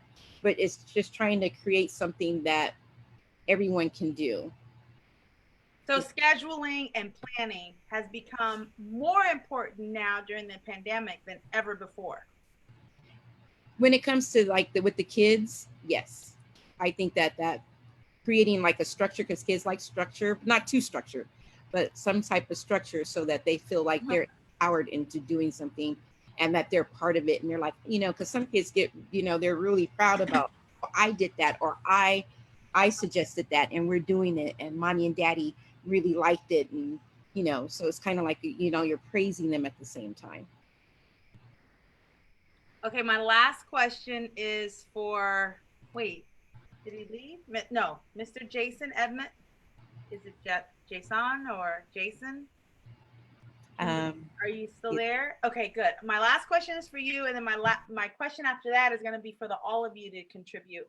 So, in terms of health and wellness, I find particularly during this time, there is more afflux of information coming from social media in terms of spirituality than ever before.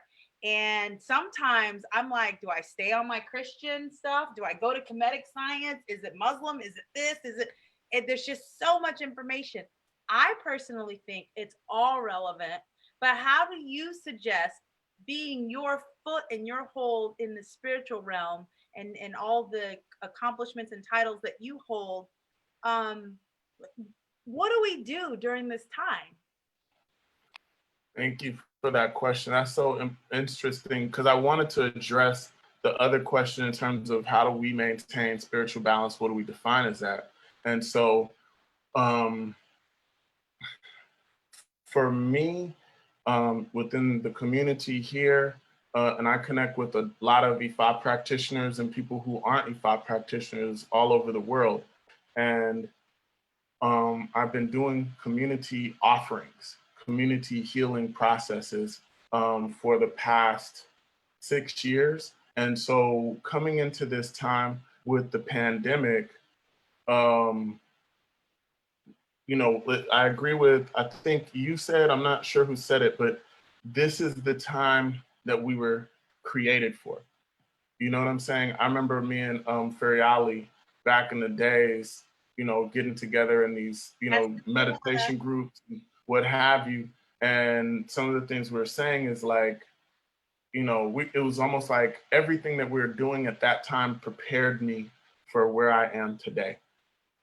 From gardening to martial arts to African spirituality, because the other thing about it is, for me, I began doing like perhaps monthly check-ins with the community and saying, all right, IFA has solutions to this pandemic. You know what I'm saying? Literally, from herbal knowledge to spiritual protection and all of these things. And I just dove into that technological aspect and sharing that with people, offering it both for people and myself, and using that to protect my family and all of those things. One thing I say is casting IFA or seeking divination or guidance, and then from there, following the advice, offering the abo, and sticking to that process. It's a very holistic process, much like Chinese medicine and so many other things. But a lot of times that information isn't out there. People don't know that there are, that there are African herbs that can, that literally can heal you, that you can grow in your backyard. And there are certain mechanisms, mindsets, and rituals that you can do that also can protect you quite literally, because it's not just a quote unquote religion, it's science. So I wanted to say that. Okay, and, so I'm sorry. No, I wanted to cut in only because we're so far off schedule, and Jasmine has been here waiting for us to hold our cosplay contest. And it looks like her competition, I guess they knew she was in the game, and so they decided not to show up. So I wanted to give her the opportunity to talk about her entry, for us to acknowledge her, because she clearly put forth a lot of effort. And then we can resume, but I want to stop holding her up. So let's listen to her entry, and then it looks like we're going to have the option to award her the prize for her effort and for being fabulous anyway, or not, and it's just going to be a vote. But Jasmine, can you talk to us about your cosplay and why we should award you the wine basket? Okay, thanks for having me. If you saw me when this first started this morning, I was in my workout cosplay, and then I took some time to change. But my entry today is Lady AU, and AU is the element on the periodic table for gold. And so I have lots of gold. It's my full outfit. And then a lot of the jewelry that I'm wearing are from Black-owned businesses in San Diego. And oh yeah, that's Black-owned too. Yeah, so a lot of Black-owned gear I'm wearing. And I just want to say thank you all for having me. Can you show those? So I have one question for you. Wait, say that again? I was asking Jasmine to show her earrings again. Oh. And yeah, they're from New Jersey. Boss. And then this one comes with this set. But yeah, I have all my earrings going on. Okay, so I just have one question about the Lady of Gold. That's beautiful. So Lady Ah, what is her superpower? Turning Black people even more magical than they already are. All right. Okay, so now everybody who is able, if you go to the participants tab and just hit the green yes button or the red no button and do it right now.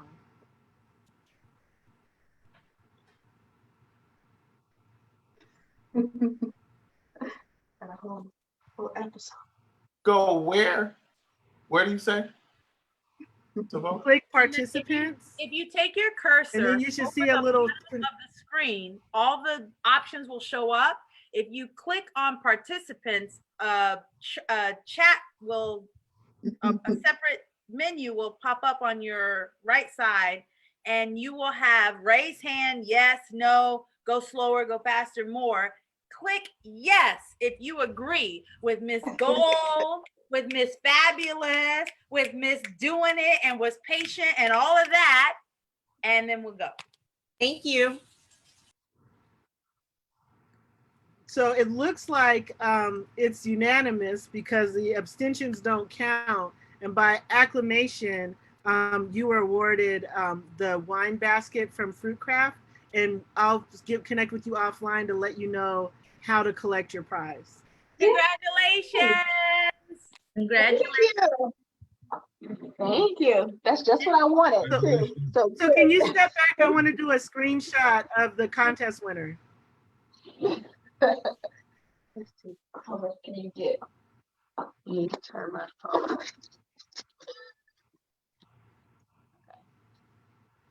I don't know how much you can see. We can see the whole thing. Perfect. Oh, wait. Say something again. Hello, hello. All right. Thank you all. I love dressing up. Great job. Thank you. Awesome. All right. So I'm going to stop recording because we have officially ended. And everybody who wants to hang out, we can still keep the conversation going. I think it's a really great discussion. It's meaningful and it's powerful. But I didn't want to hold Jasmine hostage for a second year in a row because last year we got so into the conversation that we didn't hold the cosplay contest on time. And I'm pretty sure she would have won with her Lion King entry last year. Aw. All right, but let's keep the party Stay going. recording and then just let everybody go who wants to go, but stay recording. Yeah. Yeah, we can stay recording. All right. So can we pick back up where we left off with Jocelyn? Please. Yes. Yeah. So Jason, I didn't mean to interrupt you. I was just trying to be respectful. No problem. What we were talking. What was the question again? Importance of the options available of spirituality during this time, especially for the pandemic within the Black community. Yeah. Well, you know, Did I do that, Adria? I did that. I did that. Okay. I brought us together. Okay, great. Go ahead, Jason. I think all spiritual systems are valid. You know, of course, I'm going to talk about African spirituality because we're the first people on the planet, and that means something. But more than just what that means is like there's a science associated with whatever we do.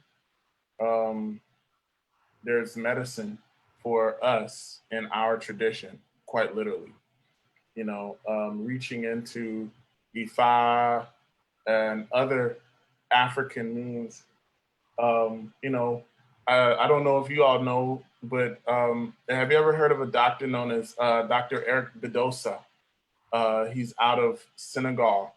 But he's also, this is a African doctor who is initiated into voodoo and Ifa, and he's using rituals and scientific herbal medicine, and he's an MD and an African herbalist, and he's doing work to, he did work to heal people of cancer, AIDS, diabetes, Ebola. So there's some different things that are happening on the continent right now that would equate our own our own Wakanda, for lack of a better way, but our own technology, vibranium, so to speak. But it's not being talked about. There's a video, if you can find it. It's called I think it's called African Roots Strong Medicine. I'll look it up and then I'll post it.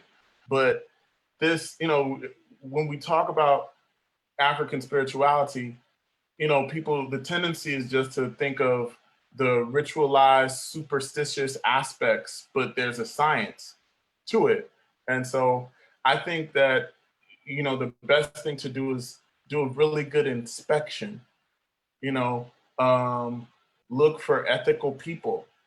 Online, there's so many people who can say and espouse 10 different things or what have you, but you want to look for people that are espousing true health and wellness, not only from a perspective of what they're saying, but like look at what they're doing in their lives. These are the folks that we want to look to for support in African spirituality, because there are tons of charlatans out there, as with Christianity and other religions. As I said before, I'm going to be partial to the African spiritual systems because I say that they have mechanisms and medicine that will heal the world, period. So before I move on to the group question, to dive in a little deeper without diving too much about what you're saying. When it comes to voodoo versus science, or voodoo versus any other religion that particularly what's been pushed on us as a community the last 500-600 years, when people normally hear voodoo, they're like, I'm not. Miss Deborah, Kumar, anybody, don't you like when you hear voodoo? However, what I've learned in the last little bit of time is, maybe there's something to that. Is there a shift that needs to happen within the Black community, let's say for Christianity to voodoo, or Christianity into Africanism, or something other? Or does it all need to blend together? Like, where do we go during this time, not only because of the pandemic, but because of the racial issues that have arisen at its height during this time? Where do we need to go to find success, in your opinion, from this point, Mr. Jason? Well, I say, as I said, I'm not going to disrespect any religious persuasion, but I will say this. I believe Wade Noble said, power is the ability to define reality and have others react to your definition as if it were their own. Mm-hmm. And when we look at that, what are the definitions of reality? What are your definitions? Who's your definition of God? And then I'll also add a quote from Elijah Muhammad: a man who won't treat you right won't teach you right. So in terms of that, the religious persuasion, the colonialism that has been implemented on African people, not only here, but also on the continent, because even in Nigeria, they're going through, I don't know if you ever heard of a woman by the name of Helen Okpabio, and a Nollywood film by the name of The End of Wicked. In this film, there are these children who are witches, and they are, they say that these children have made a league with the devil, and they're doing these miraculous things and killing people with their minds. What did that translate to on the continent? All over the continent, where they're literally killing Black children in the name of Jesus, raping them and feeding them poison. I'm just saying, for whatever reason, but I'm just saying, as Elijah Muhammad said, a person who won't treat you right won't teach you right. They ain't gonna teach you something that's going to empower you. Right. It has never been the case. Why would the individual who was your slave master give you something that will be able to empower you? What do you see every time you go into the Chinese nail shop or the Vietnamese 99-cent store? They have a shrine to their ancestors. What do we have? Nothing. How do we access generational wealth when you aren't even honoring your ancestors, when you ain't even honoring your blood? So I'm saying that to say, as I said before, I'm not endorsing I endorse my tradition. I'm endorsing African tradition, but I'm not going to say, oh, you ain't right if you Christian. That's up to you. That's between you and your God. I'm just saying we need to do the thing that is the most supportive for ourselves. As Dr. John Henrik Clarke said, if your religion is not about your liberation, you need to do away with it. So I'll chime in. I think one of the hugest things that we have to be aware of, especially when it comes to health and spirituality, is that as Black people, as African people, that the system is not in our favor. It never has been in our favor, and we have to be very honest about it. We understand, from our friends who work as nurses or other parts of the medical field, that you have doctors that have way too much power. It's been, proven on the news that you have, companies that have dealt opioids, very aware that there's addictive issues going on with that. We had people in wheelchairs and with cerebral palsy who climbed on the stairs of Congress to get reinforcement of their rights being, respected and protected in the 90s. So I think one thing, we have to be very responsible that just as there's police brutality, there's also systemic medical brutality that, is known as, this is generally is eugenics. Like you look at Carnegie and Rockefeller, and they funded programs in universities to study out how do you wipe out all these non-WASP people because we don't want them in our society. So we have to be very aware of that. We have to be very aware that people who had intellectual disabilities were put into homes up until the 1960s until they found out that they were mistreating all these people with disabilities. And I think after that point, and I think as far as just reinforcing that point, those are also quote unquote good Christian people, who are kind of reinforcing this American system, white Anglo-Saxon Protestant. And we have to be aware that like there was the disconnect, and that we inherit that disconnect, and it's our work that makes it better for our own outcomes. And that, it's good that we do have different cultural systems that we go to support a healthier survival. When you look at students who are coming from India, they're very much, oftentimes resorting back to the principles of health and medicine and herbalism that they were raised with in their villages that they're coming from. Same when you look at, African doctors and you look at Chinese doctors as well. They're looking at what are our indigenous systems, and they've validated that in their own systems at home. They've gotten, the degrees, and they've done the sacrifice in the Western system, so that way they could bring a balance of that knowledge that can assist their societies. And I think the other thing is that spirituality in its own way is medicine too. And the way that Christianity has worked in our favor is because we had ancestors who developed Negro spirituals, who developed different processes and Africanized those Christian processes so that they would be helpful for us. And you look at contemporary spirituality right now, and a lot of the people who are out there who may not claim atheist and they just claim being spiritual, they're being very eclectic, and they're creating their own processes. And they're taking rituals that work for them, and creating their own ways that they can reassure themselves and maintain their mental health and maintain their harmony in society. So I think it's really important. You're saying that at some point we started to develop our traditional rituals from which we were brought to this country, and then the rituals in which we were being taught, and we started to combine them and morph them into what worked for us? Right. And that's the natural human process. So for me, one of the things that keeps me grounded is Jodo Shinshu Buddhism, which is a really interesting process, because when you look at Buddhism, it first came out of someone who was in, their monarchy system in India, and they went about spiritual activism to break that, and to figure out why are people suffering and how can we come up with a solution. So then again, in feudal era Japan, then you had a monk who's going through the same process, and he's in all these complicated, spiritual rituals, and then he feels like it's not going anywhere. He walks away, and then he relates to the everyday people, the farmers and the villagers, and then he comes back around to realizing his spirituality and comes up with a new process.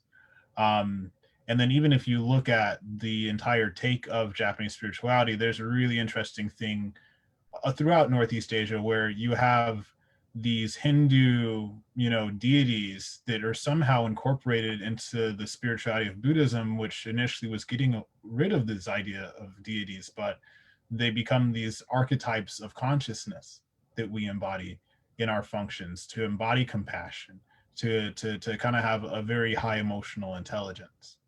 And I think the thing is for us to very much look at the theology of what feeds our spirit and be able to take that apart and put those back together in a way that functions and empowers and recreates a Pan-African spirit that gives us a future that works in our favors. And there's a really interesting thing in martial arts, I think, and I think maybe it came from Bruce Lee, And the idea that if you do someone else's martial art, you're never really doing your martial art, you're just imitating someone else. But at the end of the process, you have to create the movements that fit your body. You have to create the things that work in your favor of how you move, and then you become a master of a martial art. And I think spirituality is the same way. You have to feed your spirit the way that it fits you and the way that it fits your family. And, you know, and at the end of the day, it reassures you in the way that maintains your harmony with yourself and your community and your nature. And that's one of the biggest things we leave out is the nature, because the climate is, the environment's affected by everything we do. And that's where we come from. So that's me. Do you have anything to add, to debate, to contribute to that? Sorry, what'd you say? Do you have anything to debate, add, or contribute to what Mr. Kumar said? I agree with him in the sense that we need to figure out the spiritual system that speaks to us. I also say, as you know, as he mentioned about Bruce Lee saying that if we imitate someone else's martial art, if we do someone else's martial art, we're not truly doing our own. And, many African people have taken Christianity and used it to be effective for us. And as I said, Africanized it. We got hoodoo, we got voodoo, just the general idea of Christianity. It is, as I said before, it's to each your own. My process is African and African traditionalism. And I just say, I wouldn't say you should do the thing that I do, but I will say that these traditions are for you, for us, ancestrally. So, I look at it as, analyze where your ancestors are from. How do they speak to you? And, on some level, we need to perform a sankofa, to return to that which we left behind, because in so many ways, the colonization and white supremacy have tarnished our accurate perception of reality, and we have to acknowledge that and try to transform from it. Miss Deborah, don't go far because I got you included in this last question, but I have one more something for Mr. Jayson and Kumar because of your discussion. My question, do you feel like it's one thing as a community that we need to get back to, or is it a combination of many things that we need to form into our own? Like, where do we go from this point that it's heightened at the maximum rate of information coming to us? Are you saying? That's both for Kumar and Jayson. Is it Jayson or Jayson? Well, this platform shows my government name, so you can use it, but it's Jason. Jason. Okay, Jason and Kumar. Do we go from, do we eliminate Christianity and go to Africanism? Do we do a combination of elements? Like, what do we do as a people, in your opinion, for the future from this point on? I think we have to do what fits. And I think when we look at the diaspora, there's so many types of African people. Now, when you say what fits, is that individually or as a community? Both. We have such a diverse community. So if I'm a Californian, oh gosh, if I'm a Californian raised here, I have a very different thing that I'm used to. I have a very different community that I'm used to. I have a very different lifestyle that I'm used to than if I'm like from Texas or Georgia, or if I'm from Jamaica or from Haiti, like just North Carolina, available, North Carolina, like what's available in our market. Like there's certain things that we can do. There's certain things that we can't. Even when we look at foods that came over during the human trafficking of our ancestors, there were variations that were made because certain things wouldn't grow in the American environment. Now, when there's the luxury to ship something in from some place that's like far, that we no longer generationally are from, that's great. But then it doesn't mean that our ancestors were wrong for finding something comparative that worked. So I think what we have to do is develop spiritualities that are compatible with each other, that systems that accept our other Africannesses in different parts of the world, but at the same time consider what are the resources that we have, and not create a hierarchy or a contest or a certain sort of ableism about what one group of people can pull off and what one group can't, to say, well, yeah, yours isn't as pure as ours, so we don't use your method. Because in the long run, one of the things that leaves the diaspora in sort of this disorder is that you have one African person coming from another place saying that you're less African or you're not as African because you do it this way, instead of saying, well, what's the root, what's the concept, what's the universalism we could build in order to have that futurist process of connecting with each other and being one people. Javon? I agree. My last trip, maybe 2 years ago, to Nigeria, I went to the council, basically the conference on origins, and they were exploring the origins of humanity in that region, because there are some old human bones that they debate are perhaps as older, if not older than Lucy, that have been found in that Niger region. So interestingly enough, when these Africans started to explore that, they began to find, they're like, oh, these Igbos, they're like Yorubas, and Yorubas are like Igbos, and you see the similarity between the two. And then you go over to Benin Republic or Dahomey, same cosmology or similar. So I think that what Kamara is saying is true. There is a through line, and ultimately we will have to find that the thing that we see that is in common in all, and embrace that. And I also feel like there's some people who can't make the jump, who won't make the jump, and be like, forget Christianity, I'm gonna do, like I'm unique because I was probably a really descendant from some people who are rebels. And so in terms of that, you might not want to do that. That might not be you. You might need to just add it in as you can. As I said, you got hoodoo, you have voodoo, you have I think Black folks in America, if we aren't analyzing and incorporating some of our Southern roots as hoodoo people, as if you don't know the history of Gullah Jack, and he's not on par with your understanding of who Denmark Vesey is or Nat Turner is, we need to be exploring these people, because Gullah Jack was a Christian.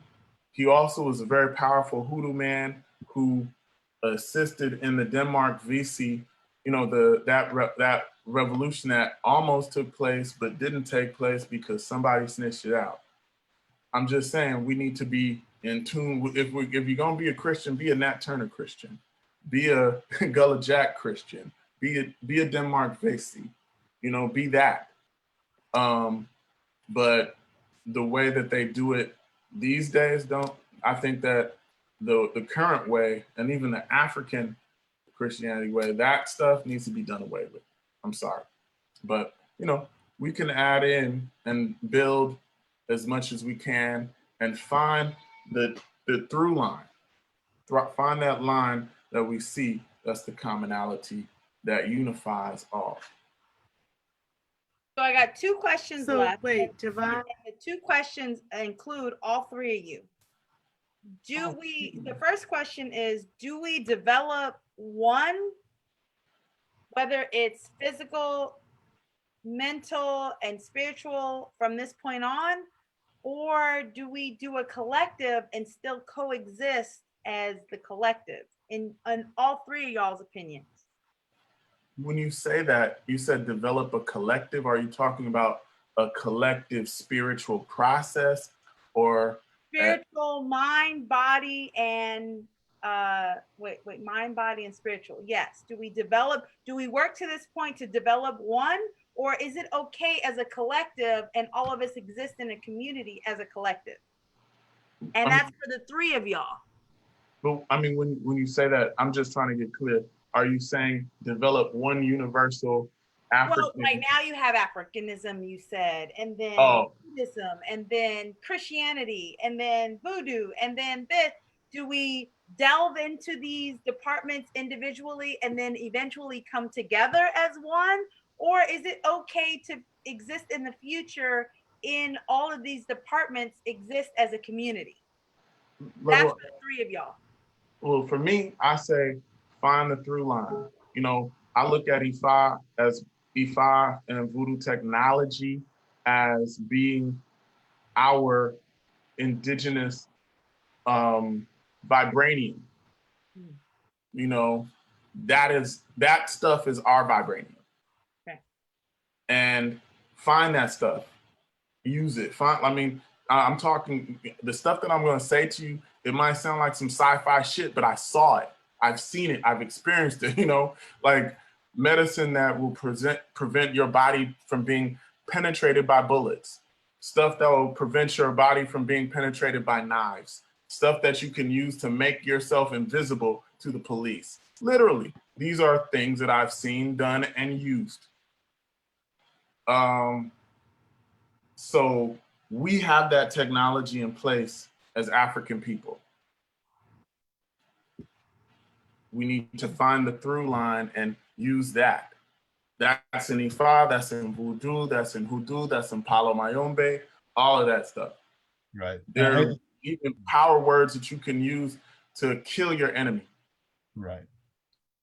So this is, I'm not trying to espouse like vengeance and hardcore energy, but I'm just saying we have technology that is powerful. Why aren't we reaching into that? That should be part of what we do as African people, because we ain't got to go to Asia to get it. We don't have to go to India to get it. We can go on home and get that stuff. Right. And it's tailored just for you. And I agree. And I think in like one of the things I was talking about regionalism, we find there's certain resources in our neighborhoods themselves. And there's certain elements that are universal.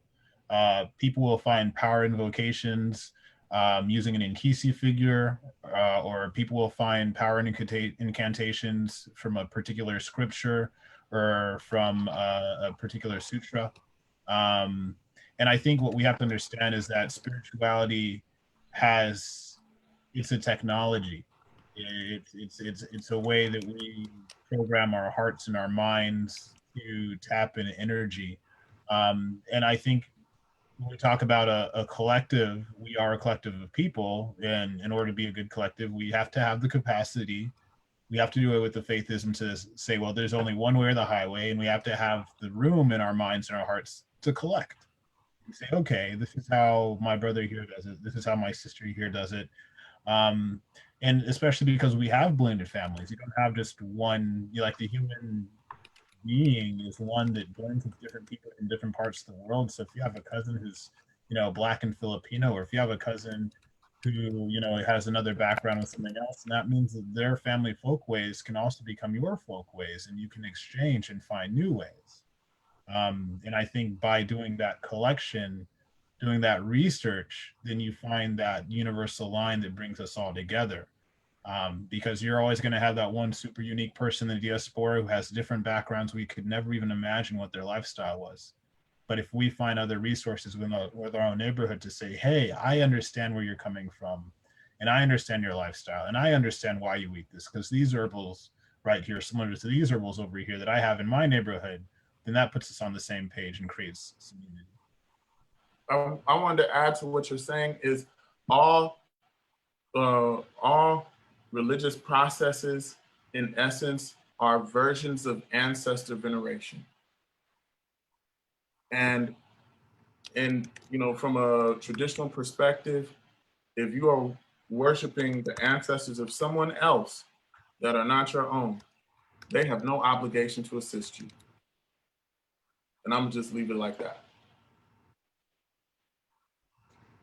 Miss Deborah, I'd like to hear from you on this before I go to my last question. I can't follow up with that. The guys killed that. Okay, so let me go to my last question.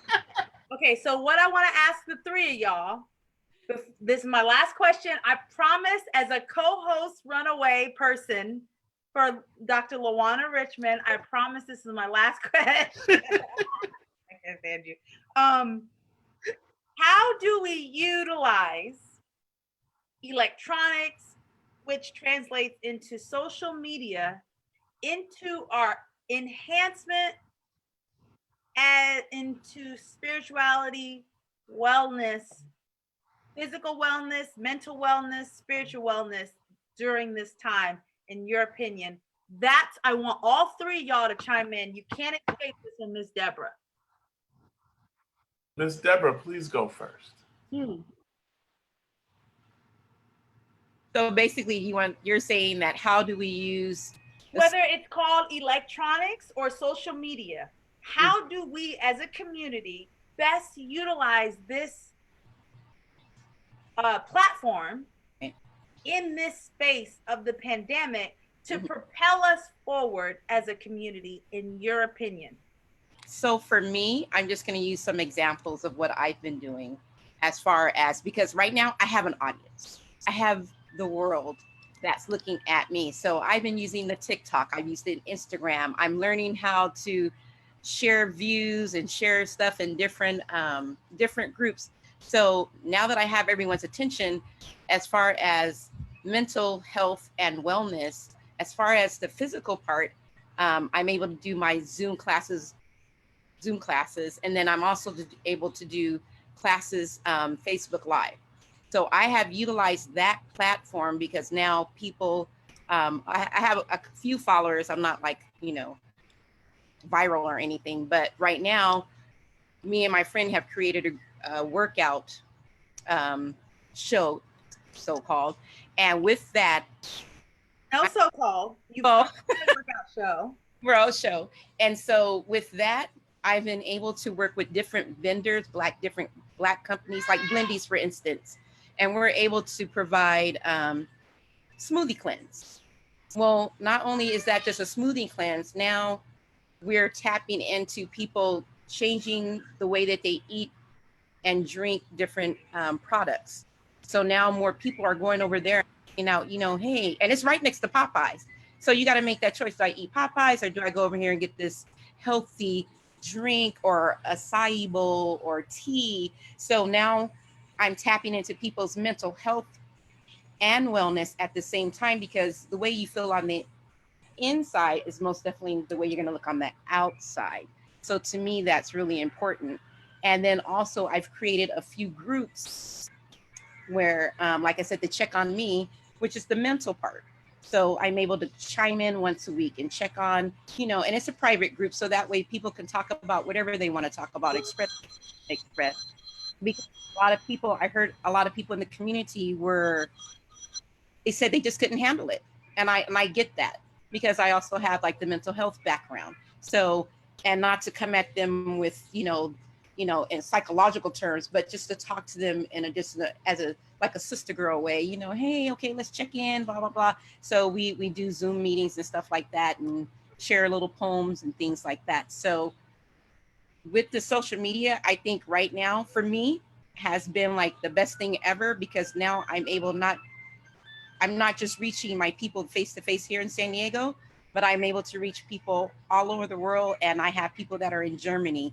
I have my family that's chimed in on my fitness classes that's never been interested before, but now they're like, okay, so they ask me about people that are vegan. They ask me about food choices, and I'm gonna meet somebody on Monday about meal, that does It's a Black couple that just started a doing meal preps for people, healthy meal preps. So to me, this social media thing, it could go either way, but if you're using it in a positive way to share a positive message, this it could be you can reach so many people in such a positive way. So I'm loving this time right now.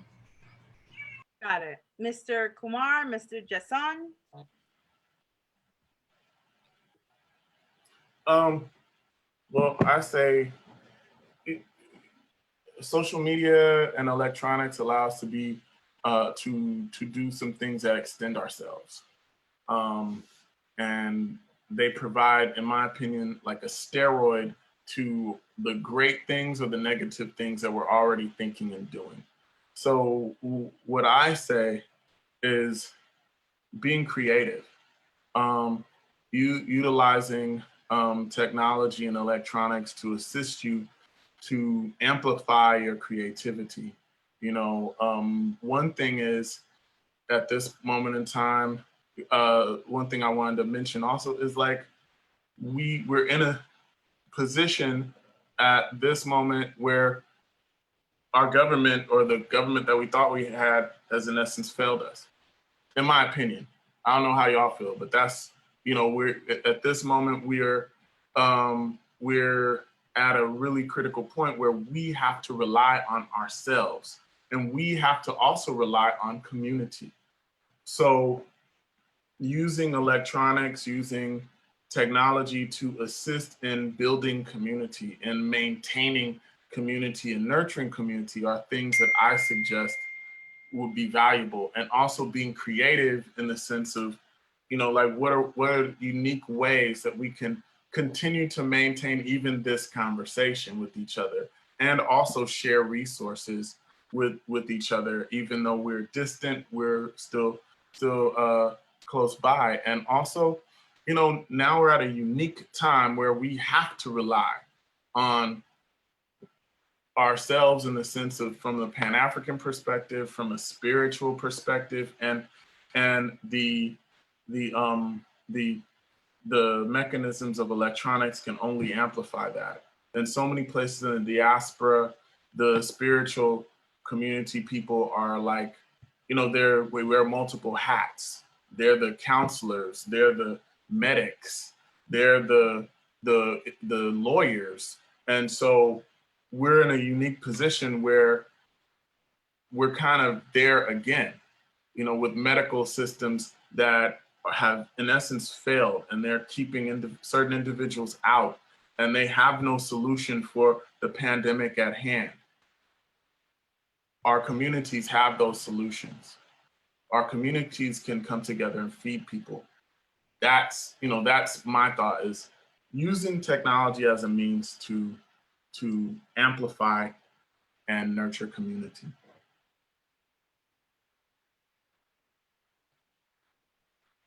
And now I'm faithfully handing it over to Mrs. Dr. Lawana Richman, because I hijacked the whole room and just turned it into my own room, and I have to get back now. Thank you, Mr. Kumar and Mr. Jason and Miss Deborah, for allowing me to pick your brains. And Dr. Lawana Richman, the floor is yours. So, Javon, thank you for taking the wheel and driving while I had to step away. I really appreciate it. I just want to close out this panel just by saying that I think probably for me, the greatest lesson, and I say in terms of being healthy as a community and being healthy as an individual, part of that is to live and love and let live and let love. And what I mean by that is, you know, if we get to a space where we stop trying to dictate to other people how to believe, how to eat, how to live, and start moving towards making sure we're getting those things right in terms of what we are saying we value, and also being loving towards our brothers and sisters and supporting them as they go on their journey as well. Because where you start up is very seldom where you end up. And I think that if we love each other throughout that journey, we'll have less conflict and more peace. But that's just my humble opinion. I do want to acknowledge before we shut down a couple of cosplay entries I received from people that weren't able to be on screen. And just because they did take the time to make sure we saw them, I want to honor that.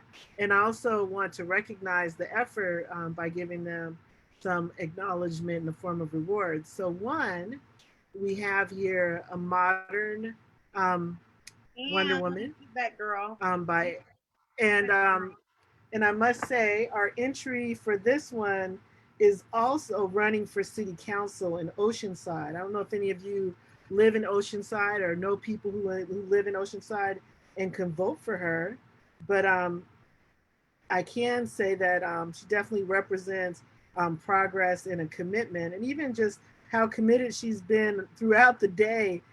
Morgan McCrae has been communicating with me all day about making sure that she made it, but more importantly, she's running a good race. She just got in, she's a new politician, and I think people are, in some ways, they're at their purest when they're still new. And she's running for District 4 of Oceanside City Council, and she chose to send us pictures of her cosplay as Wonder Woman. And I think she's saying by that, given the opportunity, she will give us a Wonder Woman on City Council. And so our other entry, let me go there. Close, let me share the screen again. So this other entry, I have to say, I met Miss Karis when I was out gallivanting around. I was at WonderCon. Let me find the screen. Can you guys see the Black Hatter? Here with the Black Panther. And here, oh, look at that, the tea party, the portable tea party, all ready to go. And I love that she chose the Black Hatter because she has a background in mental health. In fact, if I had had some foresight, I would have had her as a panelist because I know she's been listening and biting her tongue with plenty to contribute to the conversation.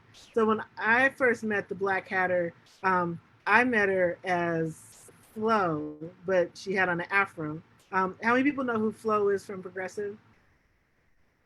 And so even when she wasn't wearing the costume, I had to stop calling her Afro Flo because her name is not Flo, it's Karis. But she is such an excellent cosplayer that she embodies whatever costume she's wearing. And of course she gets applause for that. And she's actually in the room. So Karis, do you have anything you want to add? Thank you. Yeah, I'm not Afroflow there. I'm the Black Hatter, and I'm not the Mad Hatter, even though in the mental health world, consumers will take the word mad and re-own it and kind of reframe it. But I've decided that no, I'm the Black Hatter, and I just enjoy cosplay. I am a person with lived experience of a mental health condition. And so, entering into this space has given me the opportunity to meet people like Dr. Lawana, and where I'd usually be pretty shy, it kind of lets me not be so shy and kind of stick out a little bit and have a lot of fun and meet a lot of people, talk about the work I do. And yeah, I get to carry around the little tea party and the little white girl. White girl doesn't get to own me, I get to own the white girl. So it's kind of fun. All right, And, so with that, I'm gonna go ahead. Did you want to say something else, Karis? No, I was just going to thank you for today. I mean, I came down, I live in Los Angeles, and when I came to Afrofuturism Lounge last year for the first time, I really had such a good time, and I'm glad that you were able to do this virtually this year, and look forward to participating in future years and volunteering and whatever you guys need, because it's just such a safe space and affirming space. So thank you. Thank you. And I just want to chime in, right before attending, the Association of Black Psychology had a live presentation that also included Dr. Wade Nobles. So like to stay on top of especially mental health and wellness from like Black perspectives, it's a good thing to follow that on LinkedIn, so you can, look at some of the people who publish, and keep our community informed. Yeah, if you Google me, you'll find some of my work. And the president in the chat room, just type in to everyone, make sure it says everyone, and you type in the resources and the offerings that you have for the community. That would be amazing. So Kamar, if you could type in some ABSI info. Michelle, I don't know if you can hear me if you're still on the line. I know you're muted, but I noticed that your hand had been raised forever, and I'm not sure when you raised it because I know you can't lower it when you're on the phone. If you'd like to say something, please unmute.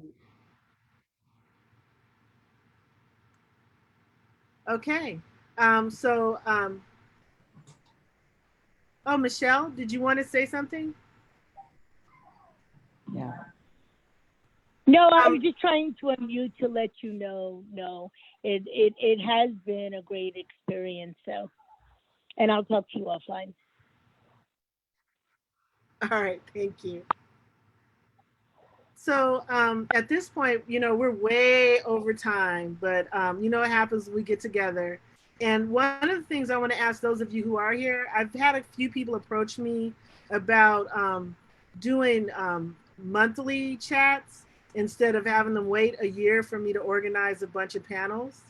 And if I did do something monthly, is that something that you would be interested in engaging in? Okay. All right, so stay tuned.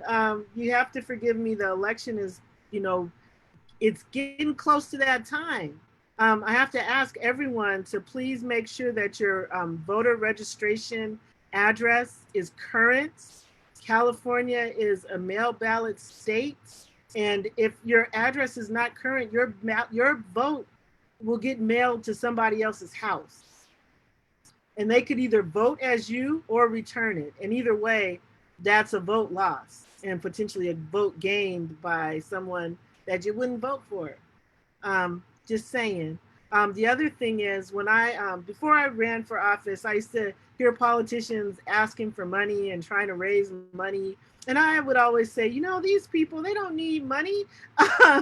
But the reality is I do need help. I realize now that I'm actually running a campaign.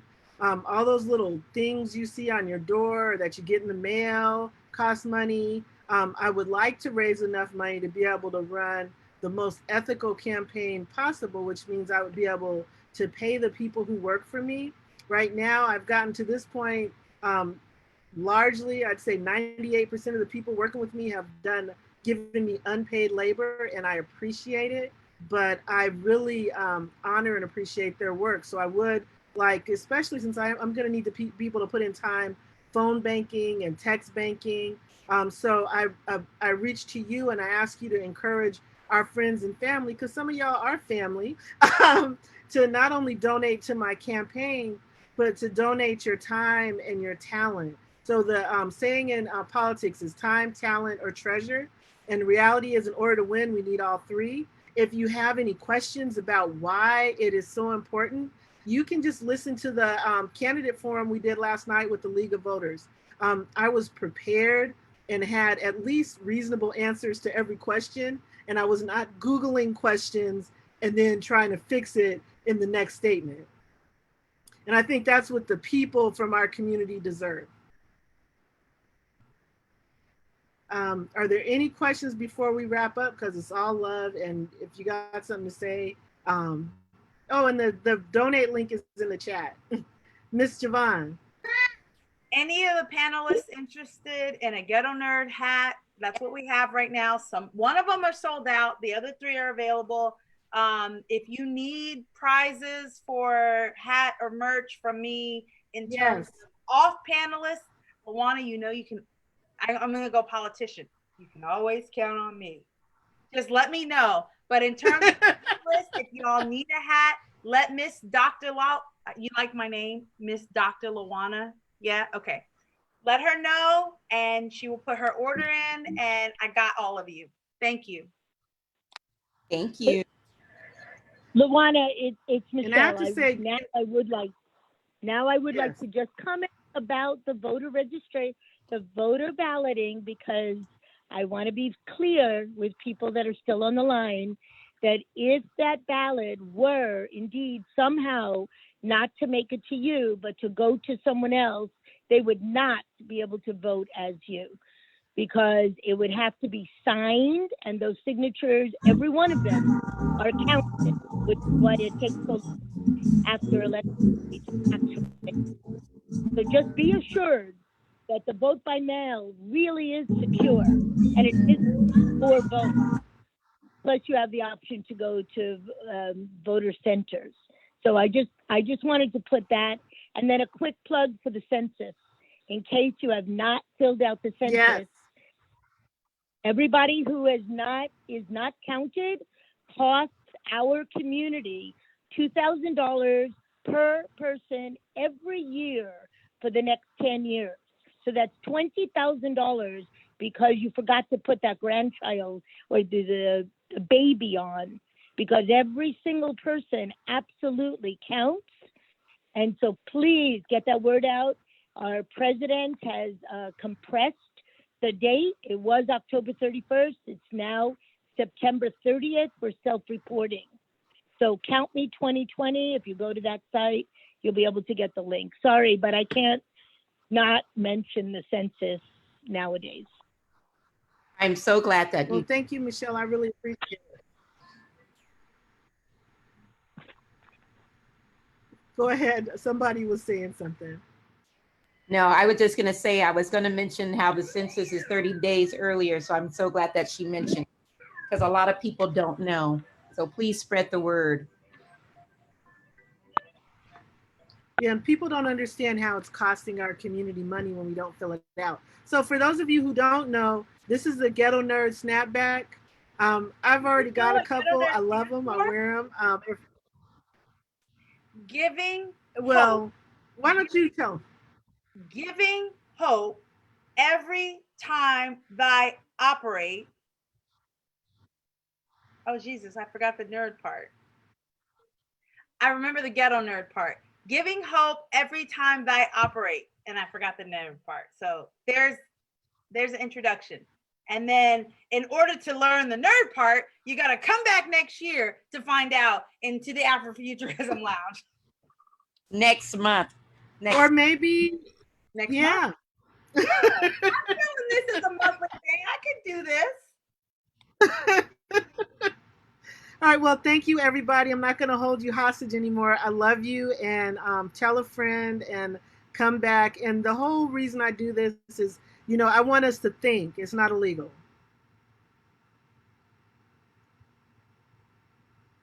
Good night. All right. Thank you, Lawana. Thank you. Thank you. Peace. Thank you. Thank you. All of you guys. Bye. Whew. Sheldon, you stayed all the way to the bitter end? Are you still there? It's on mute. Sheldon, are you still with us? You're muted.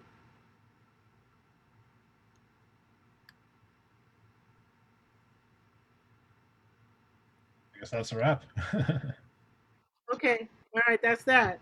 All right, Kumar. Thanks for coming through at the wonderful. last minute. I wasn't going to do anything because of Yeah. all the mess, but. Yeah. It's funny. I think it was so weird because when they announced a virtual Comic-Con, I was surprised by it. So, maybe this is the new format for the future. But it's good. Well, I do think that going forward, we're going to look at things being in both. Yeah. Oh, wait, let me stop. I don't know how.